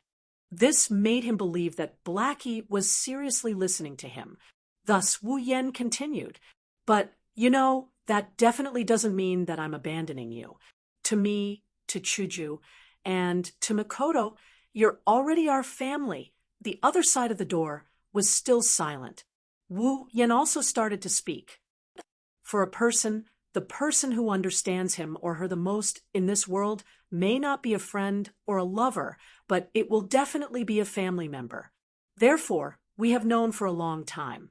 Little Black, you actually miss your real family very much, right? The breathing inside the door suddenly stopped. Your mother sealed your past so that you can live a better life.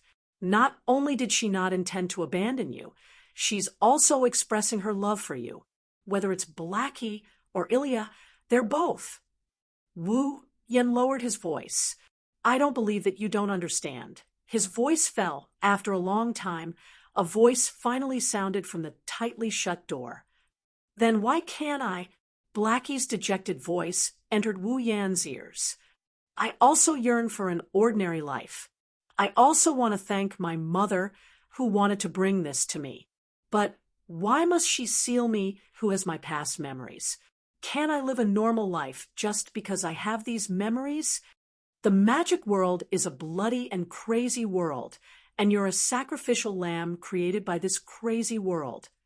Wu Yan spat out a ruthless yet reasonable truth.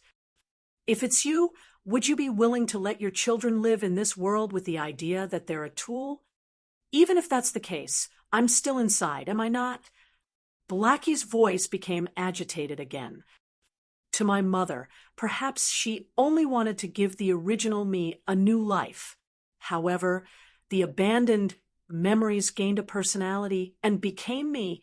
In the end, the one who gained a new life was Ilya, and I became an abandoned person. Isn't that right? Is there a difference? Wu Yen raised his voice. Didn't you say that you're Ilya from the very beginning? The real Ilya has a family, has friends, has the life of your dreams. Right now, I'm only an imposter. Blackie's voice carried a sobbing tone. I'm only an imposter who has to bear all the pain of the past, and those memories separated from the original. So, you want to continue living in your own world with this pain, this memory, this self-abandonment mentality. Wu Yen fiercely knocked on the door. What do you mean the real Ilya has a family, friends, and the life of your dreams? Could it be that you've never treated us as your family? You've never treated Meiyu and the others as your friends? You've never placed the life here in your eyes. No, that's not it. Blackie's voice was finally panicking. It's not like that. Listen, little Black. Wu Yen closed his eyes. He calmed himself down, and he spoke softly. He softly said, I feel that since fate allowed you, a pure memory, to possess a personality, it must prove that you, the past Ilya, must exist. Fate allowed you to possess a body by accident because you have the right to live. If even you begin to deny yourself, wouldn't the past Ilya, Blackie, be too pitiful? Big brother, I know that you're the real Ilya. You must be in a lot of pain because you've inexplicably become an imposter with your memories. It must be very difficult for you to exist in this world and still need to replenish your magical power. Wu Yen softly let his voice directly enter Blackie's heart.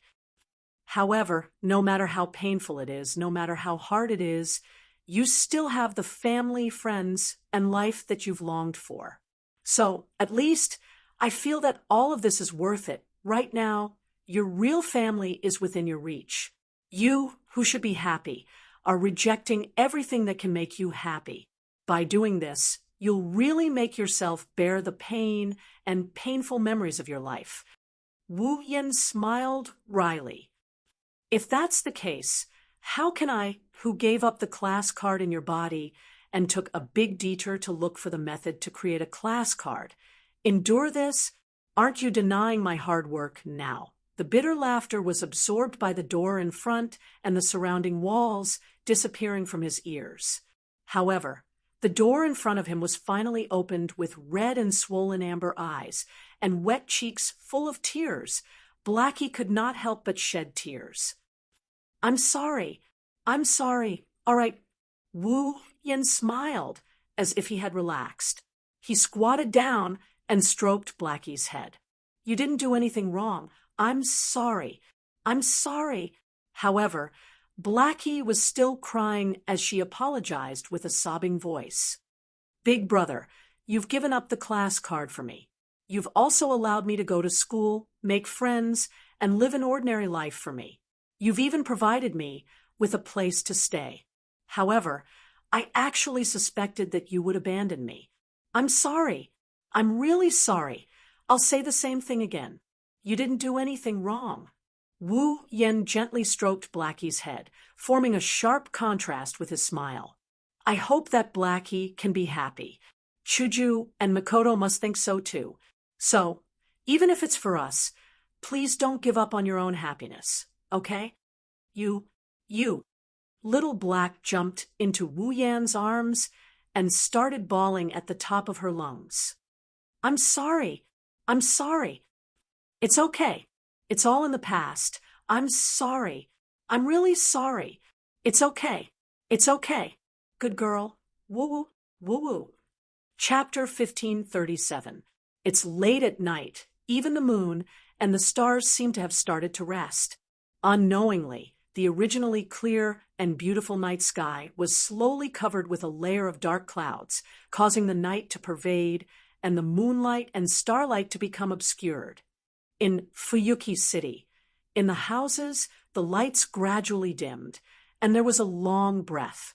The bustling streets also became cold, and even the temperature of the air dropped, and it was unusually quiet on a quiet street in the middle of a residential area. An adult and a child, a man and a woman, stood there facing a house. Looking at the familiar house in front of him, little Black's amber eyes were filled with complicated emotions. Because this is Blackie's original home, it should be said that this place was Blackie's real home. Therefore, at this moment, little Black, who was standing in front of his house, was like a child who had thrown a tantrum, ran away from home, but came back again and did not dare to enter the house. He felt complicated and uneasy. Wu Yan, who was standing next to Blackie, didn't show any impatience. He quietly waited for Blackie to be mentally prepared. Because of this, Wu Yan could see the hope in Blackie's eyes, but at the same time, he was also hesitant. After a long time, as expected, let's just forget about it. As if he was discouraged, Shoujo decided to retreat. Now, I really don't want to go in. Don't want to go in. Wu Yan raised his eyebrows and looked at Blackie with a smile. You really don't want to go in? Under Wu Yan's gaze, Blackie doesn't want to hide. Blackie has nowhere to hide his thoughts, so he can only tell the truth. I just said those words to Mom in the park, and now I have to come back. It's too embarrassing. Don't be embarrassed. You still have to go home. Wu Yan patted Blackie's head. Don't forget, your mom is still waiting for you. Blackie is distressed. Can't you wait until tomorrow? I'm afraid, even if tomorrow, you'll still give up, right? Wu Yan rolled his eyes and pushed Blackie to the door. Okay, hurry up. I told your mom to go home first. If you don't go back tonight, your mother will definitely wait for you the whole night. Will you be able to live with that? All right, I got it. Blackie mumbled unwillingly. Really, why don't you want me to stay with you? It's not that I don't want you to stay, but I know where you should stay. Wu Yan shook his head. If you want to come back, I'll welcome you. But this is your home, isn't it? But I still have to replenish my magical power. Blackie is still a little afraid to enter the door. What if I don't have enough magical power? Then why don't you just come back and look for me before you run out? Wu Yan doesn't fall for it. You said it yourself, my magical power is unusually pure. It's at least 10 times stronger than the magical power provided to you by ordinary people or even high-level magicians. Since you're not fighting right now, it shouldn't be a problem to maintain you for a month or two, right? What if there's an accident and a battle? Little Black made a final struggle before death. Won't it be bad if I don't have enough magical power? Then you can replenish it after the battle. Wu Yan pursed his lips. Don't waste your energy. No matter what, you have to come back and recognize the door today. Woo-woo, Big Brother is a bad guy. Blackie whimpered and glanced at the door. In the end, she closed her eyes and went forward to press the doorbell. Gotcha. However, before Blackie can press the doorbell, the door in front of her opened by itself. Shoujo was slightly taken aback. He subconsciously opened his eyes and looked to the front. Soon after, a beautiful face with a gentle smile was imprinted into his eyes. It's Alice Field. Mom. Mom. Blackie was stunned. It's Mommy. Like an ordinary woman who came out to welcome her children home from school, Alice Field stared at Shoujo with a warm smile as though nothing had happened before. Like Wu Yan said, Alice Field has been waiting for Shoujo all this while, and she has been waiting in front of her own door. If little Black didn't show up tonight, then Alice Field will do as Wu Yan said. She'll keep waiting. Shoujo knew this clearly. Looking at the smile on Alice Field's face, he felt a lump in his heart. He resisted the urge to cry. Without hesitation, he blurted out a sentence without even thinking. I'm sorry, You didn't do anything wrong. Without hesitation, Alice Field said the exact same words as Wu Yen. She squatted down, and her red eyes were full of heartache. I should be the one saying sorry. No, no. Blackie's voice was choked with sobs. Big Brother is right. Mom didn't do anything wrong. She did it for my good.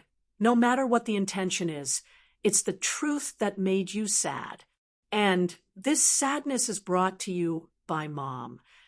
Alice Field took Blackie's hand and held it tightly. But that's all in the past. Mom is really happy that you can come back. Mom. Blackie bit her lips and suppressed the surging emotions in her heart. She could only repeat this sentence. I'm sorry. I'm sorry. That's not what you should be saying now. Alice Field's smile was still there. What should you say when you go home? Blackie's heart tightened. She first looked at Alice Field, who was looking at her expectantly. Then she looked at Wu Yen, who was also looking at her with a smile. Her nervous heart calmed down. Xiao He rubbed his eyes, wiping off the moisture in his amber pupils. Then he took a deep breath and smiled shyly. I'm back. Hearing this, the smile on Alice Field's face grew wider. Welcome back, Elia-chan. No. Alice Field shook her head and corrected herself. Welcome back, Chloe-chan. There was no need for words. Under the moonlight, the mother and daughter hugged each other tightly in front of the entrance. Looking at this scene, Wu Yen smiled and quietly left. Brother Wu Yen, Mei Yu, who was wearing a maid uniform, stood in front of the gate of the Eiderfeldt's courtyard. She looked at Wu Yen and asked softly, Blackie, are you home? I'm home. Wu Yen retreated to Mei Yu's side and looked at the mother and daughter hugging in front of the gate. I'm finally home. So it's like that. Mei Yu's beautiful eyes rippled slightly as she spoke in a low voice. That's good. Wu Yen glanced at the silent Mei Yu and reached out to touch her little head. What's wrong? I'm not. Feeling the hand caressing her head, Miyuki felt reassured. She closed her eyes and rubbed her head against Wu Yan's palm. I'm just thinking about what it's like to have a mother. The hand on Mei Yu's head paused for a moment and then unnoticeably returned to normal. Wu Yan squatted down. Since you have an indescribable past, then don't think about it anymore. Just like Blackie, carry the painful past and live happily. Carry the painful past and live happily. Mei Yu murmured. She was a bit absent-minded. Although I don't know what Mei Yu's real family is like, and what's the situation now? Wu Yen looked forward again. His soft voice gently entered Mei Yu's heart. But now, as long as you're happy, it's fine. Otherwise, I'll be sad. Wu Yenji? Mei Yu couldn't help but lean her petite body against Wu Yen. Wu Yen took the opportunity to pull Mei Yu into his embrace as he listened to Mei Yu, who buried her head in his chest. I'm very happy now. Is that so? The hand on Mei Yu's head turned into a light pat on her back. Wu Yen laughed in satisfaction. That's good. Under the night sky, on a small residential street, a mother and daughter, a man and a woman embraced in front of two completely disproportionate houses. They welcomed the moonlight from the sky and felt very warm. Chapter 1538. At the same time, Rin Enbin arrived at the edge of the river under the bridge. Looking at the red brick road in front of him and the neatly arranged street lamps on both sides, illuminating the bright red riverbank. The river flashed with light as if it was leading to a sacred temple. Rin Enbin's green eyes revealed a trace of caution. Rin Tobasaka took out his phone from his bag and opened an email. Midnight under the bridge. See you on the riverbank. Rin Enbin received the email before the sun went down, and he was still investigating the situation of the 8th rank card in the underground cave of Yuzong Mountain's Ludong Temple. There were only 11 words in the email, but there was no sender's identity. Even the phone used to send the email was from an unknown number. This proved that the person who sent the email to Rin Enbin wasn't someone he knew. Under such circumstances, Rin Tasaka still came alone, which was a very stupid thing to do. If this email was a normal spam or scam email, then it's fine. Rin Enbin is a magician after all. He can handle it alone. However, if the sender was an unknown magician, then there was no guarantee that there would be no danger at all. Even so, Rin Enosaka still came alone. He didn't tell Luvia or anyone else that he was coming. He had completely hidden it from everyone else, because Rin Enosaka could roughly guess the identity of the person who sent him this email. Rin Enbin put away his phone and put it back into his bag. He looked up at the bright red riverbank and stepped into this place that was likely to become a place of trouble. He walked forward. The riverbank is very quiet at night. No one would be stupid enough to come here at this time. The riverbank is quite far from Fuyuki City. It's close to the suburbs, so no one would come here at this time. This makes the riverbank look eerie at night. It's terrifyingly quiet. Inside the space, the only sound, it was the sound of flowing water in the nearby river. Rin Enbin kept looking around, trying to find the person who had asked him out as he walked forward. After walking for about 10 minutes, Rin Enbin still didn't find his target. Rin Tobasaka stopped in his tracks and scanned the surroundings before he suddenly spoke. "Don't worry, I'm the only one here," the crisp and sweet voice echoed above the riverbank. It mixed with the sound of flowing water. It quickly spread out and was drowned out by the continuous sound of flowing water. Rin Enosaka stayed where he was, not moving at all. It was as if he was certain that the other party was there, and he continued to scan the area. At a certain moment, the sound of light footsteps could be heard. Rin Enbin immediately looked at the source of the sound without hesitation. A figure slowly walked out from behind a street lamp by the riverbank. With clear footsteps, he exposed himself to the light and Rin Tasaka's vision. It was a short-haired beauty with a straight back, wearing a man's suit. Her face was full of determination, and her eyes were incomparably sharp. There was a faint trace of indifference and ruthlessness. "So, it's you?" Rin Enbin stared at the slowly approaching figure. "Baget, it's Baget? Fruka? Mark remits? I didn't expect you to come alone," Baget said expressionlessly. "As a member of the same organization, I admire your courage, but as a magician, I can only say that it's a bit stupid. Same here." Rin Enbin didn't back down and mocked her. "You clearly know that I have a natural enemy on my side, but you still sent me an email and asked me out. Aren't you afraid that I'll bring that man with me? He's still holding a grudge about the last time you ran away in such a sorry state. Until now, you don't have to worry about that." Baget said coldly, "Even if I have to fight that unknown person again, I don't think I'll lose." "Oh." Rin Enbin raised an eyebrow. "Are you sure?" I'm confident. Baget muttered. "Even if I can't win, either way, you're all monsters." Rin Hasaka curled his lips impatiently. "Let's stop chatting. Tell me why you asked me to come here. As a member of the same organization, you've heard of me. You should know what I'm here for, right?" Baget's gaze sharpened as she stared at Rin Enbin. "What's the matter with the rank cards?" "What? I want to ask about the rank cards," just like what Baget said. Rin responded without any surprise. "The whereabouts of the 7th rank card, or the Lancer rank card, why is it in someone else's hands?" "All of them." "Both." Baget frowned. "I even suspect that not only the Lancer card, but even the Archer card has fallen into someone else's hands, which is that man's hands, right?" You're right. Rin Enosaka admitted. "The Lancer and Archer cards have indeed been snatched away. So, if you're thinking that I have the 7th card, and that's why you asked me out, I'm afraid you'll be disappointed. Hearing this, Bajit lowered her head and didn't say anything. After a while, she said in a deep voice, "Don't worry." "Why? Why?" Rin Enbin looked at Bajie suspiciously.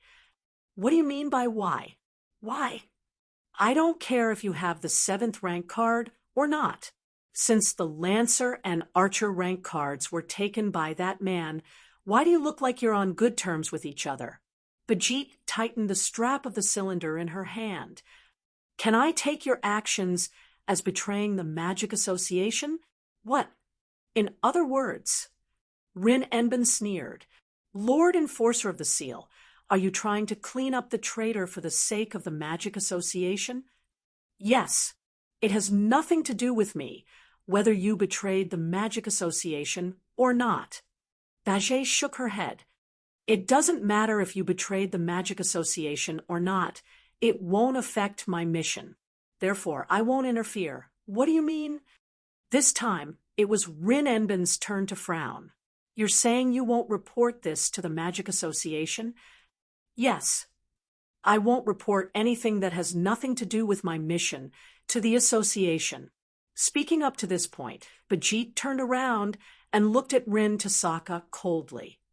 "However, it's a different story if it's related to my mission. You just want to get information from me, right?" Rin Enbin shrugged, helplessly. "Information on the 7th rank card. I have no intention of reporting this to the association, but I hope you can give me what I need." Bajie said without any change in her expression, "Give me the information on the 7th rank card. This might be the last time we meet. A deal?" Rin Enbin sneered. "As expected of the Magic Association, you're willing to do anything to complete your mission." Bajie didn't say anything. She just stared at Rin Enbin, like a lion staring at its prey. Rin Enbin knew what was going on. If he didn't give Bajie the information on the 7th rank card, Bajie would have charged at him. He was truly a madman. Rin Enbin smiled bitterly and gave an answer. "The 7th rank card hasn't been recycled yet." "Are you messing with me?" Bajie's eyes turned cold. "There's no longer a source of distorted mana in Fuyuki City, right?" "Yes. That's because this rank card is on the main branch of the ley line." Rin Enbin said without changing his expression. "That's a corner of the main trunk of the ley line that even the Magic Association can't detect. Over there, the distorted mana emitted by the rank card has mixed with the mana of the ley line. Coupled with the depth of the ley line, no one can find its location except for House Enosaka, the miner of the ley line, the main branch of the ley line." Bajie clenched her teeth. The place returned to silence. "Phew." Bajie exhaled after a while. "Let's make a deal." Chapter 1539. Retrieving the 8th rank card with Bajit. Everyone had gathered in the Eiderfeld residence's guest hall. Cries of surprise filled the entire space at the same time. "What's going on?" Wu Yen, who was sitting at the head of the table, asked Rin Enbin, who was standing at the head of the table. "How did Bajit know about the existence of the 8th rank card? Aren't you the only one who can detect the veins of the earth?" "Yes." "So, I'm the one who revealed the existence of the 8th rank card to Bajit." In front of everyone present, Rin Enosaka said something that shocked everyone. He even had a devilish smile on his face. Of course, Bajit didn't know about the 8th rank card. She thought the 8th rank card was the 7th rank card. She thought the 8th rank card was the 7th rank card. Everyone looked at each other in dismay. "Rin, don't keep us guessing," Blackie said with dissatisfaction. "What's going on? What? Who do you think I'm doing this for?" Hearing Xiaohei's dissatisfied words, Rin Tozaka knocked Xiaohei's head hard, causing Xiaohei to cry out in pain.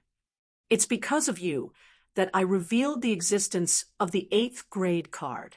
Because of me, Little Black, who was hugging his head, was slightly taken aback. Because of Blackie, many of the young ladies were also puzzled. Wu Yen was the only one who asked with uncertainty. Is it because you want Bajit to change her target to the 8th rank card? Correct. Correct. Rin Enbin snapped his fingers. That's why Barget thought it was the 7th profession card when I told her that the 8th profession card was in the depths of the underground. I'm starting to understand. Mikoto nodded. Because Bajit has been looking for the 7th rank card in Fuyuki City, she's likely to target Blackie. So, if Bajit thought the 7th rank card wasn't retrieved yet, and it's deep underground, then Bajit wouldn't look for the 7th rank card. She wouldn't be able to target Blackie. It's not just Bajit. Rin Enbin nodded with a serious expression.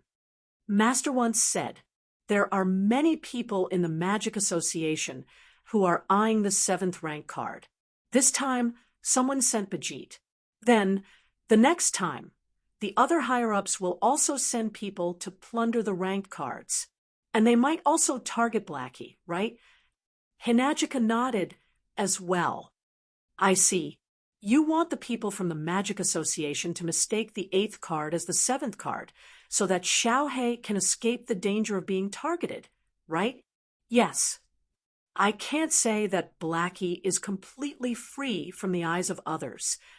Rin Enbin sighed. After all, Xiaohei has the power of an archer in his body. Once Xiaohei uses the power of an archer, he will still be exposed. If that's the case, why don't we just let Bajit wander around Fuyuki City looking for the 7th rank card? Luvia said in an annoyed tone, You're going to expose the 8th rank card like this. Won't we have one more powerful enemy when we retrieve the card? But I can also guarantee that there will only be one strong enemy, and no more. Rin Enbin turned around and took out a piece of paper from his bag and spread it on the table. Take a look at this. Hearing Rin Enbin's words, everyone focused their attention on the paper. On that piece of paper, the names of the people were listed in a row. Luvia was shocked. Isn't this a list of the higher-ups in the Magic Association? A list of the higher-ups in the Magic Association. Everyone turned to look at Rin and Osaka in confusion. This is the list Bajit gave me. Rin Enbin smiled. To be precise, this is the list of the higher-ups in the Magic Association who are eyeing the rank card. The list of the higher-ups in the Magic Association who are eyeing the rank card. Wu Yen took the list from the table. Why did Bajit give you this list? As a reward for letting her go with us to retrieve the rank cards. Rin Enbin snatched the list from Wu Yan's hand, and he waved it around in front of everyone. As I said just now, there are many people in the Magic Association who have their eyes on the class cards, and these people are very likely to send people to find the owner of the class cards, or even the acting master to take back the class cards to make trouble for us. Now, these people who might bring us trouble are all here. Rin Enbin said as he looked at the crowd. If we give this list to the master, he'll be able to restrain the higher-ups of the Magic Association who are trying to steal the rank cards.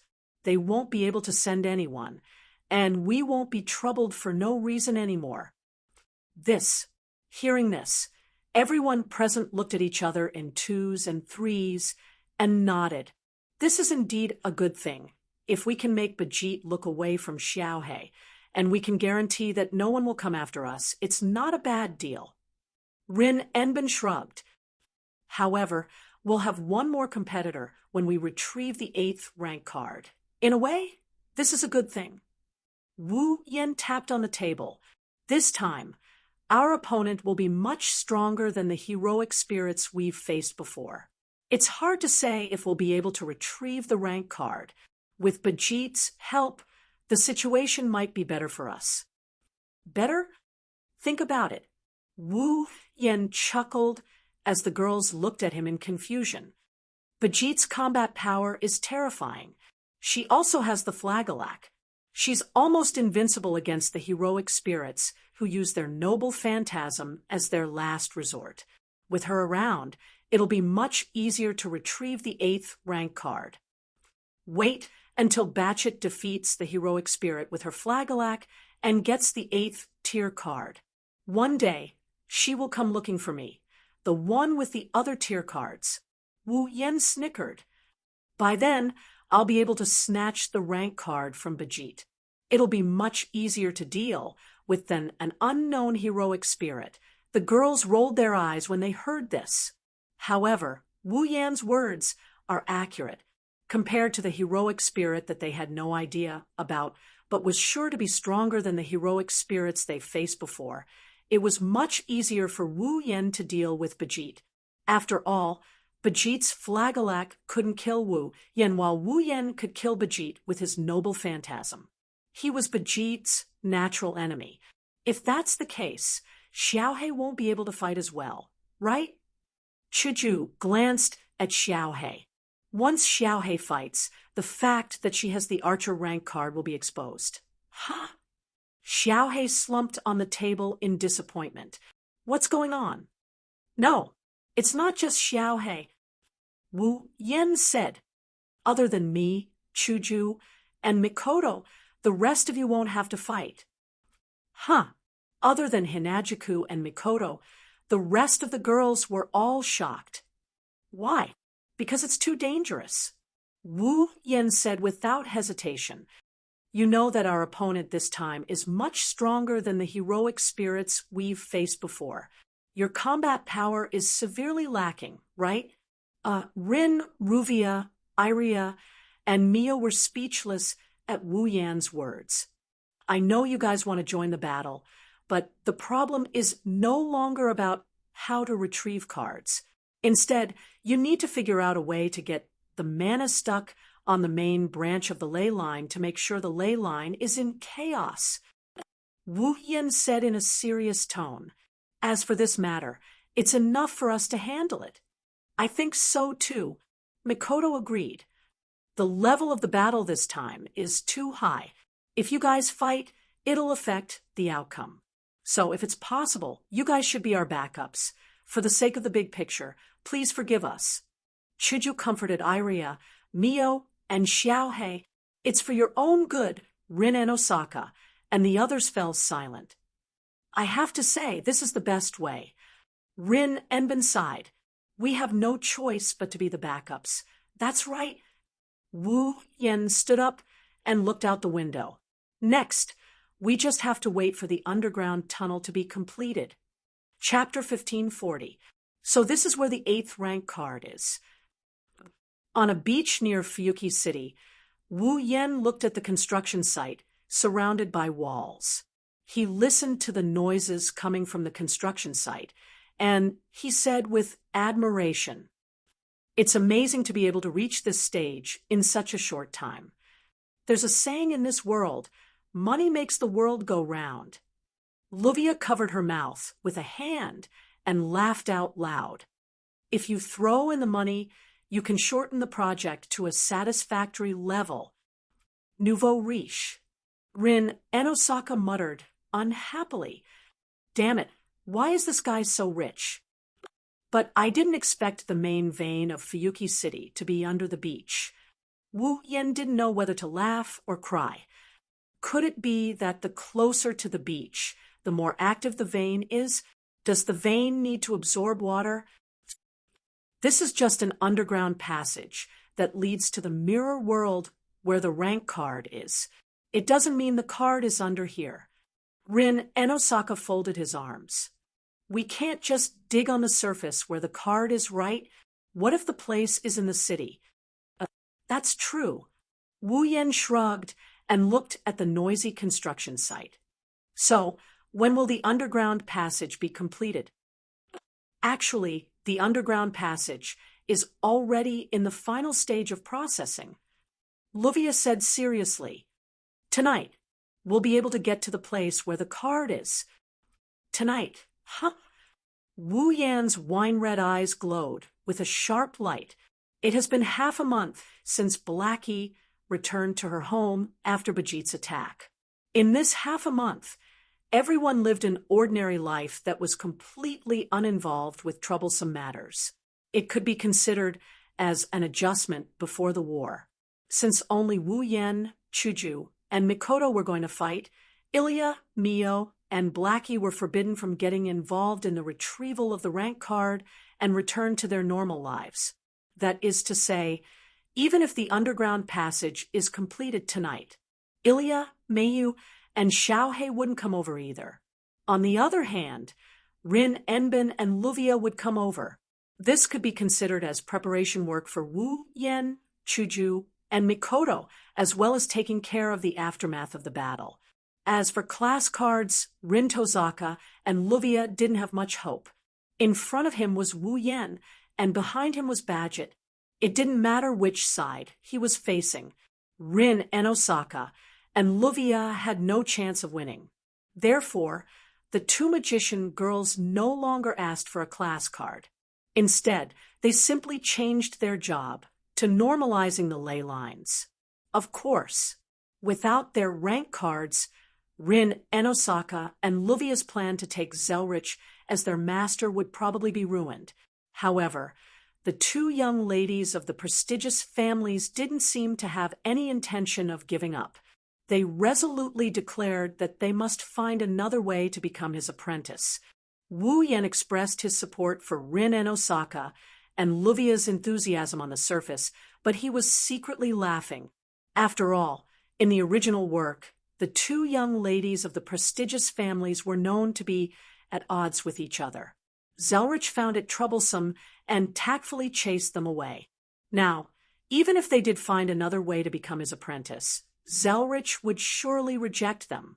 Well, I can only let these two young ladies work harder. Then, are there no other questions? Wu Yen retracted his gaze from the construction site in front of him and said to Rin and Osaka and Luvia, "If there are no other questions, let's do it tonight." Tonight. Rin and Osaka and Luvia looked at each other and nodded solemnly. Then tonight it is. Tonight. At this moment, a voice sounded from the construction site beside the three of them. "When the time comes, I will also come over." Hearing this voice, Wu Yen, Rin and Osaka, and Luvia immediately turned their heads and looked over.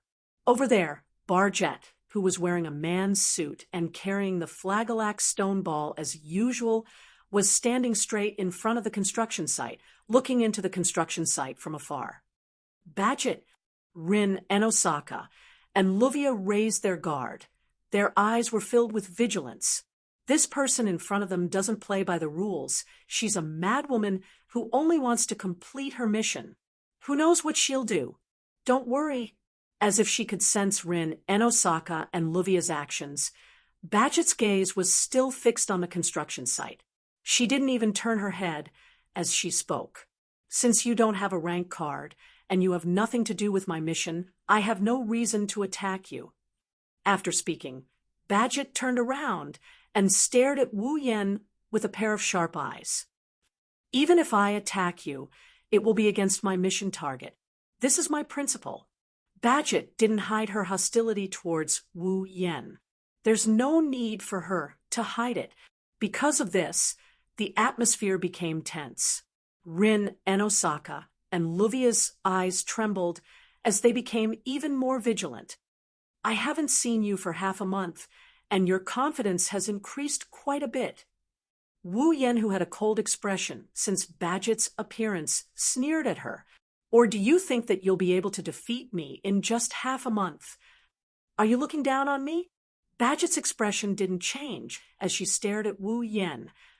"I haven't found a way to defeat you, but you don't think there's no other way to kill you just because you can't die after being pierced through the heart, right? I don't know if you have a way to kill me."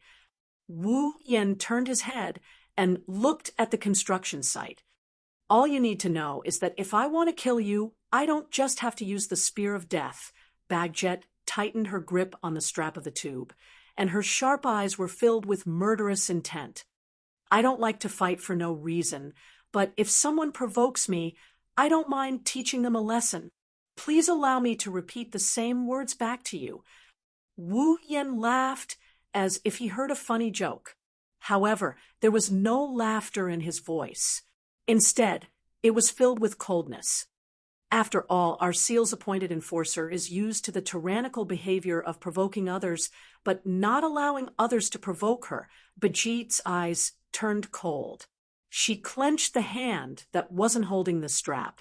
The rune-covered glove suddenly emitted a cyan light that dyed her clenched fist cyan. "Oh, you can't wait anymore?" Wu Yen stopped smiling and turned around to face Badget. "Then, Lord Executor of the Seal, have you brought enough flagellac?" Yes, Bajit's cold eyes flashed with anger again, and then a helpless expression appeared on her face. Even though Badget wanted to kill the man in front of her and take his rank card, she couldn't do anything to Wu Yen. His flagellac was ineffective against his opponent, but his opponent had a legendary magic spear that could kill him in one hit, the Spear of Death piercing spear. The situation was too disadvantageous for him. Moreover, Wu Yen has a total of 6 class cards in his possession. Other than the Lancer, Bajit had no idea what kind of treasures the other 5 treasures had. In the past, Badget didn't need to be afraid of treasures. With the flagellac, Bajit was definitely invincible when it came to treasures. However, this time, the opponent wasn't afraid of Badget's flagellac. Therefore, the treasures that she didn't need to be wary of would become a threat to her. Aside from knowing that Wu Yen can use the Spear of Death piercing spear and that strange white flame, she didn't know anything about Wu Yan's combat prowess. If they fought, it would be too disadvantageous for her. At that moment, Barzit suppressed her inner emotions and spoke coldly. "I hope you can be as arrogant in the battle tonight." After saying that, Badget turned around and left without looking back. "Huh." Wu Yen shrugged while looking at Badget's back. "I hope you can perform well tonight and get a rank card, so I can take it from you." Rin Enbin and Luvia were speechless. Chapter 1541. Tonight, the night is cold and chilling. Even though the sky is clear and there's nothing to block the moonlight and starlight, there's no reason for this night to feel oppressive. Of course, not everyone under the night sky feels the same way. Only a small portion of the people would feel oppressed in this moonlit night, which wasn't too bad. As for Fuyuki City, it's still going on with its daily routine. The waves kept crashing and crashing against the dimly colored beach, like an army invading other people's territory, wetting every grain of sand and gravel. But after a while, they retreated as if they couldn't continue anymore. The waves kept crashing and crashing against the beach, like an army invading other people's territory. On this beach that's filled with cold night air, the underground tunnel that's surrounded by a construction wall looks out of place. It's an eyesore. Come to think of it, let alone at night. Even if it was daytime, if someone were to play on this beach, they would definitely be disappointed by this incongruous construction site, right? Fortunately, tonight, the only sound that's heard is the crashing of the waves on the beach. There's also the clanging of footsteps in the underground tunnel. It was a circular passageway that was only 4 to 5 meters wide. It extended all the way down into the ground. In the interior of this passageway, there was nothing except for the bricks that covered the walls and the stairs that led to the underground. There were only bricks and stairs in this passageway. A few people walked down the stairs with clear footsteps. Phew! A gust of cold wind blew down from the entrance of the passageway without any warning. It was like a chilly wind that led straight to hell. It mercilessly hit the people who were still walking down the long stairs, causing everyone to shiver. SS Hinajiku couldn't help but hug her own shoulders and shudder. Ugh, it's so cold. It's unavoidable to be cold at the beach at night. Even though she said that, her face is pale. She looked at her own body and complained. Plus, under these circumstances, we're still wearing clothing that's good at ventilation, but not good at keeping out the cold. I've been meaning to ask. Rin, who's walking in front, turned around with a sullen expression.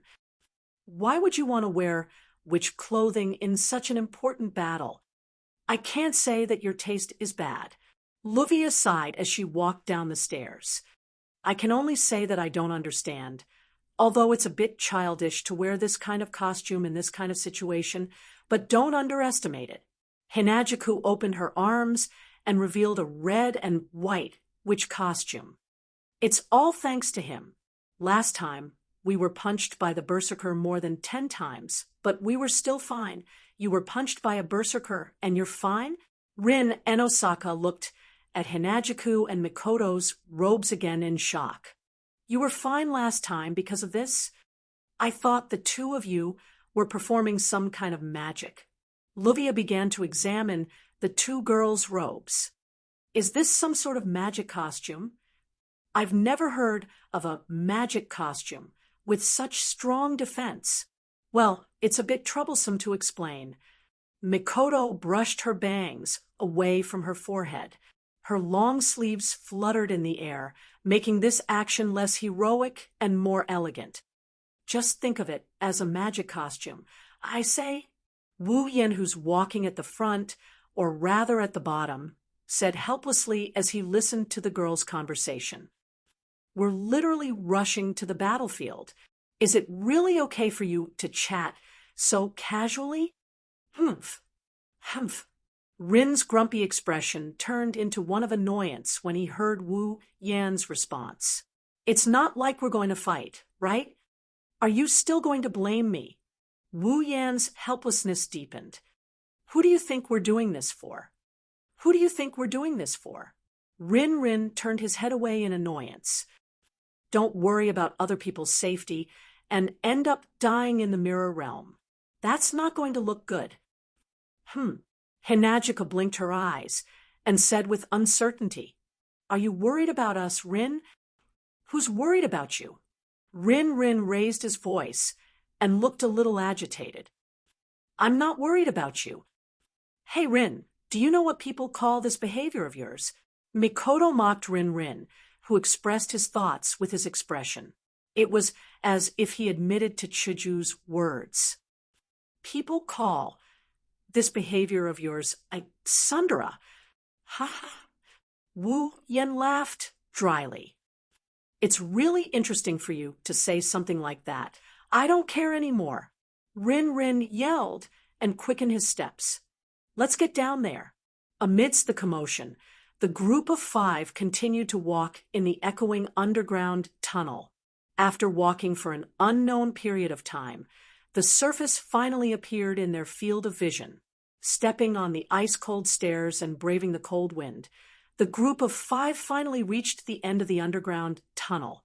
The scene that appeared before everyone's eyes was a rather spacious basement that was similarly paved with bricks. Other than that, there was nothing else in the basement. We're here. Luvia's voice sounded a little depressed as she looked at the basement. If we open the portal to the imaginary realm from here, we'll be able to jump to the mirror realm at midnight. So, this is the place. Wu Yen, Shoujo, and Mikoto looked at the empty basement. Is it really okay? Rin couldn't help but ask. That's a heroic spirit that can't even be compared to that saber, who has superb sword skills, and that berserker who is like a monster. If you're afraid of your opponent's strength, then leave. This sentence didn't come from Wu Yen, Shoujo, or Mikoto. It came from the staircase. The group of 5 looked at the source of the voice and saw Badget walking over with a barrel on her back. As a competitor, I'm only happy that all of you are leaving. Bajit walked past everyone as if there was no one around her.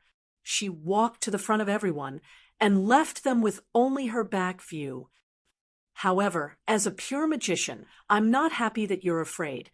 Don't lump everyone together with a battle maniac like you. Luvia snorted.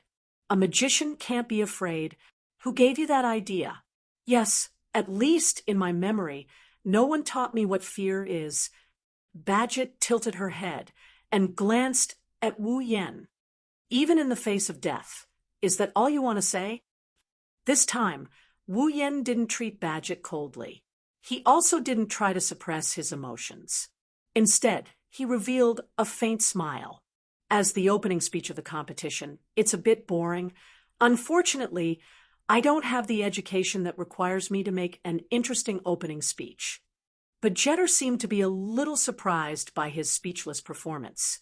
However, she ignored him after a while and tightened the strap of the cylinder in her hand. Moreover, this competition should be very beneficial to me, right? Once the opponent uses a noble artifact, basically, if nothing unexpected happens, you'll win. Mikoto said eagerly. But before that, we'll take care of our opponent. Is that so? Bajit turned around and showed her back to the crowd. I hope so. Let's stop chatting. Luvia looked at her pocket watch. It's about time. Let's go. Wu Yen said without hesitation. Let's start the competition. Then, an intricate geometrical pattern with dazzling light spread out from under Wu Yen, Hinajuku, Mikoto, and even Badget's feet. It started spinning like a disc playing a movie. Be careful, Rin Enosaka finally shouted. Don't die. In response to Rin Enosaka's words, 3 waving hands were raised. Immediately, the colorful brilliance shrouded the 4 people who were trapped in the area covered by the precise geometric pattern and illuminated the entire underground basement. Not long after, the multicolored brilliance dimmed, and the intricate geometric pattern also slowly disappeared. Along with him, the group of 4 disappeared as well. Rin Enosaka and Luvia both stared ahead in silence for a long time.